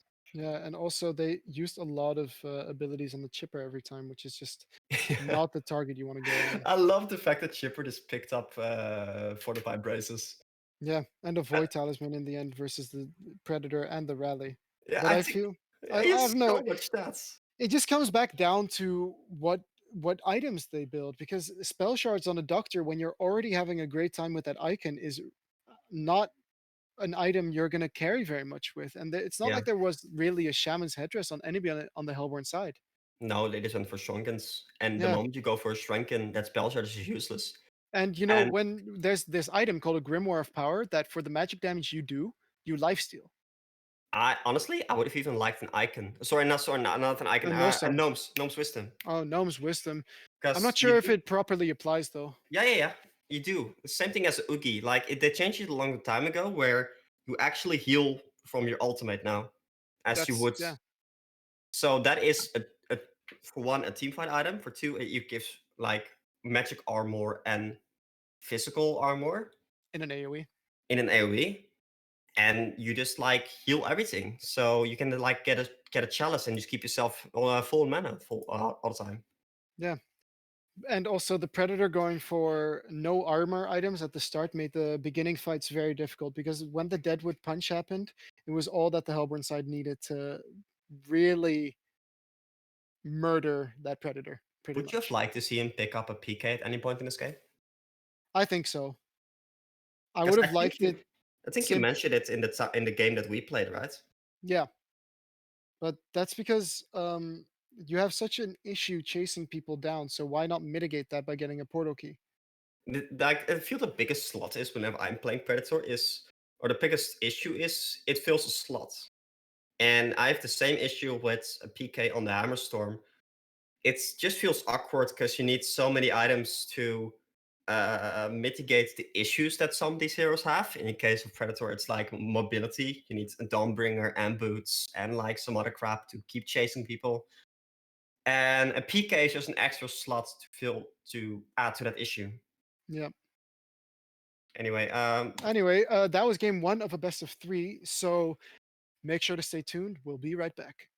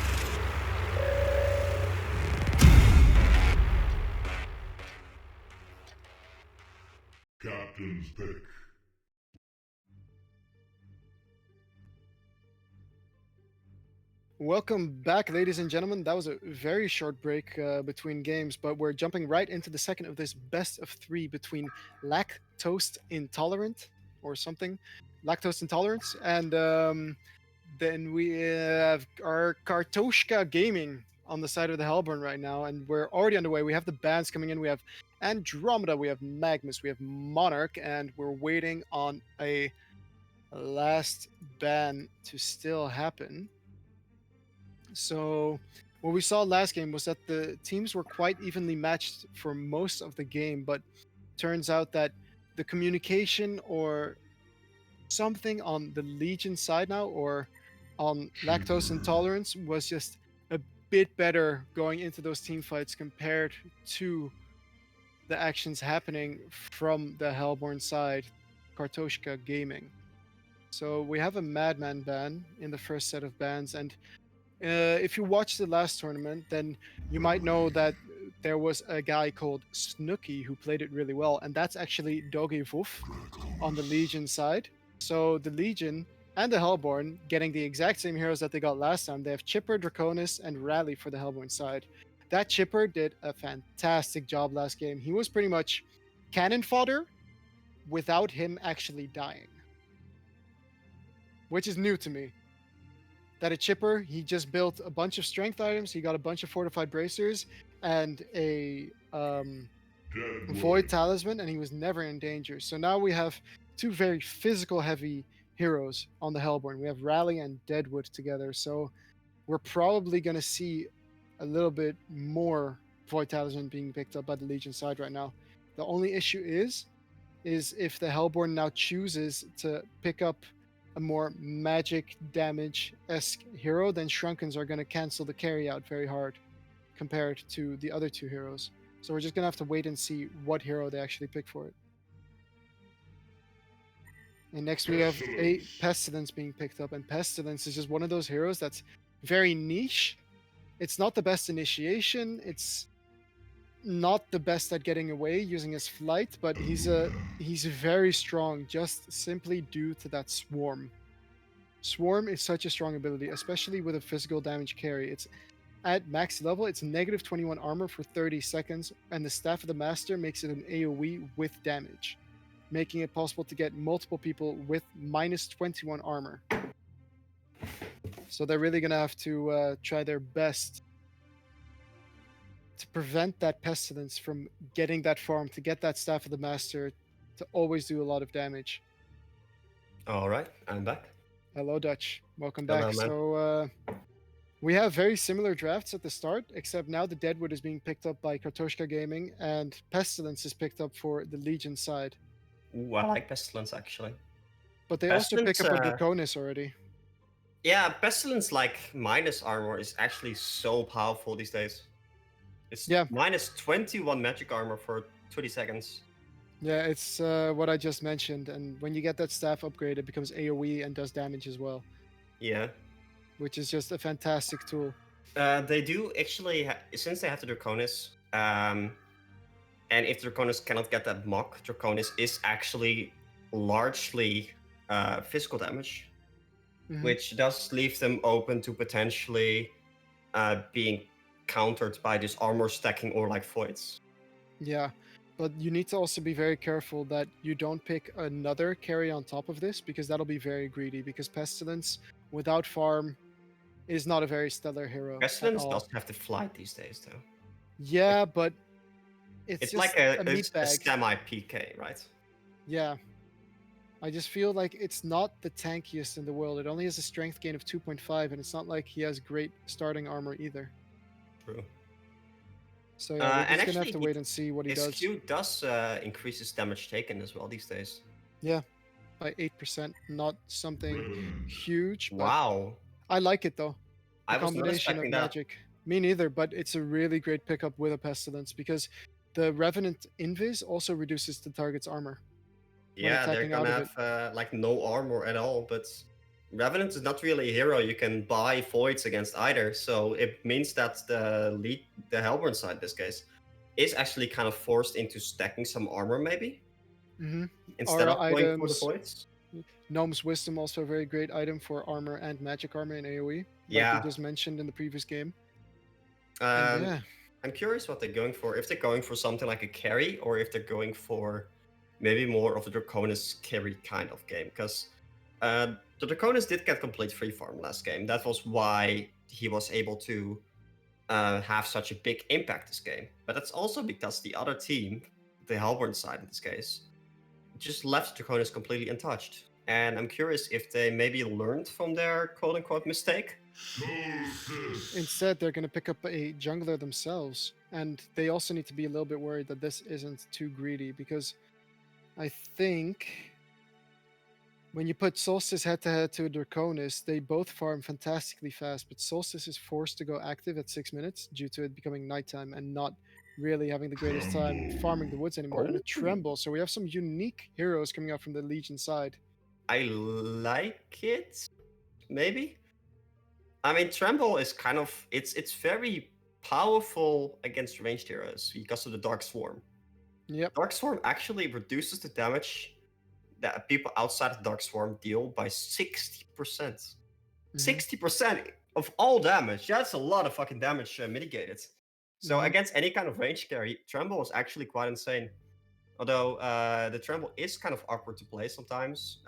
You do need a very specific item build to kind of mitigate like how squishy he is in the early game and stuff. Mhm. But I do like the hero, especially also with the Pestilence, because it's again -4 armor on the Impalers. Yeah, and the Revenant and Chipper make sure that you can't just simply Yeah. pick up a Another thing, Void. yeah, the Chipper stacking for the Draconis is actually one of the things that allowed the Draconis to get ahead so far, like last game, and that is something that the Solstice doesn't have here. But they Mhm. might actually be running Solstice lane. I know Yeah. that Mate or Hahaha actually likes to run Solstice lane because you can like farm the bottom lane and then farm the pole camp and the medium camp. Well, I'm not gonna, quit watching or quit casting when if he buys a Thunderclaw, but if he buys a Thunderclaw, I'm going to be deeply upset. You can just flame him. He can't hear us anyway. Just flame him. He'll be fine. Twitch chat can keep a secret, right? Okay, so now we have Revenant going in top. He is gonna be dual laning. It looks like he has the Somas. Oh, everyone going bottom right now to maybe ward some jungles for the Draconis. I kind of like that actually. Yeah, they should have done this last game, but instead, Yolandi places a Ward of Sight. And do they not realize that you can severely hamper a jungle hero by blocking camps? Maybe someone should tell them. I don't know. But now we have Chipper right now. I wonder what he's going to pick up. He doesn't pick up the Somas. And it is going to be a Tremble solo bottom right now. And what I've noticed from the Hellborn draft is that they don't have a hard carry. And on the Legion side, Tremble definitely carries very hard. Yeah. If given the chance. Especially with the Pestilence to back him up. Yeah. Pestilence did go for like farming items, so. And I mean, they picked up a Pebbles as well, which is another melee hero. And I know. Oh, and Chipper's actually making a shrine to Kongor. I like it. Offering himself to the great Kongor god. Duder being dude. Yeah, exactly. No, but not a single camp is being blocked. Instead, they place 2 wards aside. I wonder if they're gonna put someone on chasing duty. I really would like to see someone chasing him around. So they have a Rally Deadwood on Luna lane. Yeah. I don't know. They're tri-laning top as well with the Pestilence, but the reason I don't think a tri-lane against a Tremble works that well is because the Tremble has the mount, so he can always get XP. And Tremble can so easily port back because you have that standard mount look at this in the though, well. Solstice. He could be in some trouble. They spot him out with Ward, but they don't seem to be going for it. Or are they? Because Solstice right now putting himself in a lot of danger going there, but they don't care. But, I mean, at this point, if I was Solstice, I'd be like, okay, well, I'm against the tri-lane. This I do not enjoy. Oh, and they send Draconis middle, actually. Yeah. Okay, so good on them by not warding his camps, I guess. Did they see this somehow? Did they expect this? I guess Chipper is just going to be warding stacking a lot of camps so that Draconis can just go into the woods real quick. I mean, if But you look at do- this Pebbles though, he's in a lot of trouble. Chipper coming with the flank right now, and the Ion Sun. Stalagmites are thrown, and Chipper throws out another rocket, and Pebbles actually is in a lot of trouble. I think this is gonna be the first Yeah. blood because you have one more auto attack necessary for that kill, and there you have it. Chipper picking it up. Pebbles just like using the stalagmites there to defend himself, but Pebbles is one slow rock level 1. That is Yeah. the slowest movement speed in the game, together with, I think, Devour and Glacius. and no, also Shellshock actually. But yeah, Dracon is just flying back to base and probably picking up a TP right now and teleporting back to middle. Yeah. And that's the power of the hero in the mid lane. And it's very similar to what Tremble can do actually. Yep. But They are actually I don't understand the Pebbles pick at all from the Hellborn side. But in the bottom lane, we have them going in on the Tremble, but Tremble is just a bit too tanky, managing to survive. And Tremble can basically do the same thing here if he wants. Set a mount, port home, and port back bottom. But look at this though, we have Revenant going bottom, so they're gonna have a dual lane on their hands. But I feel like a Chipper roaming is a far more effective hero than Deadwood is. I would have actually liked the Revenant to stay top, because the Solstice is now just allowed to farm the jungle and the lane if he wants. Because Pestilence is under-leveled. Chipper Illusion Rune, by the way, one of the strongest runes on that hero. Really? I mean, Yeah, level because of 1, the even then the cooldown of the rockets is so severely lessened. I would have maybe Here, also look at liked this. it. They could just choose to dive again. Yeah. You can even like have the Illusion Rune soak up some of those tower hits if you want to dive there. Yeah. But yeah, Solstice is actually getting quite a bit here, and the Solstice can also comfortably lane against the Pestilence, because that Solar Slash actually heals so much. Yeah. That bash though from the Pestilence in top lane, making sure to 100% annoy him. bash, man. Yeah, it's always 100% bash. But yeah, Oh yeah. it's just the issue with like Revenant going bottom, because I think Tremble was doing fine. But I think they want more than fine on that hero because Luna right now in a lot of trouble. I don't understand why you don't stun there, because that's a kill on Revenant every time when the rally comes back in. Sure can. Breathe So in, mid- breathe out. Breathe in and breathe out. Come on, that was a kill, Dutch. I Here's know, but Deadwood though in the mid lane. Illusion from the Chipper, gonna tank a couple of tower hits. But here you have the Grasp actually from the Chipper. Is Stalagmite's toss actually gonna be enough? And Draconis is gonna pick up a turn kill. It does not look like in the bottom lane. We do have some things happening. We have the Compel on the Revenant power throw. There you go. That's what I was talking about. But Tremble actually man fighting with the Rally right now. But Rally is gonna have Compel up in 5 seconds. There's a stun from the Illuna slowing his attack speed. But Rally, one auto attack from Death soon. The Rocket is here, but it's gonna miss the Rally, and he's gonna compel himself into tower range. Comfortable kill for the MVP of last match, Chipper. actually Chipper Rocket did miss the rally, but it did hit the Illuna, so It was all just like efficiency. 900 IQ getting ready to set up the next kill. It was nothing of value lost. Exactly. No, but like you see, the Solstice is actually recovering so good from what would have been a completely useless Solstice. Because Yeah, but if you even can keep against the him dual down, lane though. if you can keep him down until like nighttime, and Solstice is under-leveled at that point, he can't go to the jungle. Yeah. And Revenant is top now. I still don't like the way Hellborn drafted though. They have so many melee heroes, and their main source of damage is going to be from a semi-support Deadwood, an off-lane Rally, and a Pebbles who's having difficulty in mid lane versus this range of Draconis. Look at the bottom lane though, we do have a power throw coming in on the Chipper. Chipper actually getting stunned right there along with the Tremble. Tremble's attack speed is so slow, so he's not actually able to finish the Illuna, but Rally has his Compel up in 3 seconds, and that's another Grasp ready as well from the Deadwood. So here comes the Grasp and the stun. The Grasp is going to end up missing though, so Illuna almost paying with his life, in the end paying with his life. Oh, he Draconis might get with a 2 nice kills there. tort. Yeah, but Rally. Oh, Deadwood in a lot of trouble. Is the Volcano going to finish him off? Yes, but here comes the Pebbles with a haste. There's the nice Compel though on 2, but why doesn't he toss him on the Chipper? Come on now. Haste going to be still on the Pebbles though, so he's able to chase if he wants to. He has 3 in his power supply. Summon his bottle, but look at this MVP Chipper. He's going to get another kill on the Rally, or is it going to be a dodge? He dodged the rocket once, but here comes the reheated Pebbles. He's back in. He's got a toss ready. He's going to toss him at someone, but here comes the magic buffer from Pebbles. Oh! He finishes off the Rally, and there comes the stun from the Pebbles. It's going to be enough, but here's the Deadwood now with the Tremble, but does Tremble even care? He's just going to man up on the Deadwood, and that's the fight for now. Oh my god. Duder Chipper is playing so good right now. He's missing some rocket speed. He keeps getting these kills, keep being in the right position at the right time. And I think that comes largely down to the pebbles. For some reason, not throwing the chipper on top of the Draconis there. Or the other way around. Yeah, that's Even like... you would have done that, Dutch. Even I would have done that, apparently. Like, there's a reason we don't draft pebbles from you guys. There's Yeah. a reason we don't draft pebbles from There you. is no pebbles carry in Dutch ownage land. No, exactly. Oh, Souls is going for Ghost Marches. Comments? Can I leave the cast? It's okay, man. I can finish the solo. Oh, they're going bottom. They're going bottom. Yeah, they're going bottom. They have the damage for the tremble, but Chipper here, unfortunately, missing all 3 rockets, so it's going to be a costless kill for the Hellborn side, and this is one they've needed. Well, one they've been getting, so it's good.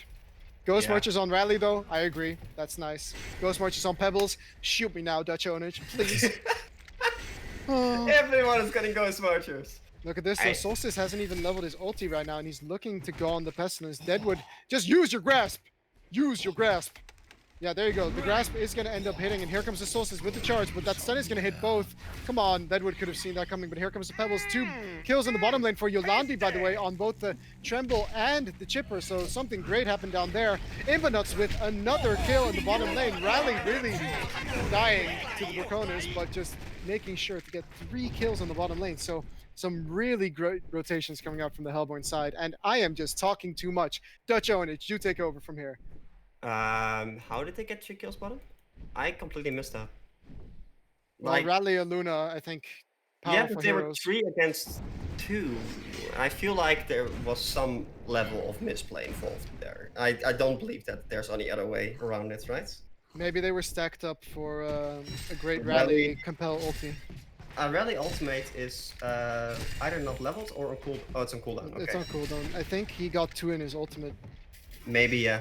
Maybe they stacked up for the Rally ultimate and actually... Here that comes might be Pebbles, it. though. Yeah, In the top yeah. lane, you have Pestilence and Solstice. Oh, he ends up missing the stun, but this guy does know how to dodge Pestilence stuns. Look at this, though. Rocket coming in. Chipper seems to be everywhere in this game, and he's just going to keep on rocketing this Pebbles, and Pestilence is almost in range, but he's going to have 5 in his power supply, so they could end up turning it. He needs to use his Rotten Grasp. Use your Rotten Grasp. Don't wait with it. Don't hesitate. Sure can. Breathe in, breathe out. Oh, they're going bottom again. Oh, they're going bottom again, so we have the Rally ulti, and he does not end up using it because I think he got stunned by the Draconis, and the Luna No, now he in a missed lot it. of trouble. He missed it. Yeah, so he the Draconis stun actually like mini stunned the Rally, so he cast his ultimate again, but it was already too late at that point and he missed it. Really unfortunate for the Hellborn side. Yeah, but also just good rotation from Draconis, being there to save his teammate. yeah, Draconis Well, already level 10 right now. He's got the Soul Trap, and it's just so much damage over time. I would with that really hero. like for the Chipper to maybe start... Oh, it's almost a dead Yeah. Pebbles. For the Chipper to start like stacking the jungle a little bit for the Yeah. Draconis. Oh, look at this, though. This Pebbles could be in trouble if he chooses to try and rocket with those 6 charges. But here comes the Deadwood.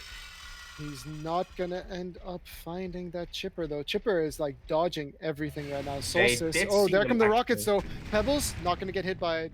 But here you have the Chipper without any mana running into the Solstice and the Deadwood, and the damage is just too much.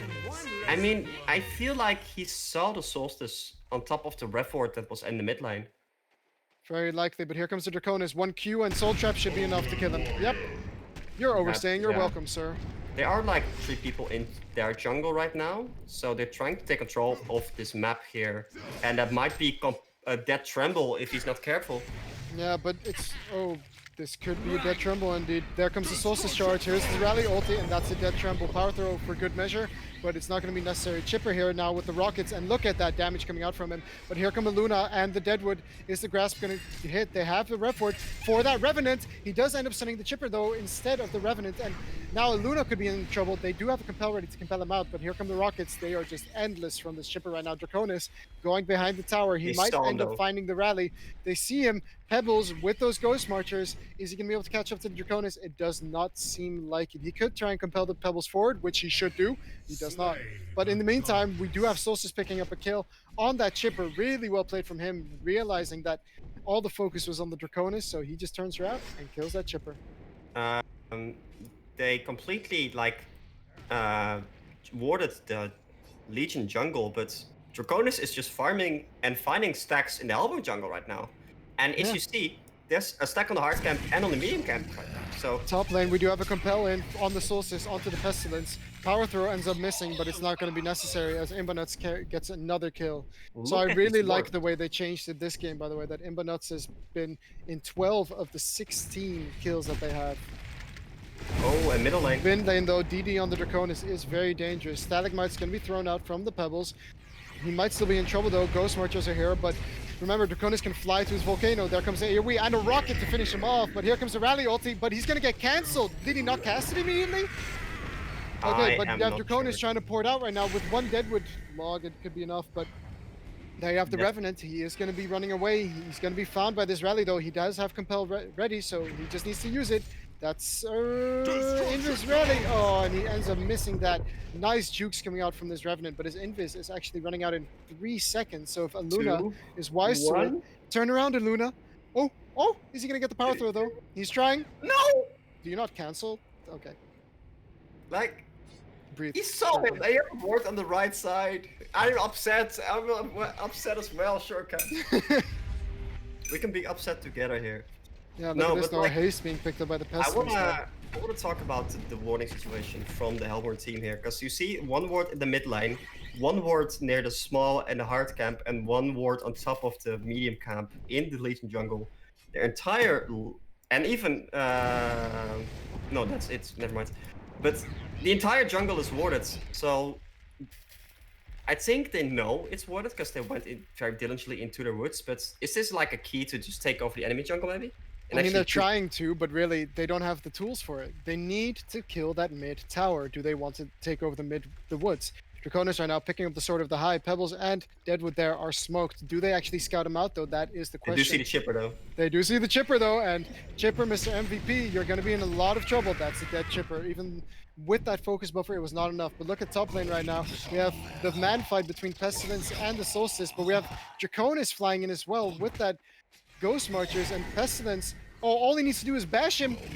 Oh, he doesn't even have to because he's gonna almost end up soloing him. Pestilence with that haste room making great use of it and ends up killing the Pestilence. So well played by him. But this does open up the opportunity for the Hellborn side to kill this mid tower, which was sorely needed.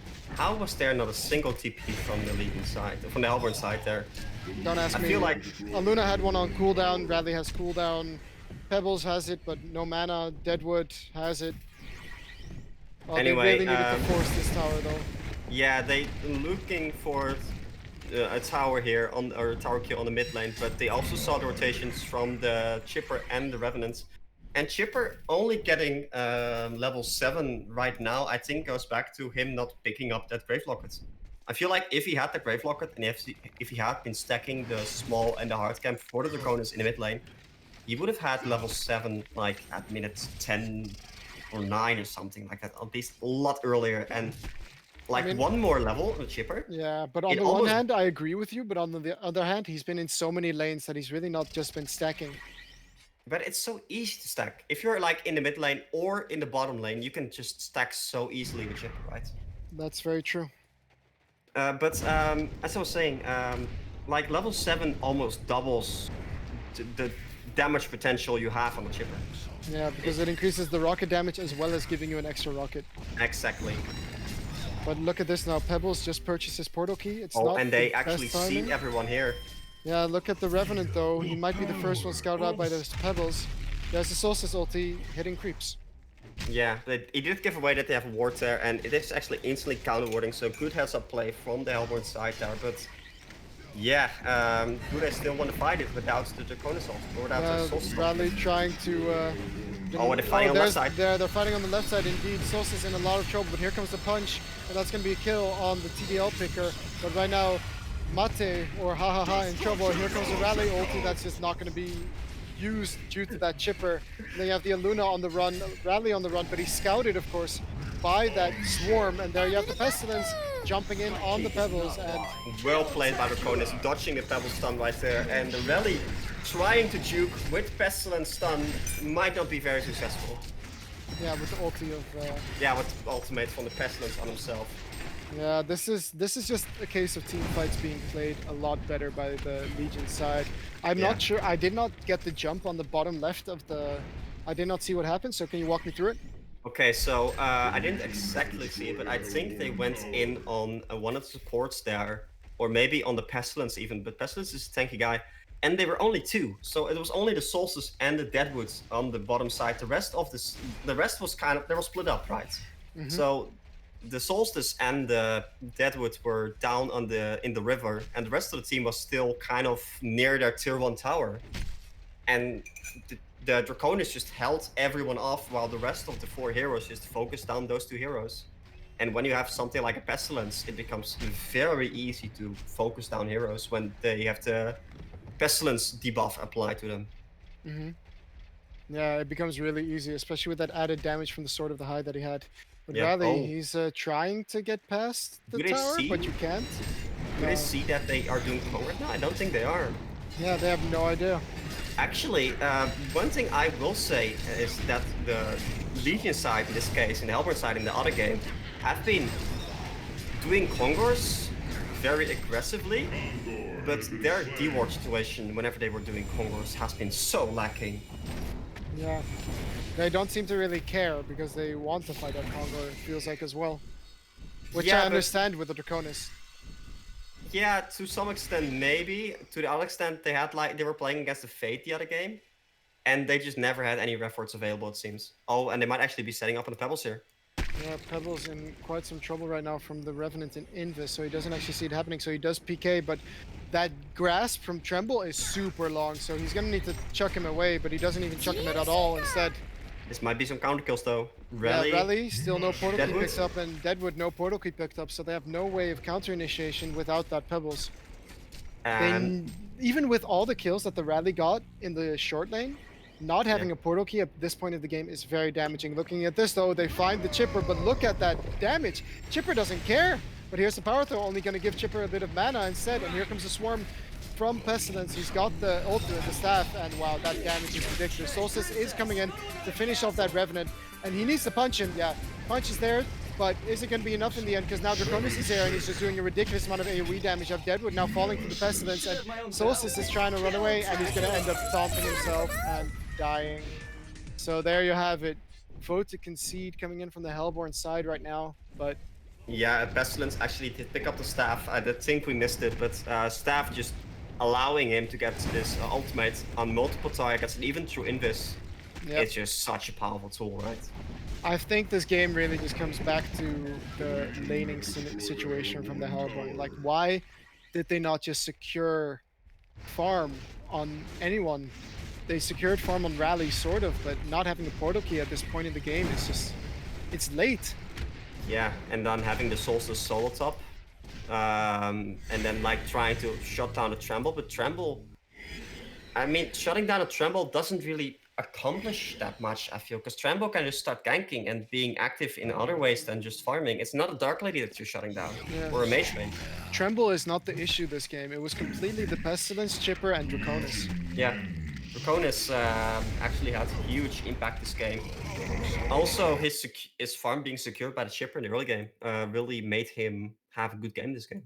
Yeah, Chipper definitely MVP from both games, making sure to be almost everywhere in that game, and it's just And it was such a strong surprisingly hero. tanky. Like both games, it was just surprisingly hard for the teams to actually kill that Blood Chipper. Was that a level 11 rally? No, right? It can't have No, been. no. Rally was level 10 when the Yeah, game. so that's where the difference comes in, because that Chipper was, I think, quite high level. Level 9, so not even. Yeah, but well played, definitely. So Dutch, looks like we're going to be facing lactose intolerance next round. Yeah, I have you actually heard? What, that we're I'm facing gonna be lactose intolerance? no. I'm gonna be drafting next game. Oh Yeah, no. I know. Like we're gonna do this thing. It's called Twitch drafts, where we let Twitch decide our drafts. So no, of course not. Soul Stealer, Shell Shock, or Riot. Probably Golden Veil, some codexes. It's gonna be pretty insane. Yeah. No. Okay, but yeah. No, Yeah. but we're gonna be playing lactose intolerance in the next game, which is gonna be soon-ish. TM. So yeah, And see you then. obviously, seeing as we're playing, we're not going to be casting the next game. So you're not going to be joined by Rap God Shorkin today for the finals. Boo. You are probably going to be joined by What You Got and Easy Full who Clan, else? Easy Full Clan. Okay, otherwise known as John. guys, to see you in the next game.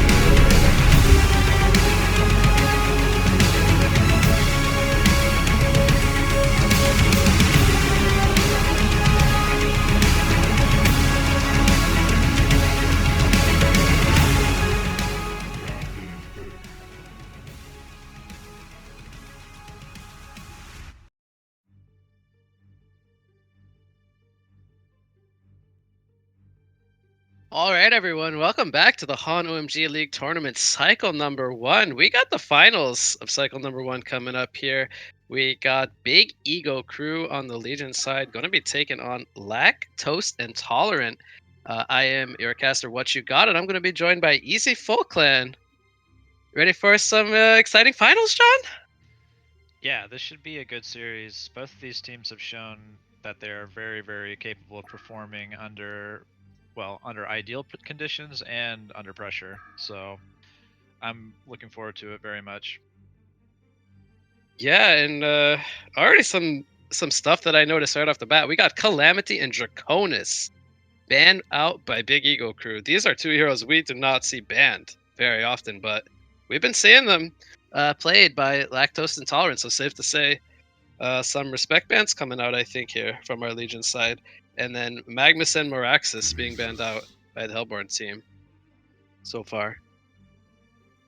Yeah, I agree. That Calamity ban especially is not one that you see every day. Neither is the Draconis. So both of those are very kind of, I don't know, to untrained eyes, unorthodox bans, but we know that they're very much targeted towards some of the players on lactose intolerant. So we are going into the picking phase after Kinesis and Riftwalker are picked. What do you think about this? Yeah, I mean, Kinesis, we've been seeing this hero banned quite a lot, so to be honest, we haven't really gotten to see him played all that much, but he is left unbanned here with those, you know, more unorthodox bans, as you called it. So freeing him up, and they take him as the first pick here on the Legion side. So we get to see some thought steals on some of the first abilities here on whatever heroes the Hellborn team decide to pick up. Yeah, we'll Um, see how they try to pick around it. I guess some potential Kinesis, some potential power gains for Kinesis are lost in the fact that Magnus is not going to be available this game. But that hero, is just, even with its default kit, it's very strong in its own right. So I think it's almost never a bad pick, honestly. Yeah, we got some pretty different picks coming out here from our Hellborn side. So they started it off with a Riftwalker. Um, this is a hero we don't see too often, but it definitely fills many different roles. It could be played either in a mid role, more of a farming style role, or more of a supportive or secondary support kind of role. So gonna be interested to see where they do put the Riftwalker. But then they follow it up with both an Armadon and a Golden Veil. So what? How does this lineup?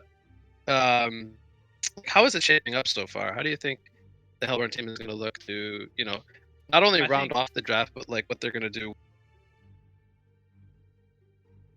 yeah, I'm kind of with you in the fact that Riftwalker is mostly as a support slash mid. I think she performs a little bit better in mid.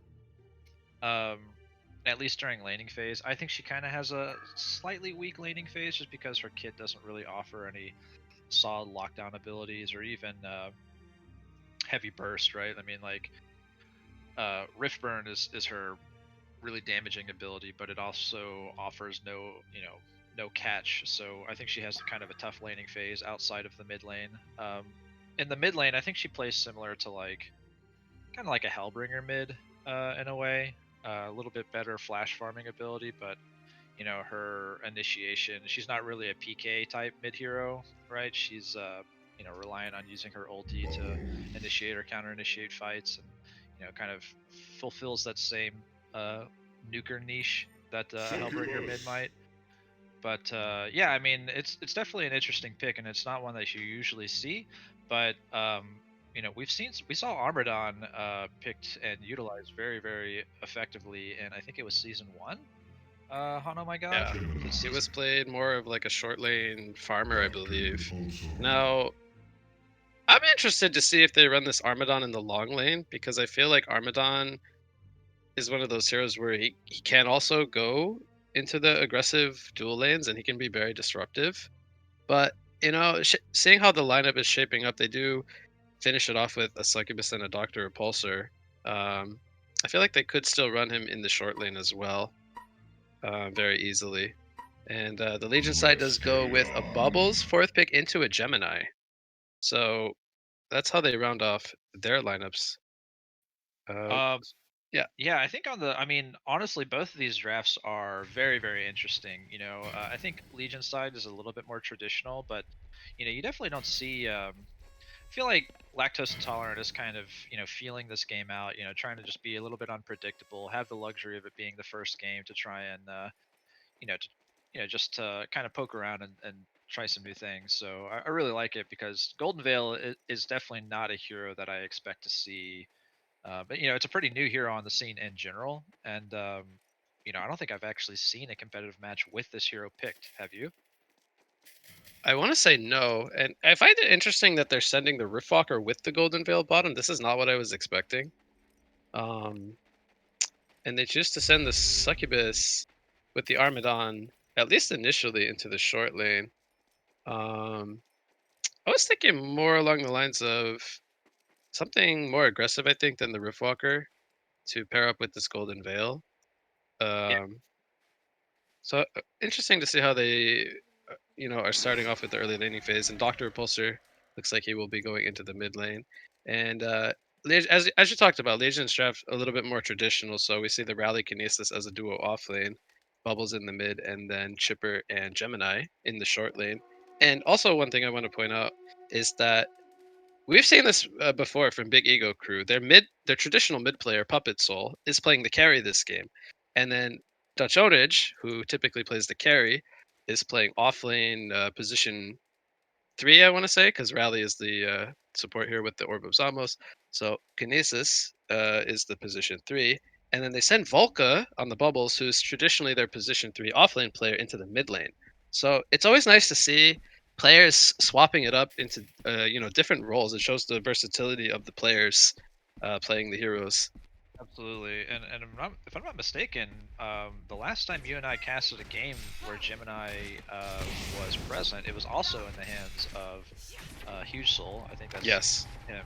He was going you by are indeed correct. X at the time, but yeah, this is another Gemini game for him that we are going to be spectating. So, and I remember him doing very, very well. So we'll see if he's able to reproduce that efficacy going into this match. Um, but yeah, I'm actually really interested to see how this Dr. Repulsor plays. This hero got some very recent buffs that were actually fantastic for the hero. He's once again able to attack while flying in the ulti. He's able to cast spells while flying in the ulti.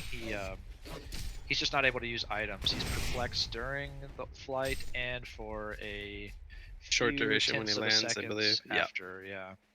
And so, yeah, it's going to be interesting to see because this hero is dealing a lot more damage up front now, and he's kind of closer to his original playstyle. Yeah, and Whenever he not was only first that, but introduced. his laning phase got significantly buffed with that auto attack reset mechanic, um, just allowing him to hold his ground a little bit better. Yeah, and Pre patch he was getting bullied quite easily by most laners, so that's changed a little bit. yeah, but he's going against the Bubbles here, and I think honestly, I think Bubbles has a pretty decent time against Doctor. Um, you know, Yeah, I agree. Doctor's long range poke is kind of tied to Electric Frenzy, which was buffed damage wise, and as you mentioned, it has the auto attack reset. But I think just in general, Bubbles has like a pretty good time against Doctor pre level 6, provided he's able to reliably land shell surfs pretty consistently. And then if Doctor steps out of position at low HP or low enough HP even once, he can definitely die to a shell surf Song of the Sea combo. So. I think this is slightly favored for Bubbles, but looks like Dr. Repulsor is definitely doing pretty well. We got a double damage here on the Golden Veil. He goes in with the, I believe it's called the Plunge, and they followed up with the Rift Burn and the Cascade events. Too much damage, and they actually get the Gemini as well as he tries to save Chipper. So a really nice start here coming out from Lactose Intolerant. They get the double tap on the short lane. Bloodlust going the way of Riftwalker, so even better as it's the core farming here. Yeah, I mean that double tap is very big, and I was actually kind of worried about this long lane for the Hellborn. It felt like kind of awkward. There's no like reliable setup stun for the perch and plunge, and But honestly, if they're able to land, a freehand perch and plunge onto somebody, I mean, Rift Burn plus the Q ability from Dagger Dance from Golden Veil is a lot of damage coming out on a particular Golden hero. Veil here. He's gonna get stunned by the tree getting eaten. So nice job from Chipper, and they get the kill onto Golden Veil. Now Riftwalker. He does have 14 battery charges. Gemini is gonna go for the stun, but it is unfortunately going to miss. Rally has also made his way down here into this bottom lane, so perhaps seeing that the short lane didn't have the best start that they were looking for, gonna look to try to help Gemini out a little bit. Mid lane, Dr. Repulsor is taken down very low, and there was no Kelfield as Bubbles was still level 5. Dr. Repulsor just simply surviving on very low health here with the help of his bottle and the battery, and he takes out Bubbles. Now he hits level 6, and that's a pretty big kill there, I would say, for Doctor. It definitely is, and actually, Doctor's doing pretty good in the laning situation, just in general, even before that kill. And if you notice, The creep farm is very well in favor. Yeah, 28 and 8 against the 17 and 1 Bubbles. 7 more denies. I mean, he had that deny count even before. Top lane, we see a dive from the Armadon and the Succubus, and they take out the Kinesis, who, he's all by himself here now due to the rotation from Rally in the bottom lane, and Hellborn picks up on that, and they dive the tower there. So nice job by them.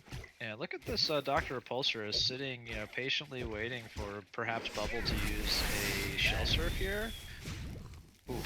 Oh, if he goes for that kill, though, Rally is in the nearby vicinity, as we can see with our caster vision.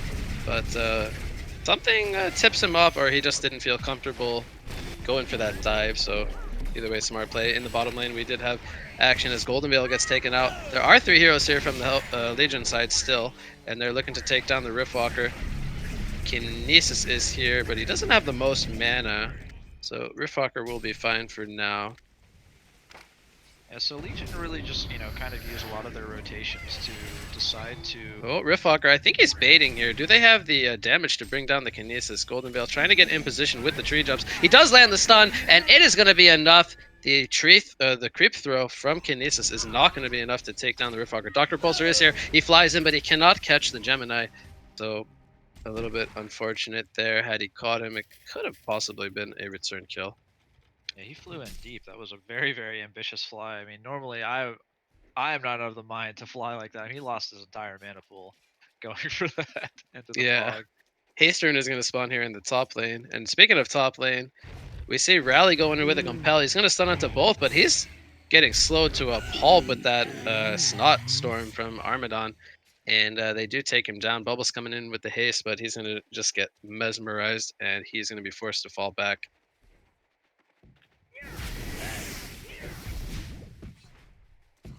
An attempt was made on the Bubbles with that haste rune, but Golden Veil is perched in the mid lane, kind of waiting around for Bubbles to... Yeah, we got about 3 more seconds here on the haste rune. Doctor trying to do a little bit of baiting, I think. Trying to get Bubbles to commit to something. Now, Kinesis is here. He's looking to try to steal a spell. Oh, a nice job by Doctor avoiding the Song of the Sea after the Kelpfield did come out. So, heads up play by him there. And they burned that cooldown. Another 90 seconds on the Kelpfield. So we've got 1,700 gold saved up on this Armadon. What do you think Armadon is looking to save here? He looks like he's not going for a Helm route because he does have a finished Iron Shield. Do you think this is just like a straight headdress, maybe? I'd like to see a Chalice picked up on him, honestly, for some mana recovery. Yeah, whenever I see large chunks of gold pulled up like this, it usually leads me to 2 options. I usually think Elk Bones or Mock. And in this situation, I don't think we'll see the Elk Bones. I think the Mock would be a more reasonable purchase. But I do agree with you with the fact that he could, spend a little bit on the Chalice. As we see bottom lane, a dive comes out onto the Gemini.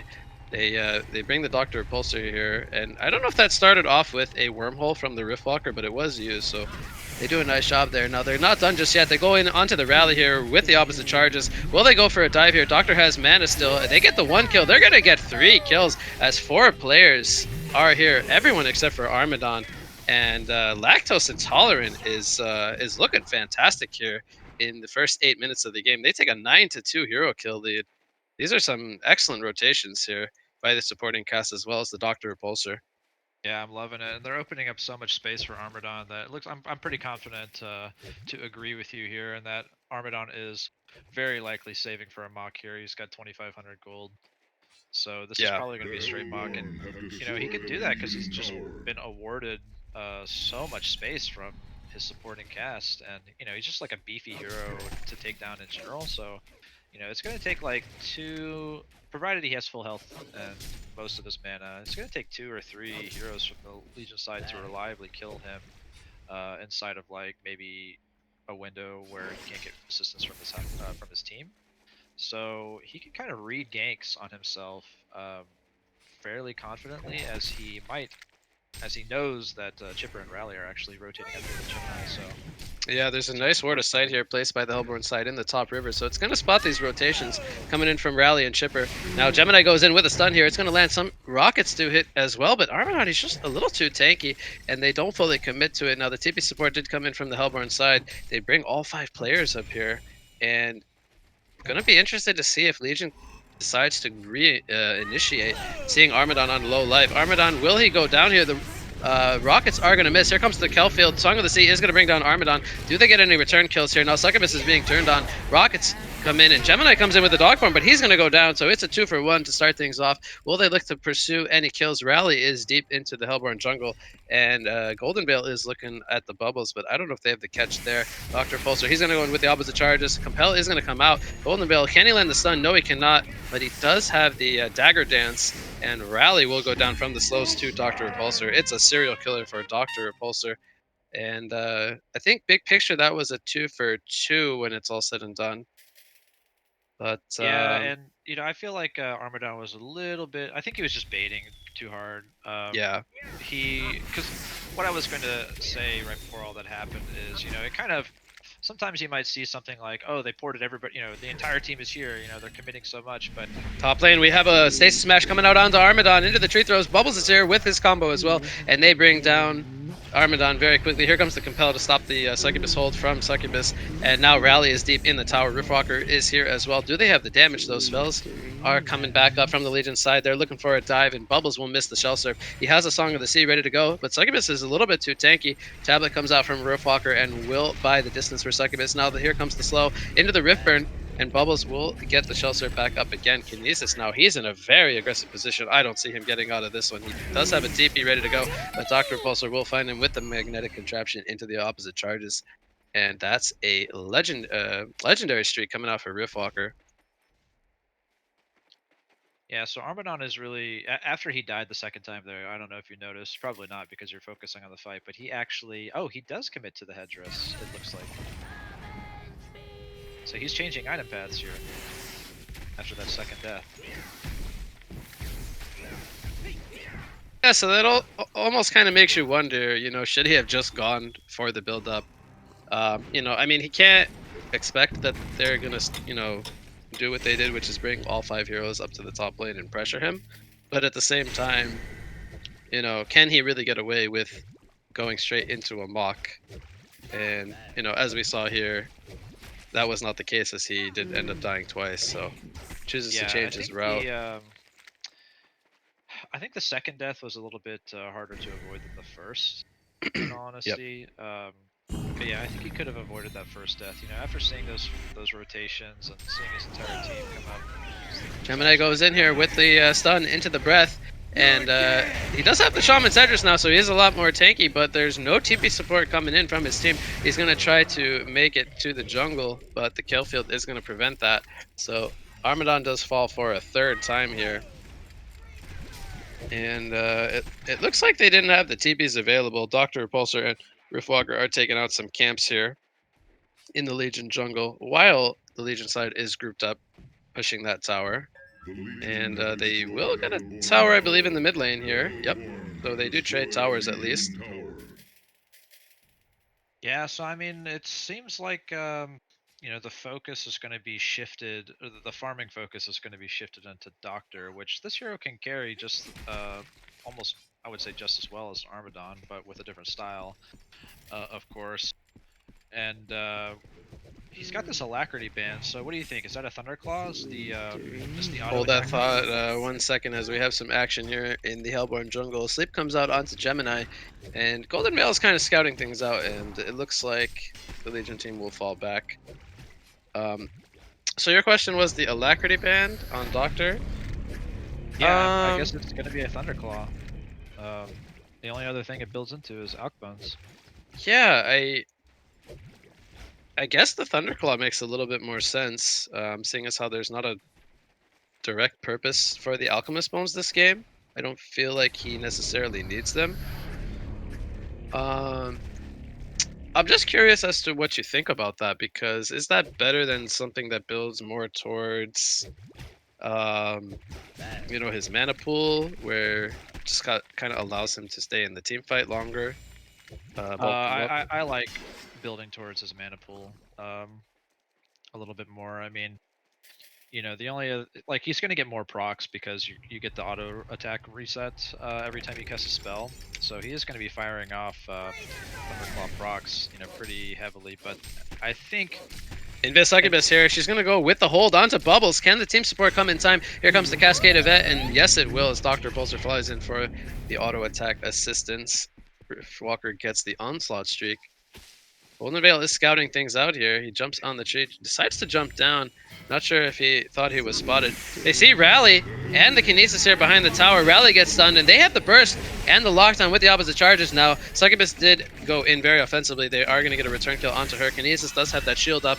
Chainsaws come out from the chipper, and that's going to force Dr. Repulsor to fly defensively. And Gemini was not here. I don't think he had a TP available. He does use the Veiled Rot, but does not have the most mana. It's going to be broken here immediately by the Golden Veil, and I don't think he's going to pursue this kill. The tree is going to be chopped right away. Do they have the damage to bring him down, actually?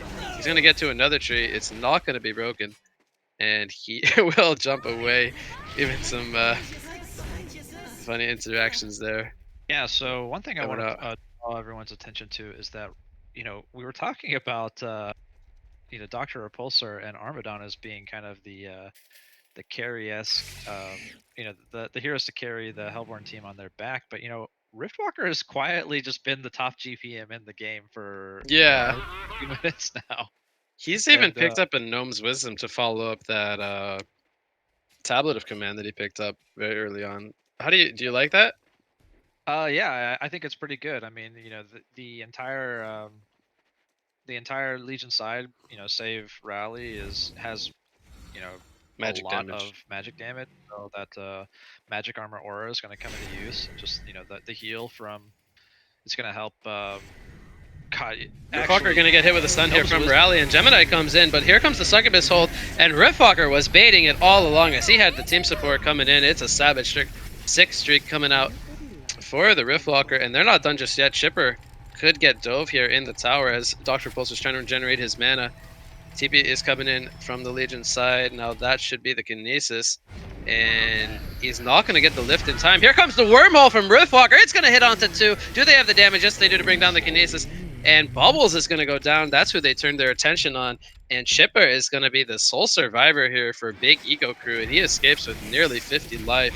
So a fantastic team fight coming out from Lactose Intolerant, as they take a 4-for-1 exchange, only getting the Riftwalker when it's all said and done.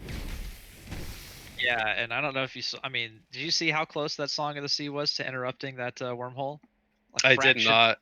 Slow, yeah, the Shell Surf hit Riftwalker, and then he ported to the Shell Surf.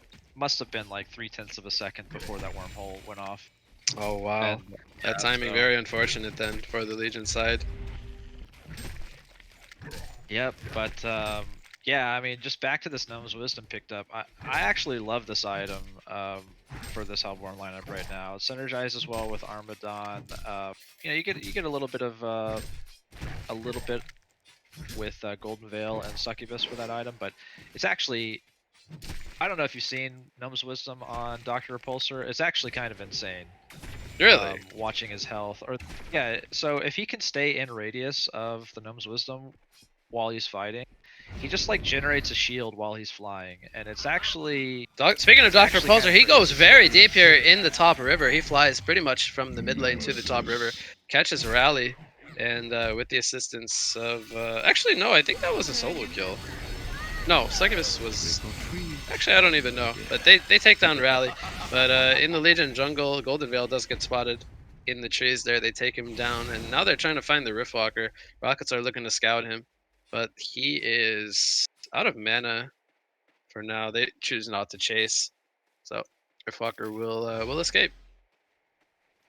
Yeah. So I mean, what we've Oh, got? here comes the Succubus hold onto Bubbles, but Chipper is going to cancel that immediately, and Gemini comes in with the combo. He does sleep himself. Actually, is that going to buy him the distance? No, he's going to be taken out as he didn't have any team support coming in. So there's just too Succubus many does there. get killed there. Kill credit goes to Gemini. We've got. I actually missed what Dr. Repulsor is bringing out to him right now. He's got his next item available to him. So, oh, he actually finishes the full Hyper Crown. So we've got a Hyper Crown Doctor this game. Yeah, I've actually never seen this. I mean, I'm so used to the traditional like Hellflower or Icon of the Goddess, Nullstone, those types of items that just naturally fit the mana pool build of Doctor. And I actually find this really interesting to see. Well, I know about a year or two ago, Thunderclaw was kind of Thunderclaw gained Right. some popularity with Doctor, but yeah, But were I you feel able like to with upgrade the Thunderclaw back then into Hyper Crown? Because I at feel the like time, the I Hyper think no. Crown change was not like around that same time. I don't I might think be so. wrong about that, but it's pretty cool But to what I see wanted to the build say here.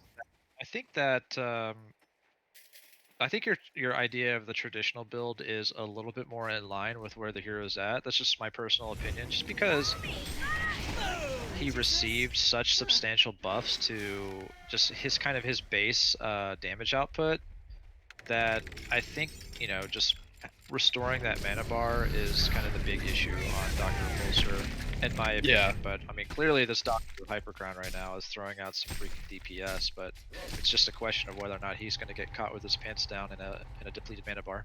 That's the only thing I I'm don't know worried if about you for him. happened to catch it, but Bubbles just picked up his portal key and he was farming the top lane. He did a nice job of PKing away from the Doctor, who was trying to find him, and he even blinked into a spot where Doctor didn't think he was able to TP out.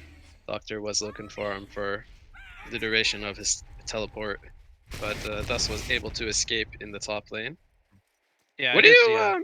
So you're an avid Gemini player, and I love talking to you about Gemini because it's a hero that you and I both really love. And what are your takes on his item build progression this game? He started with an early Astrolabe, he's built it into a Firebrand, and I believe the item build that he Puppet Soul in this particular case likes to go.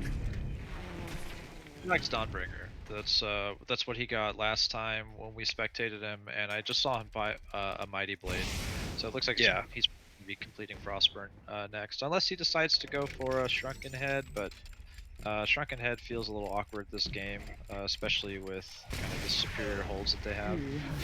Yeah, and they don't just have one. Well, hold that thought as we see a Kelfield connecting onto the Succubus. Gemini goes in with the dog form, but he's going to go right into the Rift Burn, and that's going to be a dead Gemini. Succubus will fall when it's all said and done. Wormhole is going to miss, and they're turning it onto Rally now, who is slowed very hard by the Armadon Storm. Dr. Repulsor coming in, doing lots of damage. He gets a double tap. He's looking for a hat trick. He's not going to get it, but it's a champion and newer streak coming out for Dr. Repulsor and a double tap for Riftwalker. And when it's all said and done, the only one to survive is the Bubble. So another team fight won here by Lactose Intolerant in a 4-for-1 exchange, only losing their support Succubus. Yeah, I mean that was just that started off like pretty well for Legion. I feel like with the double kelp field, especially that canceled the Succubus hold onto Gemini, but unfortunately Dr. Repulsor is just like a little bit too much of a force to be reckoned with right now. You know, he comes in and just practically deletes somebody almost instantly. You know, I think with his newfound, you know, he gets the first auto attack when he flies in, procs Hyper Crown, maybe throws another one, or cast a spell, reset, cast a spell, reset. You know, he's getting like 2 or 3 hypercrown procs like within I don't know, like a 3-second window, I feel like. And it's a lot of damage, so it's pretty rough for Legion to deal with. The thing that I find like amazing is the fact that Doctor is, you know, pre this Mighty Blade pickup, he was sitting at like near 1100 life, and the Legion team, they have a lot of catch between, you know, their heroes, lots of stuns and even crowd control between the Stasis Smash and the Silence and Kelfield from Bubbles. The fact that he's been able to, you know, play 23 minutes without dying this game is very impressive, I would say. Yeah, he's making fantastic use of his ulti, even being pretty aggressive with it at times. So Yeah, it's I'm not not. to say like he's been very passive trying to avoid dying. He's been very active. He's got 9 kills and 8 assists thus far in the game, and you know his playstyle has been very good, I would say. Yeah, I agree with you completely, especially with such a like we said, he doesn't really have any mana restoration outside of this chalice and power supply right now, and the bottle, of course. But if he goes in, he's more or less all in.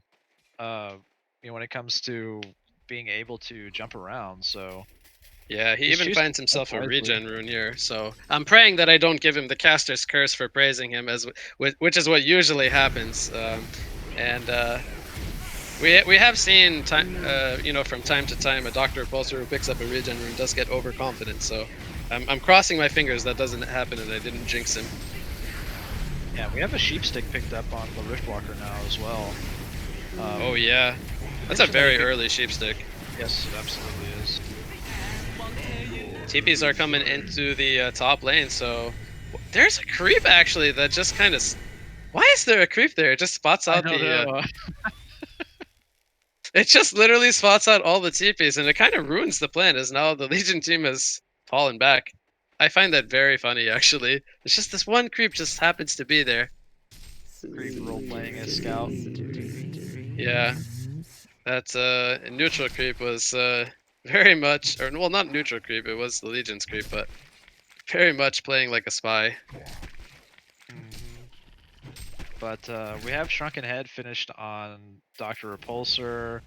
A Jade Spire finished on. He's gonna run right into Succubus. Rally here. He's gonna avoid the Compel Stun. Very nicely done, but he is gonna get hit with a Stasis Smash. And that was a very aggressive play from Doctor. So there you go, Caster's Curse. Yeah, It's a thing. It's real. I crossed my fingers. I prayed for him. It didn't work. Once I said the words, it was just the deed was done. Nothing could be, done to save him at that point. I take full responsibility. In the mid lane, we do see a Kelfield going to be avoided here by Golden Veils. Will the Hellborn team look to turn it around? Bubbles is sitting in the Riftburn. It does wear off, but he does not have the portal key available, and kill credit goes to Succubus. Now Rally is going to get caught out as well with the Compel down, and that's 2 more kills the way of the Hellborn side. So another point of interest here. Okay. Oh, that is not a finished Jade Spire on Succubus. That was a recipe. Excuse me. He's almost got gold for the life. The He Manitube, needs the Manitube, right? So 100, Yeah. 120 more gold, and he But has it. one of the things I wanted to point out to everybody that may or not have seen it yet is we have a staff Armadon in this game. So we're going to be seeing a slippin' and sliding Armadon. He just picked the up a next Sword of the game. High as well, so he just kind of changed the route of his build, like we talked about. He's still going for the Mock, it looks like, but just he got it. He's choosing to get it as his 3rd item. Yeah, I kind of like it. Especially alongside this the Staff of the Master, because if I'm not mistaken, every time you use your ulti roll on Armadon now with staff, you apply Snotstorm to everything in the radius, if I'm not mistaken. And so that coupled with a mock seems like it could be a very interesting combo. Yeah. No, you're definitely right. I'm interested to see if he's gonna choose to upgrade his stuff for the Master after he gets the Mock completed. I believe they even actually pick up a staff on Golden Veil, so they have 2 heroes with staffs. Are they gonna look to upgrade? The doctor got a staff. Actually, we see action here. Compel into the seismic slam. A nice sleep coming into the doctor from his teammate. Allows him to get his shrunken head off, and that's going to help keep him alive. They turn it on to Rally. He goes down. Succubus Hole comes out onto Gemini. Gemini cannot get his spells off. Do they have the lockdown? Yes, they do. Wormhole connects onto 3, and it's a double tap coming out for Golden Veil. It's a genocide. GG, well played is being called, and game number 1 of the finals of cycle number 1 is going to go to Lactose Intolerant over Big Ego Crew. And gotta say, that was a very solid performance coming out from our That Hellborn last team side fight was in amazing. game number 1. Yeah, I that mean, sleep on the doctor was oh very yeah, key. I saw it right was away. the Stalled the MVP initiation and play allowed right him to there. get off that shrunken head. 'Cause So I don't know if he MVP would have winner for me in died. that fight. I don't know if Yep. he would have died outright from the seismic slam, but he definitely dodged the damage from seismic slam altogether because of that sleep. That Yeah. sleep was 10 out of 10. Allowed Doctor to, like you said, you know, keep his life bar, activate the shrunken, be a threat, and then later in the fight, 3-man wormhole. Yeah. So that was The just yeah. Very great. Yeah, Big Ego Crew.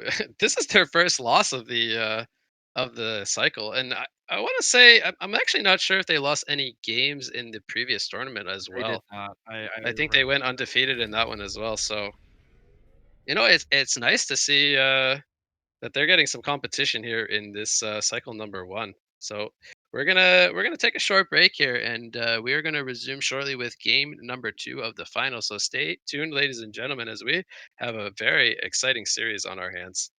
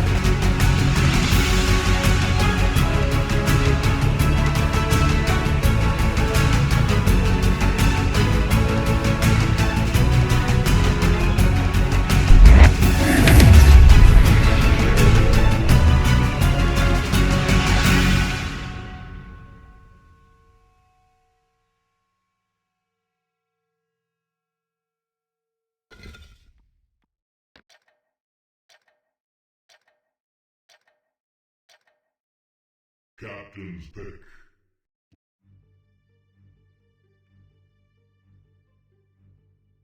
All right, everyone, welcome back to game number 2 of the Cycle 1 finals here. We have Lactose Intolerant going to be on our Legion side this time, and Big Ego Crew going to be on the Hellborn side. And I am What You Got going to be joined again by my co-caster, Easy Full Clan. Welcome back for game number 2, John. Hey, that was a great game 1. You know, it was pretty even there at the beginning, a lot of back and forth, but ultimately, Lactose Intolerant came out on top with some clutch gameplay coming out from Dr. Repulsor and especially Succubus, as we mentioned in that last fight. And yeah, I'm kind of wondering what they're going to pull out this game.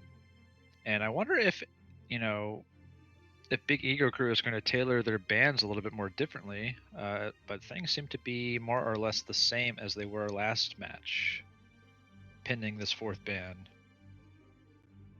Yeah, so the Big Ego Crew has one more ban to work with, but as you pointed out, they not really shied away from anything. Yep, there's the Calamity ban, which we saw in game number 1. So, gonna be interested, like you said, to see if Big Ego Crew decides to go for some kind of a different strategy. We did talk about how they switched up some of the roles in game number 1. They did put Puppet Soul onto the carry role, and Dutch Ownage was playing position 3, Volka position 2 in the mid lane. Gonna be interested to see if they go back to kind of their roots with, the original setup with Dutch on carry and vice versa with the remaining players. So we'll have to see what they do go with here. But sides have switched now, so we do have Lactose Intolerant on the Legion side. Going to be interested to see what kind of a strategy they go with, as they tend to pick these more, as we call them, unorthodox lineups. So really nothing, sticks out to me, at least just yet. We're even going to see a scrap first pick. So You know, I there's a don't. great advantage to that, though, picking unorthodox lineups, and it's just the enemy team might not be familiar with how to deal with it. They might be unfamiliar with the strengths of the lineup that you're going to draft if you're going to draft some of those underused heroes, as we see a scrap picked as the first pick, which is, I mean, let's be honest, how often do you see scrap? Actually, think scrap is one of the worst heroes in the game. I'm not going to lie to you. I don't feel like that hero is very good. So the strengths of the hero are he's a really good pusher, and he does have a strong laning phase with the boomerang and the mousetrap if you're able to land it with a setup from another teammate. But outside those things, I just personally don't like the hero myself. I don't know how you feel about the hero, but I think the main reason why the hero feels kind of underwhelming right now is because the 3rd ability, the scavenge, just kind of feels underwhelming right now. Back when it used to heal Vorax, give damage on top of healing Vorax, it was like a really powerful ability, maybe even too powerful. But yeah, it made Vorax very scary, right? Like when you Right. go group up to push towers. Now, I mean, the fact that Vorax gives considerably less gold, though it was recently buffed, if I'm not mistaken, like 1 or 2 patches ago. But it's still not 100%, which is what it used to be at. But yeah, I think really, honestly, the deal with this hero is the 3rd ability. I feel like Scavenge is very, very underwhelming. It's an ability that you keep at level 1 for the longest time. You might not even get it over stats, once you have all of your other abilities maxed. So yeah, it feels kind of weird, that ability, and I feel like that's the main issue with the hero. I don't know what your take on it is, but Yeah, I think you bring up some solid points. And so we asked ourselves, is Big Ego Crew going to go with a different strategy? They pick up the Moira, the Myrmidon, and the Cthulhu Font, and this is something we've seen them do even already today. They love these combination of heroes, and they even followed it up with something like the Hellbringer and some kind of a strength carry that goes into the jungle, like the Hammerstorm takes out the stacks, while the other 4 heroes make lots of space. So I think we're going to see some kind of similar strategy um, to the ones that they have already run earlier today. And yeah, we see the Madman and the Nomad picked up for the Legion side. But take it away.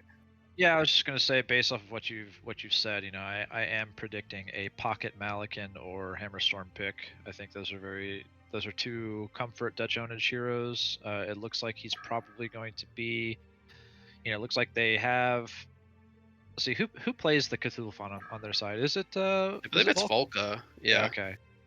Yeah, so it looks like more or less all of the heroes are where they need to be as far as who's controlling them. I believe Shorken is their Moira player and Mechex plays their Myrmidon, so really they Vice just need to versa. get a mid hero for. Oh, did they switch those Yeah. around sometime? Yeah, they're swapped. Yeah. Sharkan's the Myrmidon player. But this kind of, I mean, taking it back to the Legion side, the Nomad and the Madman picks together are, what can I Interesting. say? It feels awkward. Yeah, interesting, and I kind of it feels awkward to me.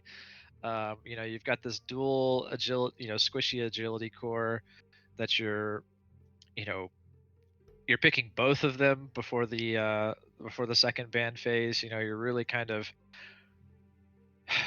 kind of projecting exactly, who, like, what your farm hero is going to be, who your mid hero is potentially going to be. Maybe not, because now there's a Zephyr picked. I don't know what to make of this. What do you make of this, Wig? Well, I see a lot of like carries.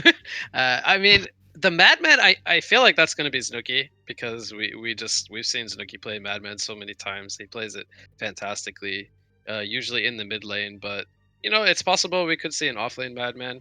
I think it's more likely we'll see him in one of those two roles, seeing as how I think Nomad would be better suited in the short lane, just to guarantee that he gets some kind of farm going for him. However, if they do that, there's a Cthulhu farm picked up with a Myrmidon, and that's a very scary combination for, like you pointed out, a squishy agility hero that just dies very naturally to lots of AoE damage and burst very early on in the laning phase.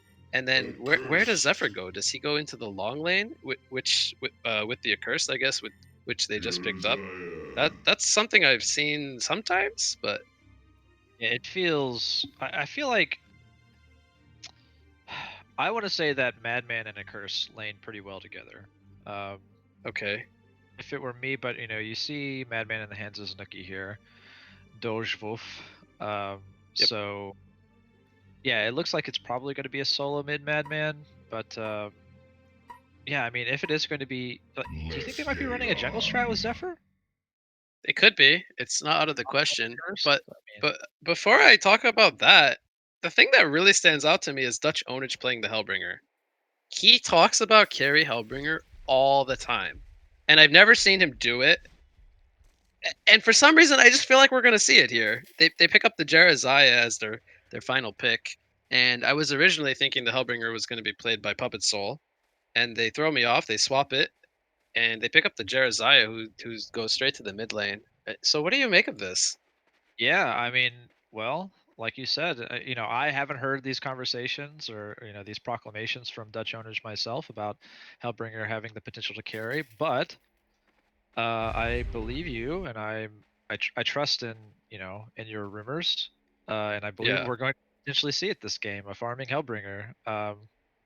So it seems like it could be a thing. I'm not really sure what the item path looks like if we're going to be seeing a carry Hellbringer, but you know we've kind of got an unorthodox draft from Legion side with this triple agi core, and so Big Giga Yeah. Crew, they have the luxury, not, excuse me, Lactose Intolerant has the luxury of being up a game to try out something a little bit different. Um, but yeah, I mean, throwing in your cards to a going all in with a carry Hellbringer when you're down a game it seems very risque, ambitious. Yeah, I mean they got to be pretty confident that this is going to work for them to run this going down, being down a game as you pointed out. And we're kind of thrown off here, but they go with the Accursed and the Zephyr in the short lane. So perhaps expecting that man up dual lane from the Myrmidon and the Cthulhu Font. Now, as we can see, they are starting with the tri lane in the short lane from the Hellborn side here with the Moira and the Myrmidon up here. So Scrap and Nomad could be in a lot of trouble as the supports are making their way over. Here comes the two-man Magikarp into the Shards of Harkon stun. It's not going to connect, though. Scrap does a good job of buying himself the distance from that Moira Shards of Harkon. And helping her levels up the Demonic Wave, so nothing too unordinary there. Another two-man Magikarp comes in. But the Mirage Strike is going to avoid that Shards of Harkon. They're even turning it around onto Myrmidon. Do they have the damage here with the Creep Wave? They're looking to turn it onto Moira now. So another two-man Magikarp. Scrap, he gets hit with the Demonic Wave. The Boomerang is going to slow the follow-up just in time. And look at how low everyone is. I know. John, Myrmidon. I can't get over it. Everyone is just so close to dying, but yet so far. And so, and it looks like they're not going to be able to pressure, so the Demonic Wave is going to miss there. So Nomad and Scrap are going to be able to get the XP on their tower. But yeah, there's three double fishies that came out. Yeah, I mean, he did an excellent job of lining those up. They just didn't have the damage to bring anyone down. Boomerang, or Zoomerang as it's called, going to slow them. But here comes Myrmidon. Shards of Harkon is applied to Nomad. He does not have a Mirage Strike, and this could be the Bloodlust kill. He is going to go down. Scrap is trying to get a return kill, but he's not going to be able to get it as he didn't have enough damage, and Double Tap comes out for Shuriken here on the Myrmidon. So that's that's the start that the Big Ego crew was looking for. Yes, absolutely. Now that they seem to have full control of that top lane, it looks like Carry Hellbringer is going to have an even better start. Isn't Scrap supposed to be picking up these morsels? Only if he has. Only if he has them leveled up, right? So level 1, it doesn't actually give the bonus experience. He needs to be level 2. Here comes the Magikarp. It's going to stun, and he does have level 2, so here comes the Wheatfield following up the Shards of Harkon. So Scrap, he does get caught out of position there, and he does go down, so this kill going the way of Hellbringer. Yeah, but I wonder if Scrap is going to. This looks like he's going to walk up here, so Nomad's going to get a nice chunk of XP. Looks like he's going to get near to level 4, about a quarter of the way to level 4. So he goes for the second point into the Mirage Strike. When does he look to invest any points into the Sandstorm? Does Probably he level 4, or does he skip it completely, do you think? Till later on. Okay. I'm actually not 100% sure of the mechanics of this ability. If Sandstorm is able to... I actually saw him use...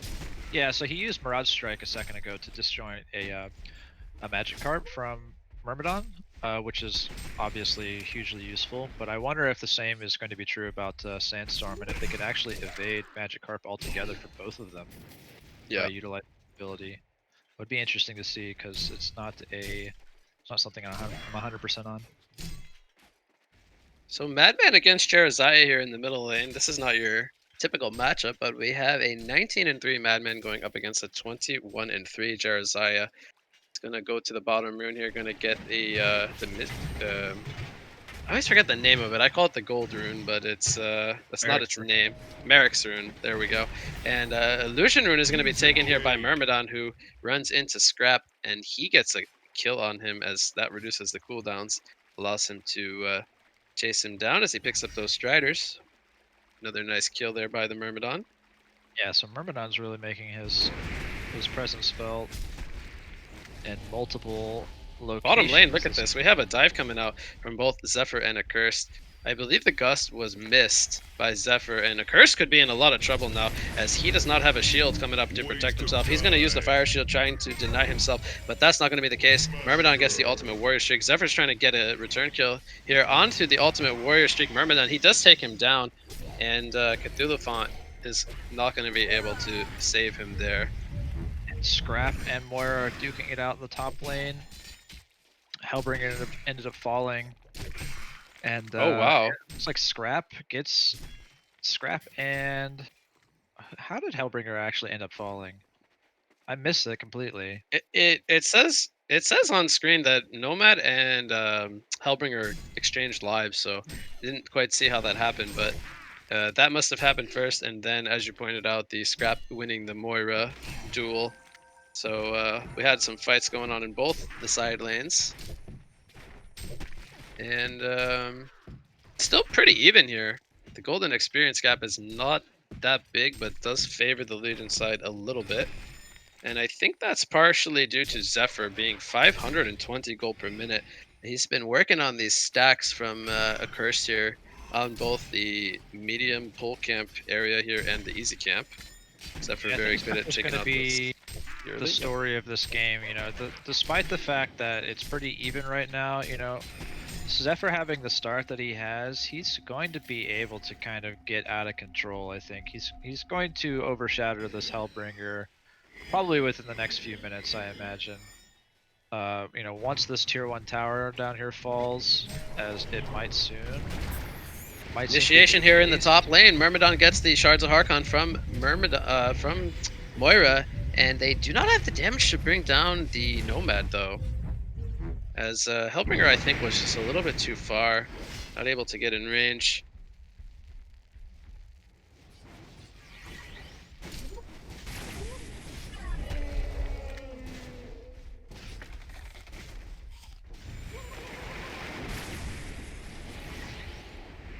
Myrmidon making his way into the mid lane here. He places an aggressive ward of sight.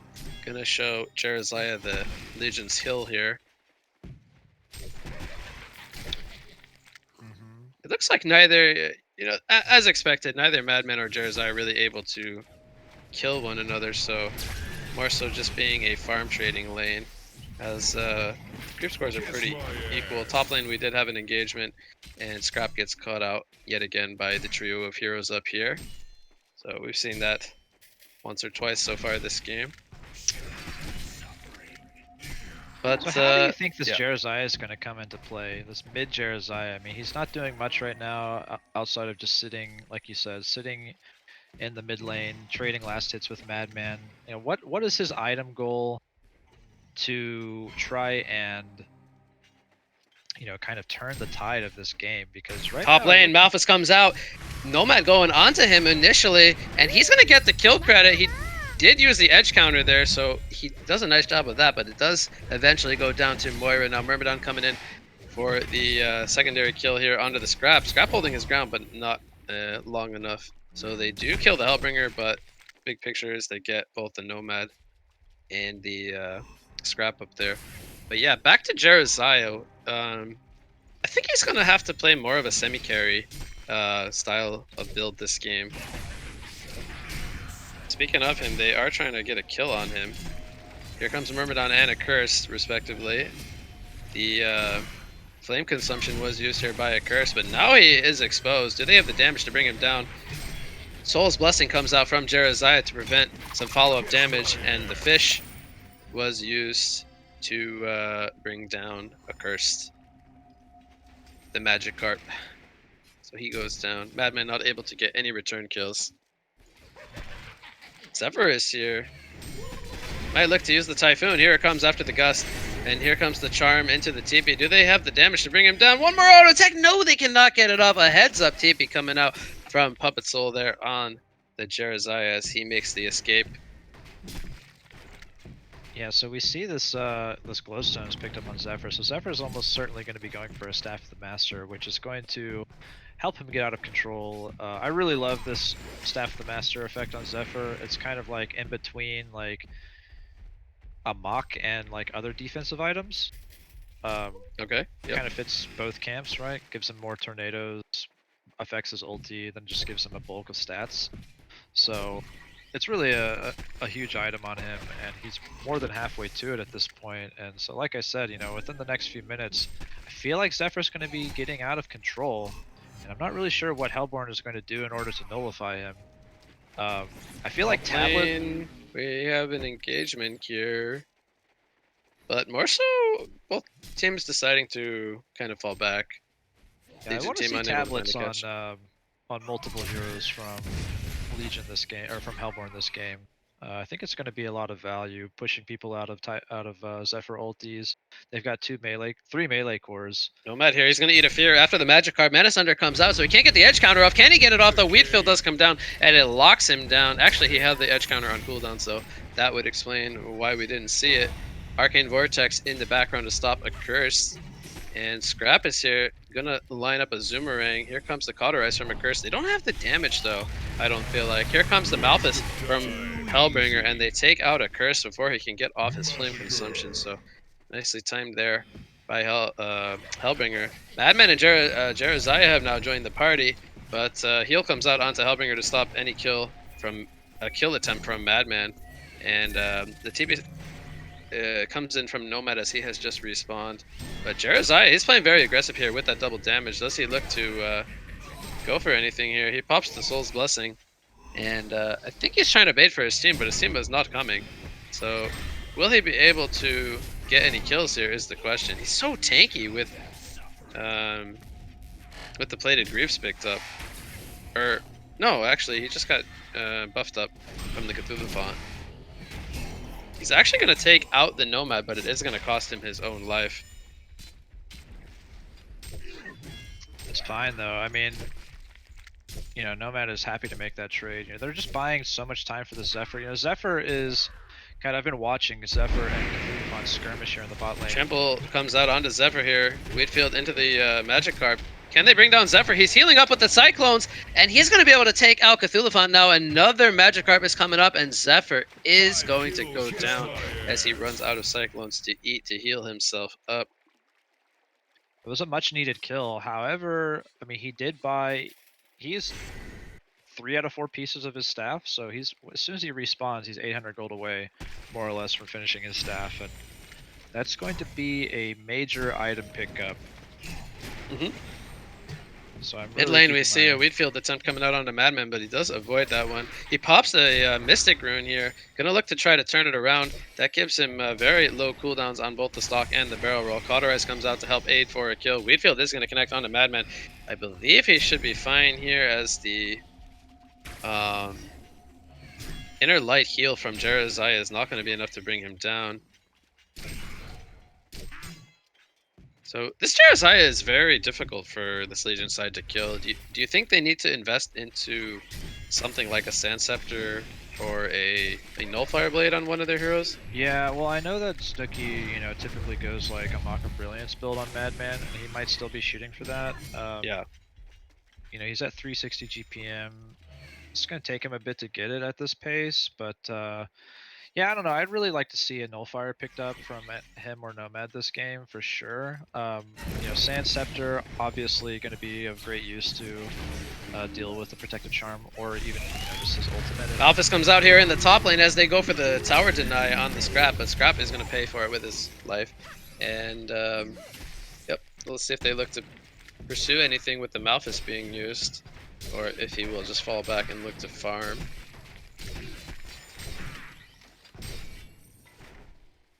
But yeah, they could perhaps look to grab a Sand Scepter on either the Accursed or the Scrap. Yes, absolutely. I mean, I think that Sand Scepter is going to have, you know, multiple uses this game outside of just the Protective Charm. You know, you can remove Mana Sunder, remove the Hellbringer dot, just stuff like that. You know, it's, you know, Purge has, you know, you get it for like a main usage, like dispelling. Speaking of the Protective Charm, it is down here. Soul's Blessing is used by Jeraziah. Now Madman and Accursed are looking to dive here. Moira spawns the Ephemeral Forge, but it's not going to be in time to use that Arcane Vortex to save him. In the bottom lane, Zephyr, he's very tanky, and Myrmidon and Cthulhu Font are putting some pressure on him here. He does complete the Staff of the Master, and he's actually going to get turned on here as he puts the Typhoon out, so there was no team support. It is coming in now. The Typhoon is still boxing them out from running away. Accursed, not the most threatening, but Scrap is coming in. Meanwhile, we see Madman dying to Hellbringer in the Hellborn jungle. That was with the help of this Moira. came out of, excuse me for talking over you, but this Go ahead. actually came out of nowhere. I mean, Hellbringer has a Thunderclaw. Did you see this before I mentioned it? I did not. Yeah, so this Thunderclaw kind of came out of nowhere. Yeah, and he also has the Plated Greaves, so it might have been his Plated Greaves that I spoke of earlier. But yeah, continue. But yeah, so okay, this is the carry Hellbringer route that he might be, you know, boasting about. You know, whenever I think of Carry Hellbringer, I think of like really old Life Void Hellbringer with Mock of Brilliance. But you know, Mock of Brilliance a little bit too ambitious to pull up 3,400 gold this game. The curse gets caught out here in the Legion jungle. Nice job from both Myrmidon and Moira. And they're not done just yet. Teamfight brewing here in the Legion jungle. Trample comes out onto Madman, and he gets bursted down with the Inner Light heal on top of it. Soul's Blessing is applied. Zephyr is trying to get some return kills here with the help of Scrap. Hellbringer has joined the party now. Malphus is up again, and here comes the Weedfield and the Limestone with the trample from Cthulhu Font. And Big Ego Crew is looking really solid here in this team fight. They're going for the complete genocide here. Scrap trying to make the escape, but I don't think he's getting out of this one. Weedfield connects, and it's a double tap from Myrmidon. So they take a 22-8 hero kill lead. And yep, just I think that was 5 for nothing, if I'm not mistaken.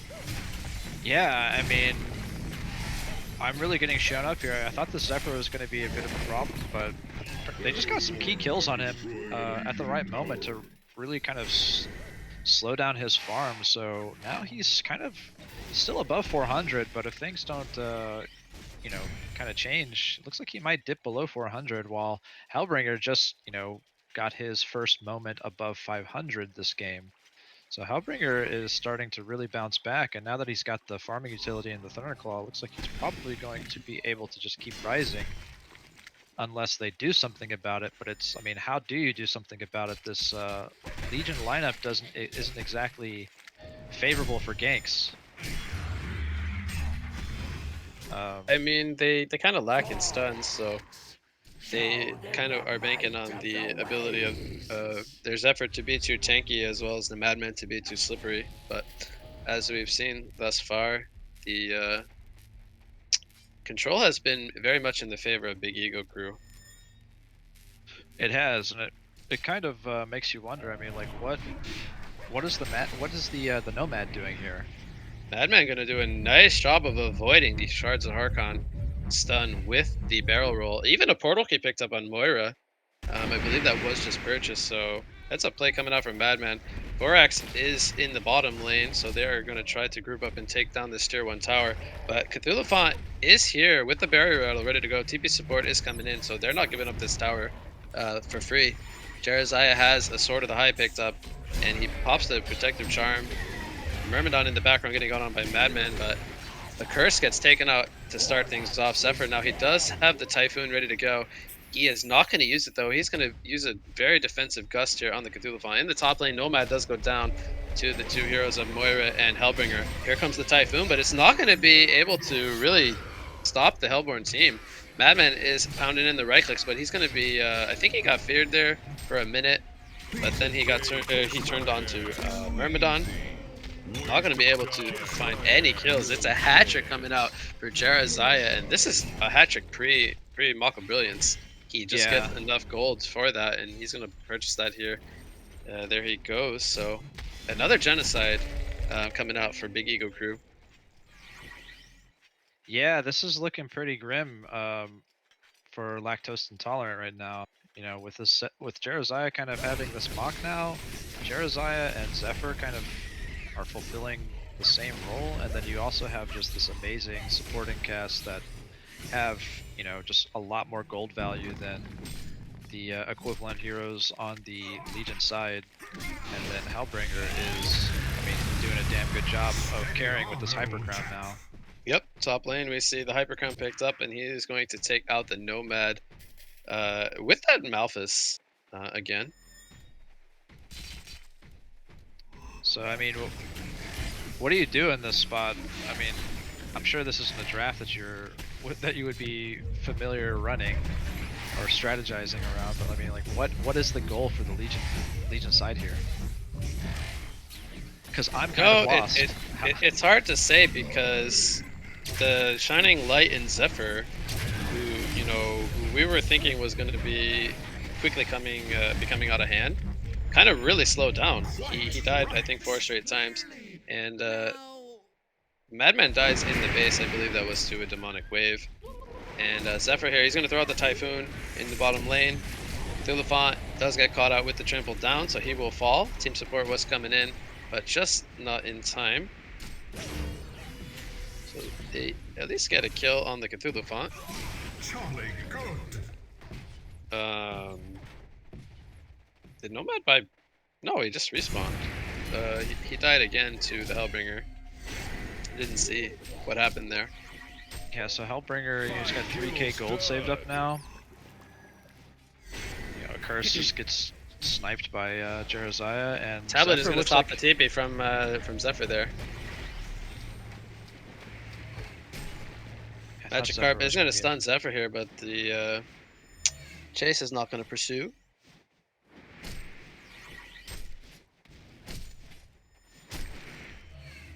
I believe there was a Spell Sunder picked up by Hellbringer, if I saw that correctly. Yep, there it is. So, some more magical damage. Myrmidon does go down here to start things off. Madman gets kill credit for that. Jeruziah is getting very low. He pops the Soul's Blessing. They're looking to turn it around onto the Zephyr, but the Protective Charm is not there, so that will not save him from the magic damage coming out from both Madman and the Zephyr. And Arcane Vortex, nicely placed there from Moira, going to stop the pursuit from Madman and Nomad, and he should be fine. Unless Madman has something to say about that. But here comes Hellbringer. He does have a Malphus ready to go. Will he look to use it? He doesn't. I'm surprised. I guess they don't have the reveal, so a little bit unsure where he went. Edge counter is going to be missed here by Nomad. He does avoid the demonic weight, or the fear, but Hellbringer, so far, I'm doing so much damage here. 570 gold per minute. He drops the Malphus for the kill onto Scrap. Madman and Cthulhuphon are going at it. Madman with a double damage rune, but Cthulhuphon, he is still a little bit too tanky as Madman is not dealing the most damage. Champion and Newer Street comes out as Nomad goes down in the bottom lane to Hellbringer. Myrmidon gets the Shards of Harkon. He waveforms in, but the flame consumption is popped. Here comes a two-man stun. Actually, Madman avoids it, so only a single stun. But there's a two-man stun from the Wheatfield. Trample comes in. Can Cthulhuphon find the kill onto a Curse here? Jeruziah is leading the way. Going to try to slow him down. Hellbringer comes from the flank and fears him. Bloodbath Streak coming out for the Hellbringer. And they're going to turn their attention now on the tower with the Malphus in the bottom lane. So Zephyr picks up a Mighty Blade. Is this going to be, I guess, a Shrunken Head? That's what I was thinking it was going to be. I mean, there's quite a bit of magical damage and stuns to avoid there with a Shrunken Head. But yeah, I mean, I think the only head scratcher in this game is the Madman pick. Or not, excuse me, not the Madman pick, the Nomad pick. Nomad pick? Yeah, the opposite to Madman. Nomad. There's yeah, I mean, I just don't know a lot of what. bads. Yeah. Wheatfield is going to follow up the trample stun there. Scrap. It's still pretty squishy, so he goes down to the combination of spells. Tower will go down. You know, I just think that if this was like any other hero that that could, you know, be position 3, like man, I don't even know. Just quite literally. We'll just say Rally, because we've Rally seen Rally a lot this tournament. Yeah, so, yeah, you know, just Rally or Glad or shoot, like even Pharaoh or Electrician, just like anything, right? Like, I mean, Electrician obviously would have fantastic use going against Jeruziah, but you know, then I just feel like the Nomad pick was so weird. Yeah, I'm with you on that one. Actually, looking to double check if that was even banned. I don't think the Electrician. Oh, he was banned in the. Actually, he was banned out by the Legion side. First ban in the second stage of bans. So they banned it themselves. Yeah. Madman gets taken out here in the bot lane to both the Myrmidon and the Cthulhu Font. But Nomad was also, if I can just mention one last, Madman, excuse me, Nomad and Madman were both picked in the first wave of picks, so you know, the second ban phase hadn't came through yet. But either way, it's in the game now. Shrunken Head was finished here on Zephyr, so we'll see if they look to take the fight with that picked up. Yes, but I mean, like, even if even if they have this shrunken head on Zephyr, right? Like they just don't have the tools to Wasted keep them next to Jerizaiah. Zephyr. Okay, he's gonna force a Shrunken into a 2B. I'm not sure if the Shrunken was necessary there, but I think he just wasn't aware of how close his teammates were. yeah. But you know, this with the shrunken head pickup, you know, you're basically saying, okay, like you need to like we want you to fight our Zephyr, but all of Zephyr's damage comes from a curse. Curse is gonna get stunned here. Yeah, he uses the flame consumption, so doesn't have that available after the stun, and he will go Give down. up already. Yeah, if I could just finish my thought. All of Zephyr's damage depends on basically him being next to you, right? Or at least you sitting in the Typhoon, but like there's just no reliable way to keep them on Zephyr, right? To keep Zephyr near them. Like they just are lacking all kinds of disables. And I mean, have they Gonna go down more or here less in resigned at this the point? top lane for Big Ego Crew. As I believe Hellbringer just purchased a Frostburn. He has the Firebrand picked up. Actually, he might have sold that. I'm not too sure. Maybe he's expecting to complete the full Dawnbringer or something or other. Moira is going to go in here with the Mana Sunder onto Nomad. Not going to get followed up. I predict Geos. Nope. Oh no, okay. He There's the rebuys Frost. the Icebrand again, so he sends it out.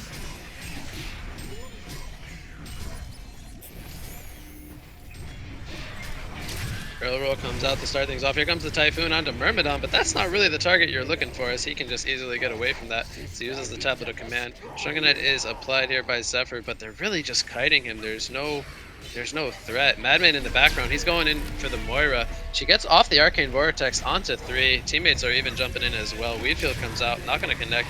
Nomad goes in with the edge counter. It's going to miss, unfortunately. He uses the Mirage Strike. Will they have the damage to bring him down? In the background, Scrap does fall. Nomad gets chased down eventually. He will fall. Zephyr is still holding his ground, but he's not dealing the most damage. He's not getting any kills, as they are just too tanky. Moira goes down. It's a bloodbath streak coming out for Hellbringer.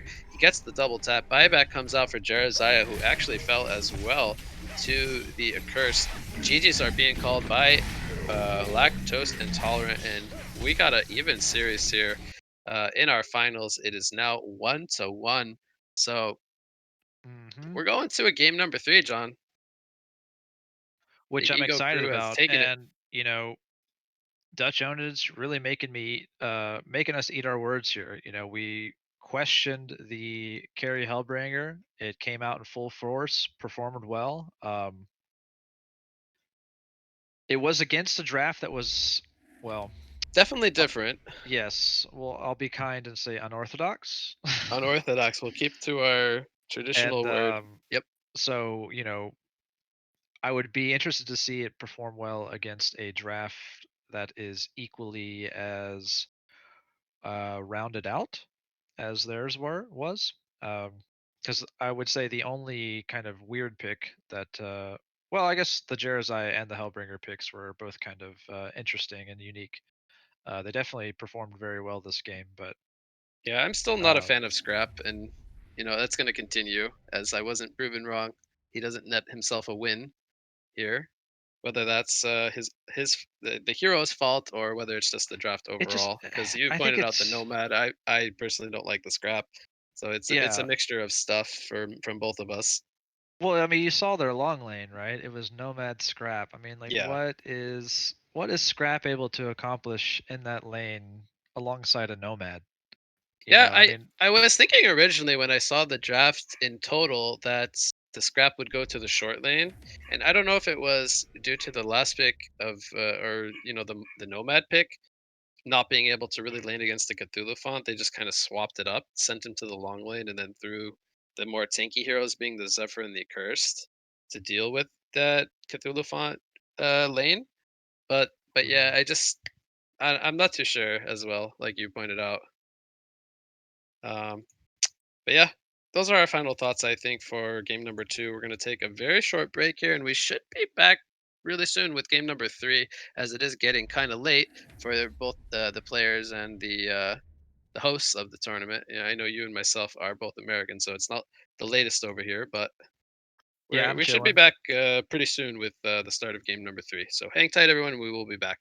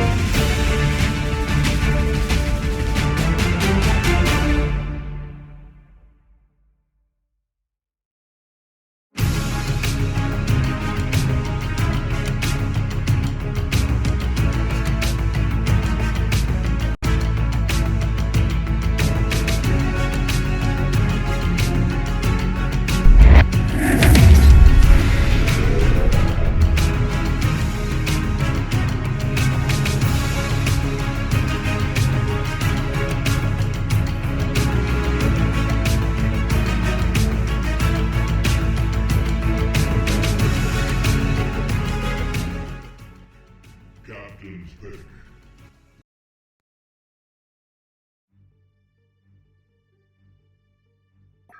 All right, we are back here with game number 3. This is the finals of cycle number 1 here. I am What You Got, and I am going to be joined again by my co-caster Easy Full Clan. Game number 3, John. The winner of this takes cycle number 1. So, quick answer: who's gonna win? We're gonna win because we get to see this awesome Han match. John, that's not the answer I wanted. But that's the answer I have received. So we just have to stay tuned and watch and see who wins cycle number 1, I guess. We have Big Ego Crew now on the Legion side as they have switched sides, and Lactose Intolerant will be on the Hellborn side. So bans are underway: Draconis, Magnus, Calamity, and Moira. The only different one I see is the Moira. They had it last 2 games, I think, on the side of Big Ego Crew, so they're not going to get their hands on the Moira in game number 3, and that means I'm drawing a blank on which hero was left open. I believe it was the Meraxes. Yeah. So, what are we going to see here in game number 3, John? Well, I hope we see a Meraxes pick. I hope that Big Ego Crew says, "Look, this is why you banned this hero." Right. You know, but you know, sometimes those types of things don't come to fruition. So, yeah, but I'm not really sure. I think that we're going to see Han Tour lineups from both sides. I think that you know, Lactose Intolerant kind of made a misstep, a miscalculation with some of their draft last match, and you know, I kind of harped on the Nomad pick as being kind of a head scratcher. So I think that we're going to see a really, really solid draft from both teams this match. This is the decider after all. There are no more matches, so both teams must go into full try-hard mode.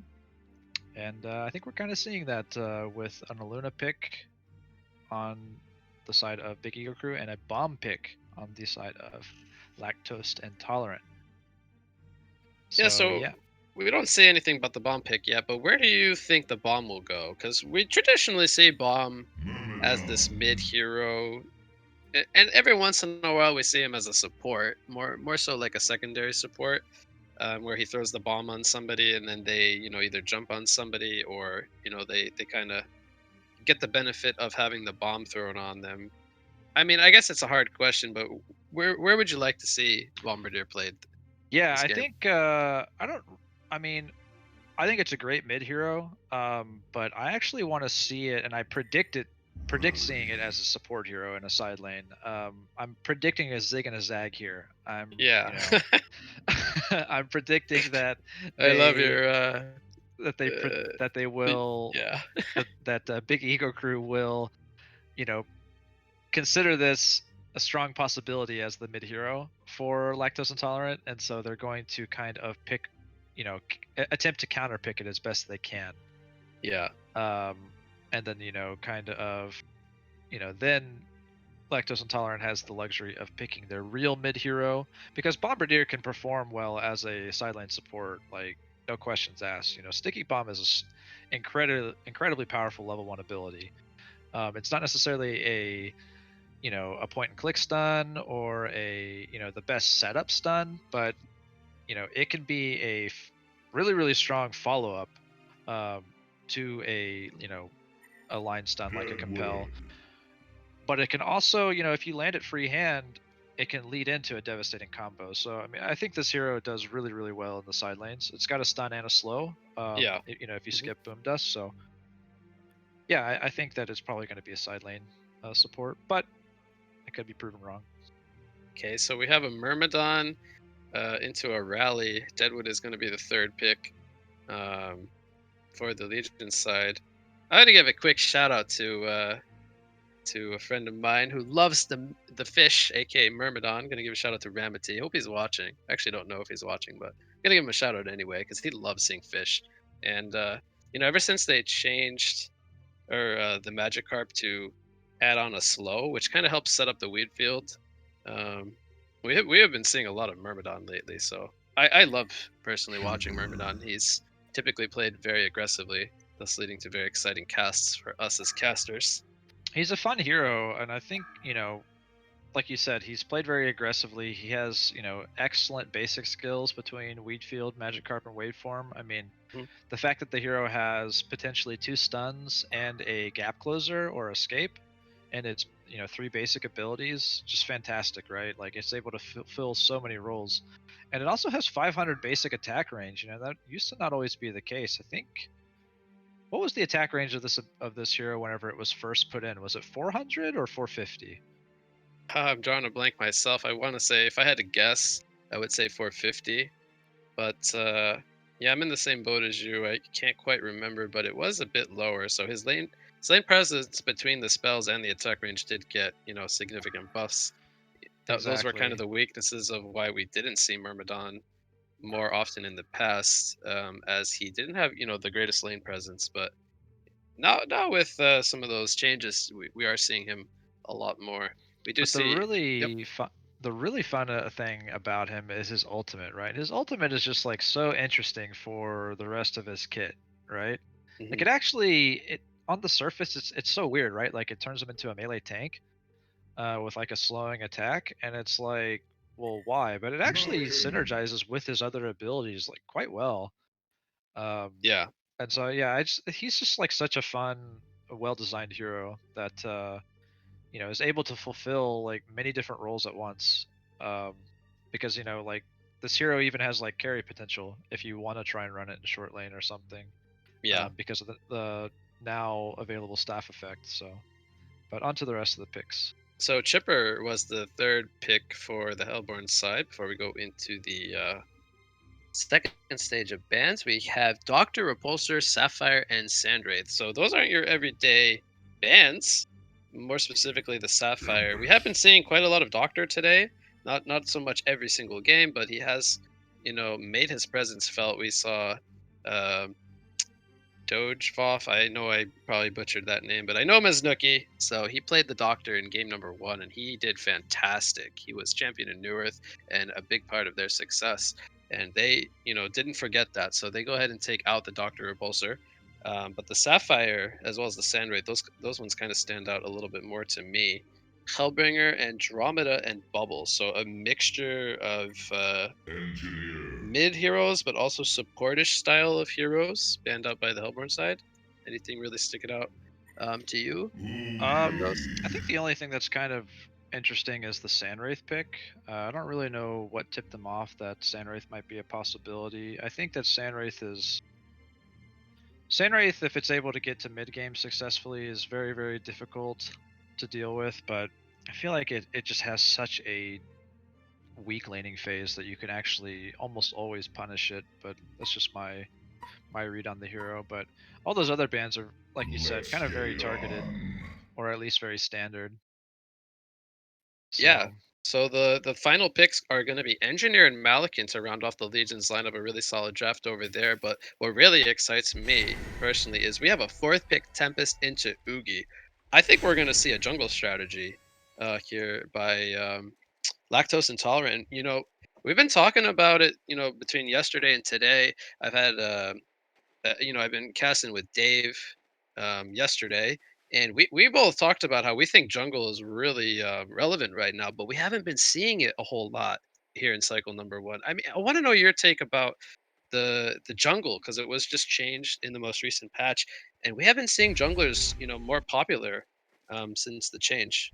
I think that jungles are, as you say, very relevant now. Might even be better than a tri lane slash 2-1-2 meta, because you know it was changed in such a way that it favors most junglers for faster farming speeds early on. Hmm. Um, and then also, the off lane was kind of changed in a advantageous way for the offlaner, right? Like Yeah. the medium camp that's closer to the lane is a little bit easier for them to pull now.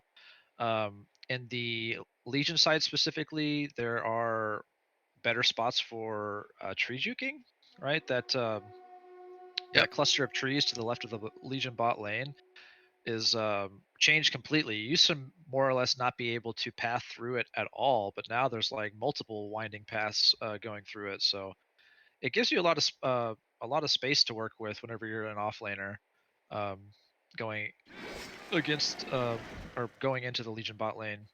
Speaking of offlaners, not to cut you off there, but we see Rally doing a nice job. I believe he even TP'd down here. He was not spotted by any of the Legion players. Now he's gonna run right into Aluna and Myrmidon, so he has to be careful here. He uses the compel. He actually gets hit by the stun from the Magikarp, so a little bit of a oops there. But he is going to try to do the body pulling of the creep wave. So whether or not the Legion team is going to be able to capitalize here with a kill, or not is the question. He is taking very heavy pressure. Myrmidon has another Magikarp coming up in 2 more seconds, and I don't think Rally's getting out of this one. He gets the compel off, and that might buy him the distance actually. But Yes, it is, but he's not going to be but able he's to not going to farm be the able to wave. farm. Yeah, exactly. They're going to continue to pursue this, and they know what he wants to do, and they're not going to allow him to get it for free. So he will get the experience, but the last hits is what he would have also liked. Yep, he gets none of them, I believe. So a little unfortunate, but they did commit 2 supports chasing him for a full minute here. So, And now we see the Deadwood taking some heat from Chipper. So it's Deadwood and Rally both middle physical lane, damage. Bombardier gets hit with a flank from the Aluna and the Myrmidon. He gets caught out of position and he will go down. That's going to be the bloodless kill. It goes to the credit of Shortcan on the Myrmidon. So he bought something, and could be boots or something similar. Yep. You were saying Deadwood up in Oh the yeah, top I was lane. just saying, Deadwood and Rally both fulfilling very, very similar roles this game, right? They're both physical damage burst heroes, and they're both offlaning for both teams. So. Yep. Rally is probably going to end up falling a bot lane again, as he does.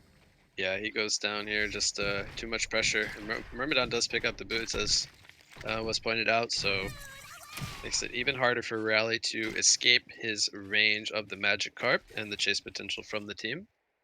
Yeah, and I wanted to comment on the bloodlust that happened to Bombardier mid. It was just really good usage of the positioning of Myrmidon and Aluna. They Haste turn chased here from Rally. Myrmidon. Are they going to look to do anything? It doesn't look like it. Bomb's just going to shake it off. But yeah, they chased this Rally all the way to tier 2 top tower, tier 2 bot tower, and went ahead and used that position of being behind enemy lines to just show up and surprise Bombardier, who didn't have a word to show the rotation towards him. So yeah, that was just really heads up, nice play. Yeah, so we're gonna have to keep an eye on Tempest here, because the jungling does excite us quite a bit. He's almost level 5 here. It's 3 minutes in. He's working on this medium camp here. He picks up a chalice. What items do we, or what do you expect or wish to see Tempest look to go for this game? Because we haven't seen jungle in quite a while. Well, he looks like he's going an Astro route with Chalice Astro, which I like. I don't think you really need, especially because the mana cost on the elementals was reduced significantly from 180 to 150. So a 30 mana per cast is very significant, as you're probably going to summon your elementals well over a dozen times in the while you're jungling. The really cooldown, I think, was also decreased by 5 seconds, and the elementals actually have a duration of 35. So you can actually spawn new elementals off the old existing ones before they despawn, which is a nice quality of life change. As we see a kill here in the mid lane on the Bombardier. Engineer actually gets hit with a 3-second stun from the sticky bomb. The creeps are doing lots of damage, but just going to be not enough, as they take him down to about 20 life there. As the catapult does hit him. Myrmidon going to put some pressure here on the Tempest. He does not have the boots picked up, so he does have to be careful. He does have the team support actually coming in from Chipper, so they might look to bait and turn it around. He has the Elemental Void ready to go. He has a Chalice if he can get the mana for the whole. He might not even need it. The auto attack is going to be too much for Myrmidon, even with the Striders picked up. So a little overconfidence there from Myrmidon. That's a nice focus buffer on the Tempest there that came out from Chipper. Yeah. Just keeping his HP where it needs to be so he can continue farming. I definitely agree with you there. So Bombardier, yeah, he's in trouble again here in the middle lane of Luna this time coming in. Now we have a Veiled Rotted Myrmidon. He's gonna line up the weed field with the help of the Magikarp, and Bombardier is really struggling to get anything really going. And you know, that's definitely credit to the early roam coming up from both the Aluna and the Myrmidon. Yeah, absolutely. And I mean, just the fact that they picked an NG mid on top of that just supplements that roam style so well because, you know, one setup stun means that you get the more or less get the ideal keg, which, you know, moves the hero out of position. Here comes initiation here from the Hellborn side. They're looking to turn it around on the Legion. Myrmidon is in a very offensive position, basically saying, if you guys are going to kill anyone, you're going to kill me, but it's going to take you some time. And he's going to bait them all to the, you know, the middle of the two towers here, while the rest of his teammates fall back. But they do get the kill there. Who got the kill credit? Actually, Tempest did. He's now level 7. Before the 6-minute mark, so he's doing pretty well, I would say. 101, 350 gold per minute. Yeah, no, he's absolutely doing well, especially the fact that he was kind of roamed on for a second there. This hard camp will get him pretty close to level 8, I think. But yeah, I'm kind of curious what items he's planning on going. You know, he has enough gold for the Astro if he wanted to finish it. And actually, He ranks the steam boots, yeah. Yeah, I got the answer there. In the river here, we have an engagement going on to Rally. Hasted Engineer is going to find him after the compel. Kegstun into the energy field on the Tempest. Do they have the damage? A focus buffer is really stalling that energy field damage, so nice job from Chipper to prevent any follow-up damage on the Tempest. But Engineer just a little too slippery with that haste rune. He gets on out of there. So they get the kill onto Rally, and then Hellborn, unfortunately, unable to get a return kill. 5-2 hero kill lead for Big Ego Crew. Experience lead is in favor of Hellborn with the jungler, but the gold lead is in favor of the Legion side here. Malakin leading the way with 420 gold per minute, and not too shortly after, followed up by Engineer with 350. But Yeah, but no doubt Oogie, that's Yep. comes from the kill difference. we didn't sure. talk too much about Oogie yet, but he's sitting at 360. Picks up the plated greaves. What do we want to see coming forward from Oogie here? Well, he gets the Ring of the Teacher, so I'm predicting he's probably going to be going for the Gnome's Wisdom straight up. You know, it's just such a great item. Wonderful mix of physical and magic damage reduction, as well as fantastic synergy with the Tarkwake.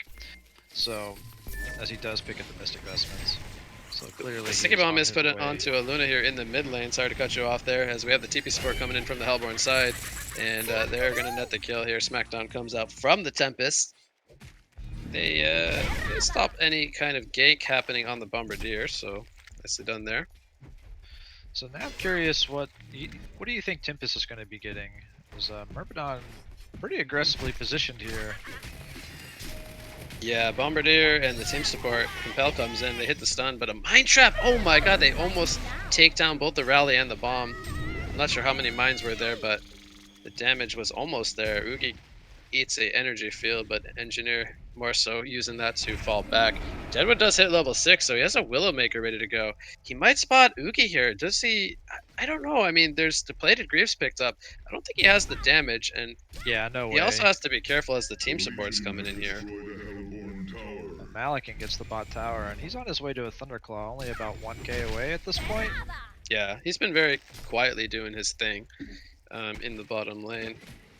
He maxes out the sword throw. He puts 1 point in the Hellborn Seal. I think this is a pretty common build that he goes for here.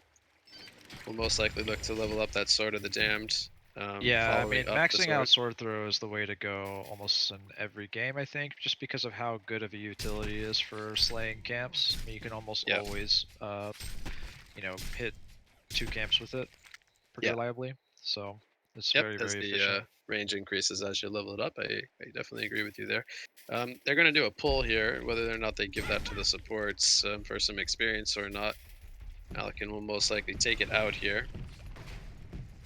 Top lane, we have some tower damage coming in from Oogie and Chipper, but you know, Deadwood's holding his ground here. He's got the Lex Talionis picked up. He's not doing too bad, honestly. He's sitting at 250 gold per minute, so it's done pretty well. Yeah, much better than his rally hasn't- counterpart. He hasn't died. No, he hasn't been involved in any kills, but that doesn't mean that's necessarily a bad thing. He has a presence. Just the fact that he has a presence, he's threatening. Oogie's He's farm a basically bit, just yeah. he's communicating. Hey, I'm here. I'm like getting something out of this lane, so you gotta send somebody to deal with me. Yep, the Hellborn team decides to rotate 4 players up here, and they're going to utilize their Tempest pushing power as he hits the level 9 mark, has the Elemental Void ready to go. But TPs are coming into the mid lane here. We see an energy field, drops defensively. Here comes a 2-man Rotten Grass into the Kexton, into the mine, and the power throw does connect onto Oogie, but it's not enough damage for either kill. Focus Buffer was put onto Chipper himself. Oogie healing up with the Primal Surge and the Tarquakes. Tempest comes in with the Meteor there. Elemental Void is ready to go. Do they have the damage? Rally gets a combo. Seismic Slam and the auto attacks take down the Engineer. Now they're chasing onto the Deadwood. Rock is trying to connect to slow him down. Bombardier with a sticky bomb is going to stun him for 3 seconds. Compel, and that's a second kill onto the Deadwood. So, our Poor Hellborn side Deadwood. here. Yep. I have to say, poor Deadwood. He lands the Dream Grasp. And then under the the kick tower. stun knocked them both out of the grasp. Yeah, and then Yeah. he ends up being just like millimeters away. From getting off the Willowmaker. Yeah, onto the most important target. I mean, like just. Malikan gets taken down very low here. He escapes. And the Legion side has the respawns coming up, so our Hellborn side needs to be very careful. Can Tempest land a well-positioned Elemental Void? Bombardier in the front lines with the rally. They're looking to really dive here. We'll see if this pays off or not for the Hellborn side. Oogie does not have a Primal Surge up for 2 more seconds. Elemental Void, he needs a little bit of mana, so he's waiting for that Chalice to come up. But they get the Myrmidon kill. So they get a kill and they escape, so... Yeah, they got kills on Myrmidon and, much earlier than that, they got a kill on Engineer. Yeah. And Deadwood. Yeah. And so they actually got a lot from that rotation. It's exactly what they needed. They were kind of starting to fall behind a little bit. They still need to address this Malikan, who's pushing towards 500 GPM. Yeah, Especially now he's he's near got his that mark. main farming item. But yeah, mid lane we see a kill here. Energy field does come down. Bombardier did go down initially. Engineer, he pops the Mystic Rune, so he's got this cooldown reductions. And they're looking to turn it around onto Rally. Here comes the fish. It is going to snipe him out. Luna even with the power throw, but not going to connect. Midfield is going to miss, so nice sidestepping going on by the Hellborn side. But they don't get any return kills, so they lose their Rally. And Tempest still has the Elemental Void ready to go if he can line that up. Magikarp is going to miss, and that will cue everyone to fall back from both sides. Portal Key picked up by Tempest. Now, he hasn't shown that yet. This could be a very, very big pickup if they can land an Elemental Void here without it getting cancelled. The question is, do they have the numbers? And he's doing a good job of trying not to show it, so see if they can get the surprise factor here on the Legion side. I think. Here comes the stun onto Malikan.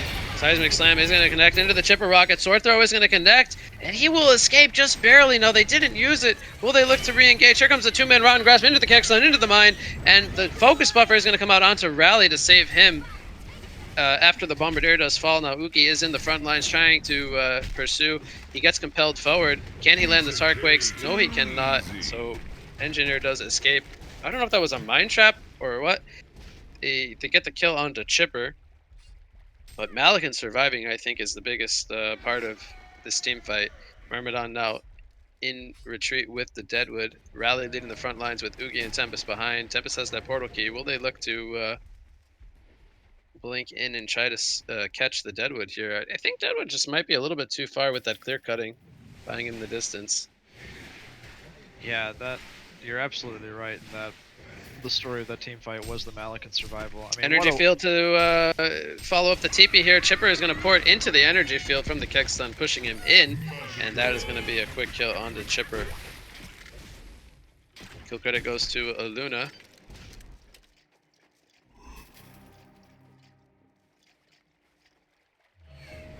We still have an Elemental Void up.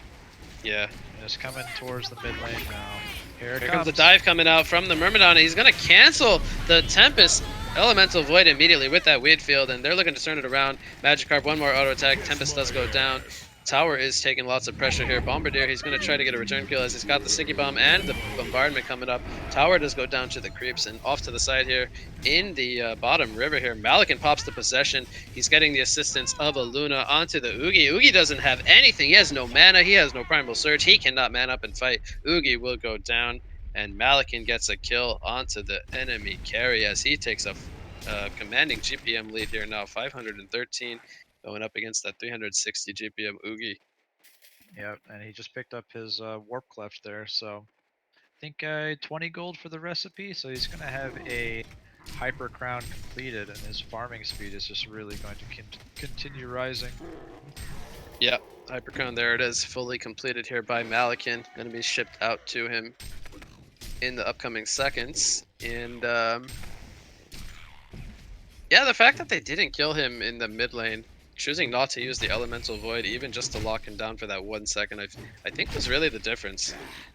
You know, being able to slow him down and give Oogie some time to catch up would have been really beneficial to them. But what do they, you know, do they have to address this Malikan, or do they feel comfortable, you know, if they kind of slow the game down, knowing that they have an elemental void in the later stages of the game? I think they have to force the issue on this Malikan. Malikan's able to get Shrunken Head. I mean, Oogie is not going to do any damage to him, and it's not even so much a carry v carry situation that I'm worried about for Oogie. It's just the fact that Oogie is not going to be able to save his team from Malikan.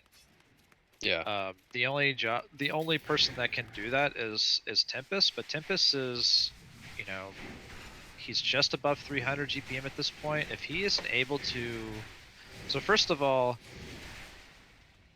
provided he doesn't get chased down before getting the ideal elemental void off, because it looked like, I don't know if you saw in that last big engagement, that's basically what Myrmidon chose to do. He chose to just chase down Tempest.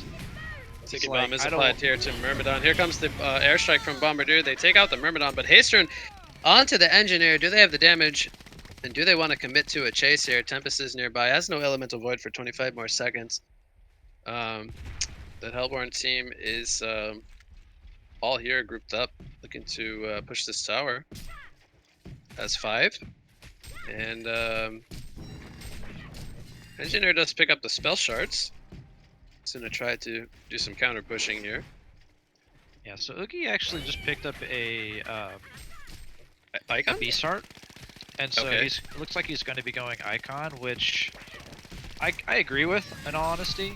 Seems kind of like greedy on the surface, but you kind of have to take this risk of, you know, potentially getting Icon stacks by going that route. Because, like I said, he can't wait for this Malikan to get any more farmed. Like, once Malikan gets Shrunken Head, it's going to be very, very difficult for them to have a successful team fight. Mm-hmm. Tower kill does go in favor of the Hellborn side, as the deny attempt was missed after the glyph. Zedwood is very close to his portal key. He needs about another 100 gold as he's farming down here in the bottom lane. Middle lane Chipper, I think that was a mine trap that took him out. Malikan is going to go in very aggressively with the sword throw. He's not going to connect, but the 2-man magic carp into the wheat field on Bombardier. Malikan pops the possession. He is fighting full force now. He gets the first kill. He's looking for more. Tempest has the elemental void ready to go, but without that shrunken head, you know, it could just very easily get countered by the supporting cast. Oogie versus Malikan. Malikan will go down. Oogie gets hit with a Willowmaker as Deadwood picks up that portal key, so both carries are down for both sides. Elemental Void was used there, so they don't have that available to work with. They have the respawner coming up from Rally. Will he look to TP into either the mid or top lane? Tempest, he's taken the brunt of the focus from Myrmidon. He is able to portal key away as the focus buffer stops the magical damage from Myrmidon, and Rally is now here. He compels in, but he is now forced to retreat as the energy field comes down. He will get taken out by Engineer, and the Legion side is so low, but so is the Hellborn side. I don't know if we're going to see any kills to follow it up. Bombardier, he's leading the way, but he's going to eat a keg stun, and that might force them to fall back. He eats a power throw as well. So I think Legion's side came out ahead on this team fight. What do you think, John? I think Legion came out, you know, slightly ahead. They did exchange carry for carry, and they got one more. But it wasn't without consolation for the Hellborn team. I mean, they got a very, very important kill on Malikan, slowed him down a bit. But yeah, I mean, basically, what needs to happen here for Hellborn is as soon as that Elemental Void cooldown is up again, they need to just go for it again while Oogie has his completed icon.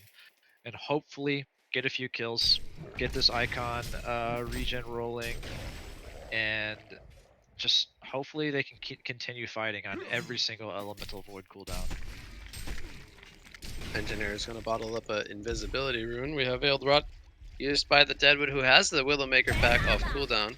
They have a aggressive ward of sight here in Hellborn's jungle. They see the rally, and we'll see if they look to make any kind of play happen.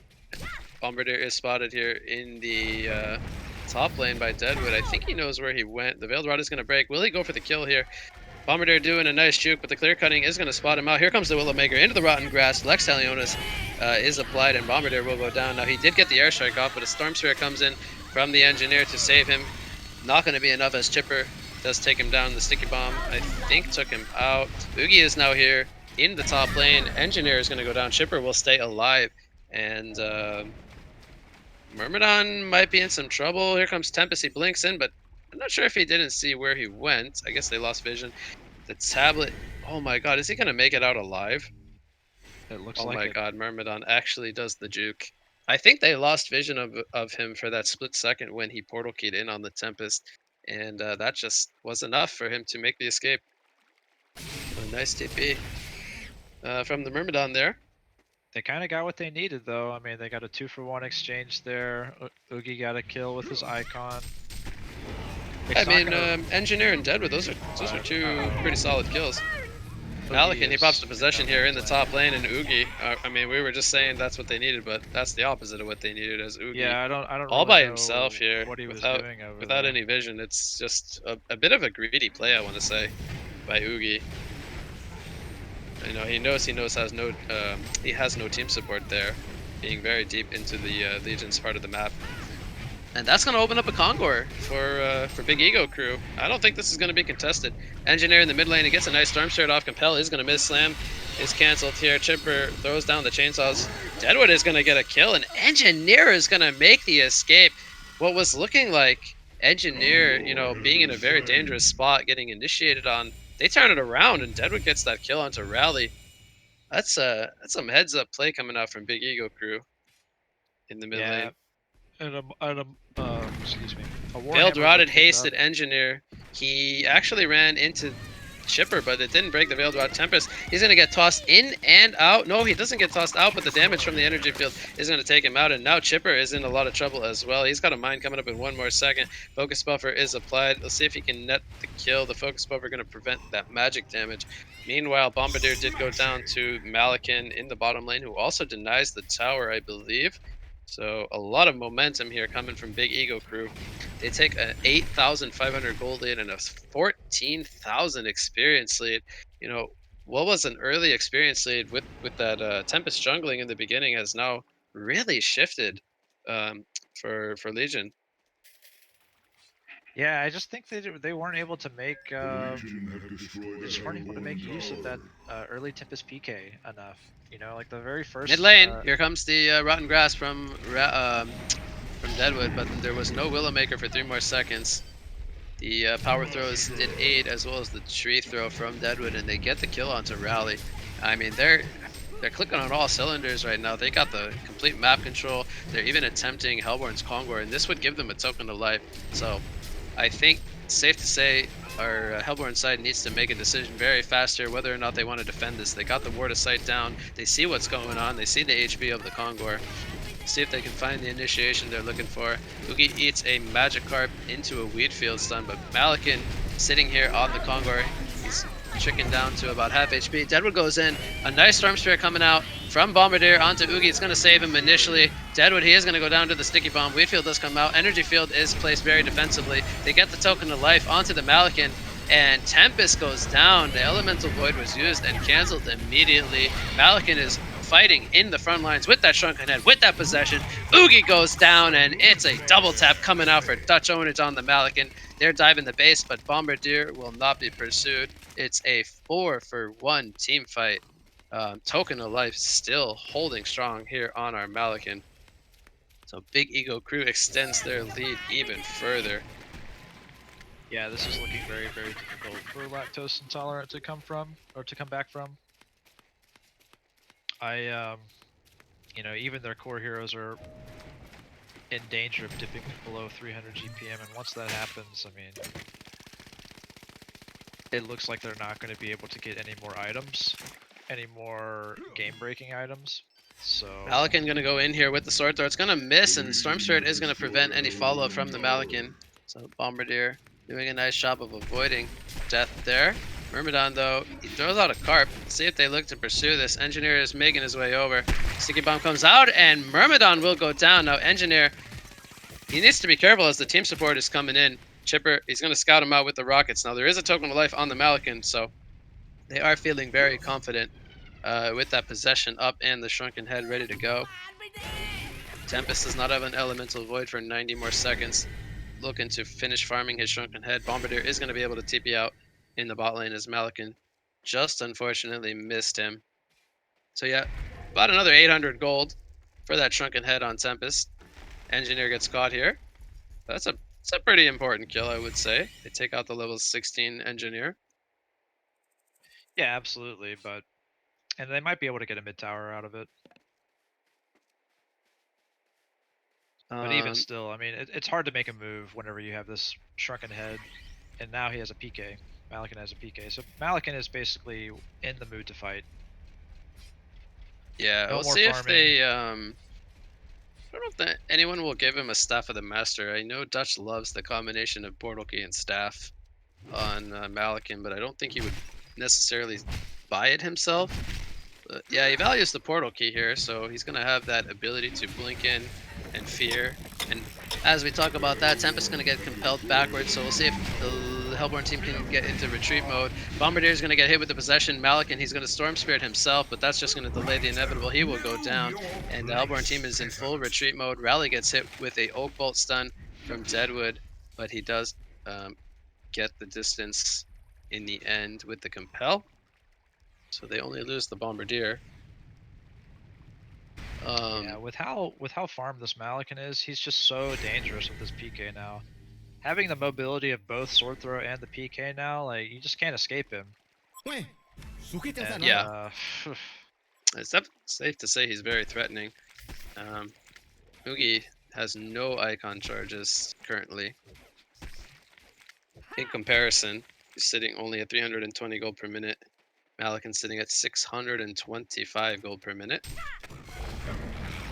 But they do have the Shrunken Head picked up on Tempest, and the only way that the Legion side can cancel that, I believe, is with the Fear from Malikan. So he's gonna if be it was positioned in the right spot, Deadwood could punch it.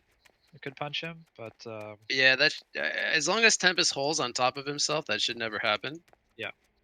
So he's pretty much just needs to look to Elemental Void the Malikan, and they should not be able to cancel that for the 4-second duration. Spell Shard's level right. 3, picked up by Engineer here. He follows it up with a Portal Key as well. Got the Storm Spirit trio of items. Veiled Rots are being used. Legion team is going to want to take a fight here. Veiled Rots as well from the Tempest on the Hellborn side here. Energy Field comes out onto 3, Compel Stun.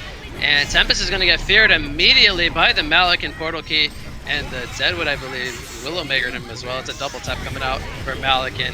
They're turning it onto the Oogie now, who is all by himself. It's a genocide for Big Ego Crew. Hat trick coming out from Malikan. And GG, well played, are being called by our Hellborn side here, and Big Ego Crew. It's going to be our Cycle 1 winners of the tournament here, John.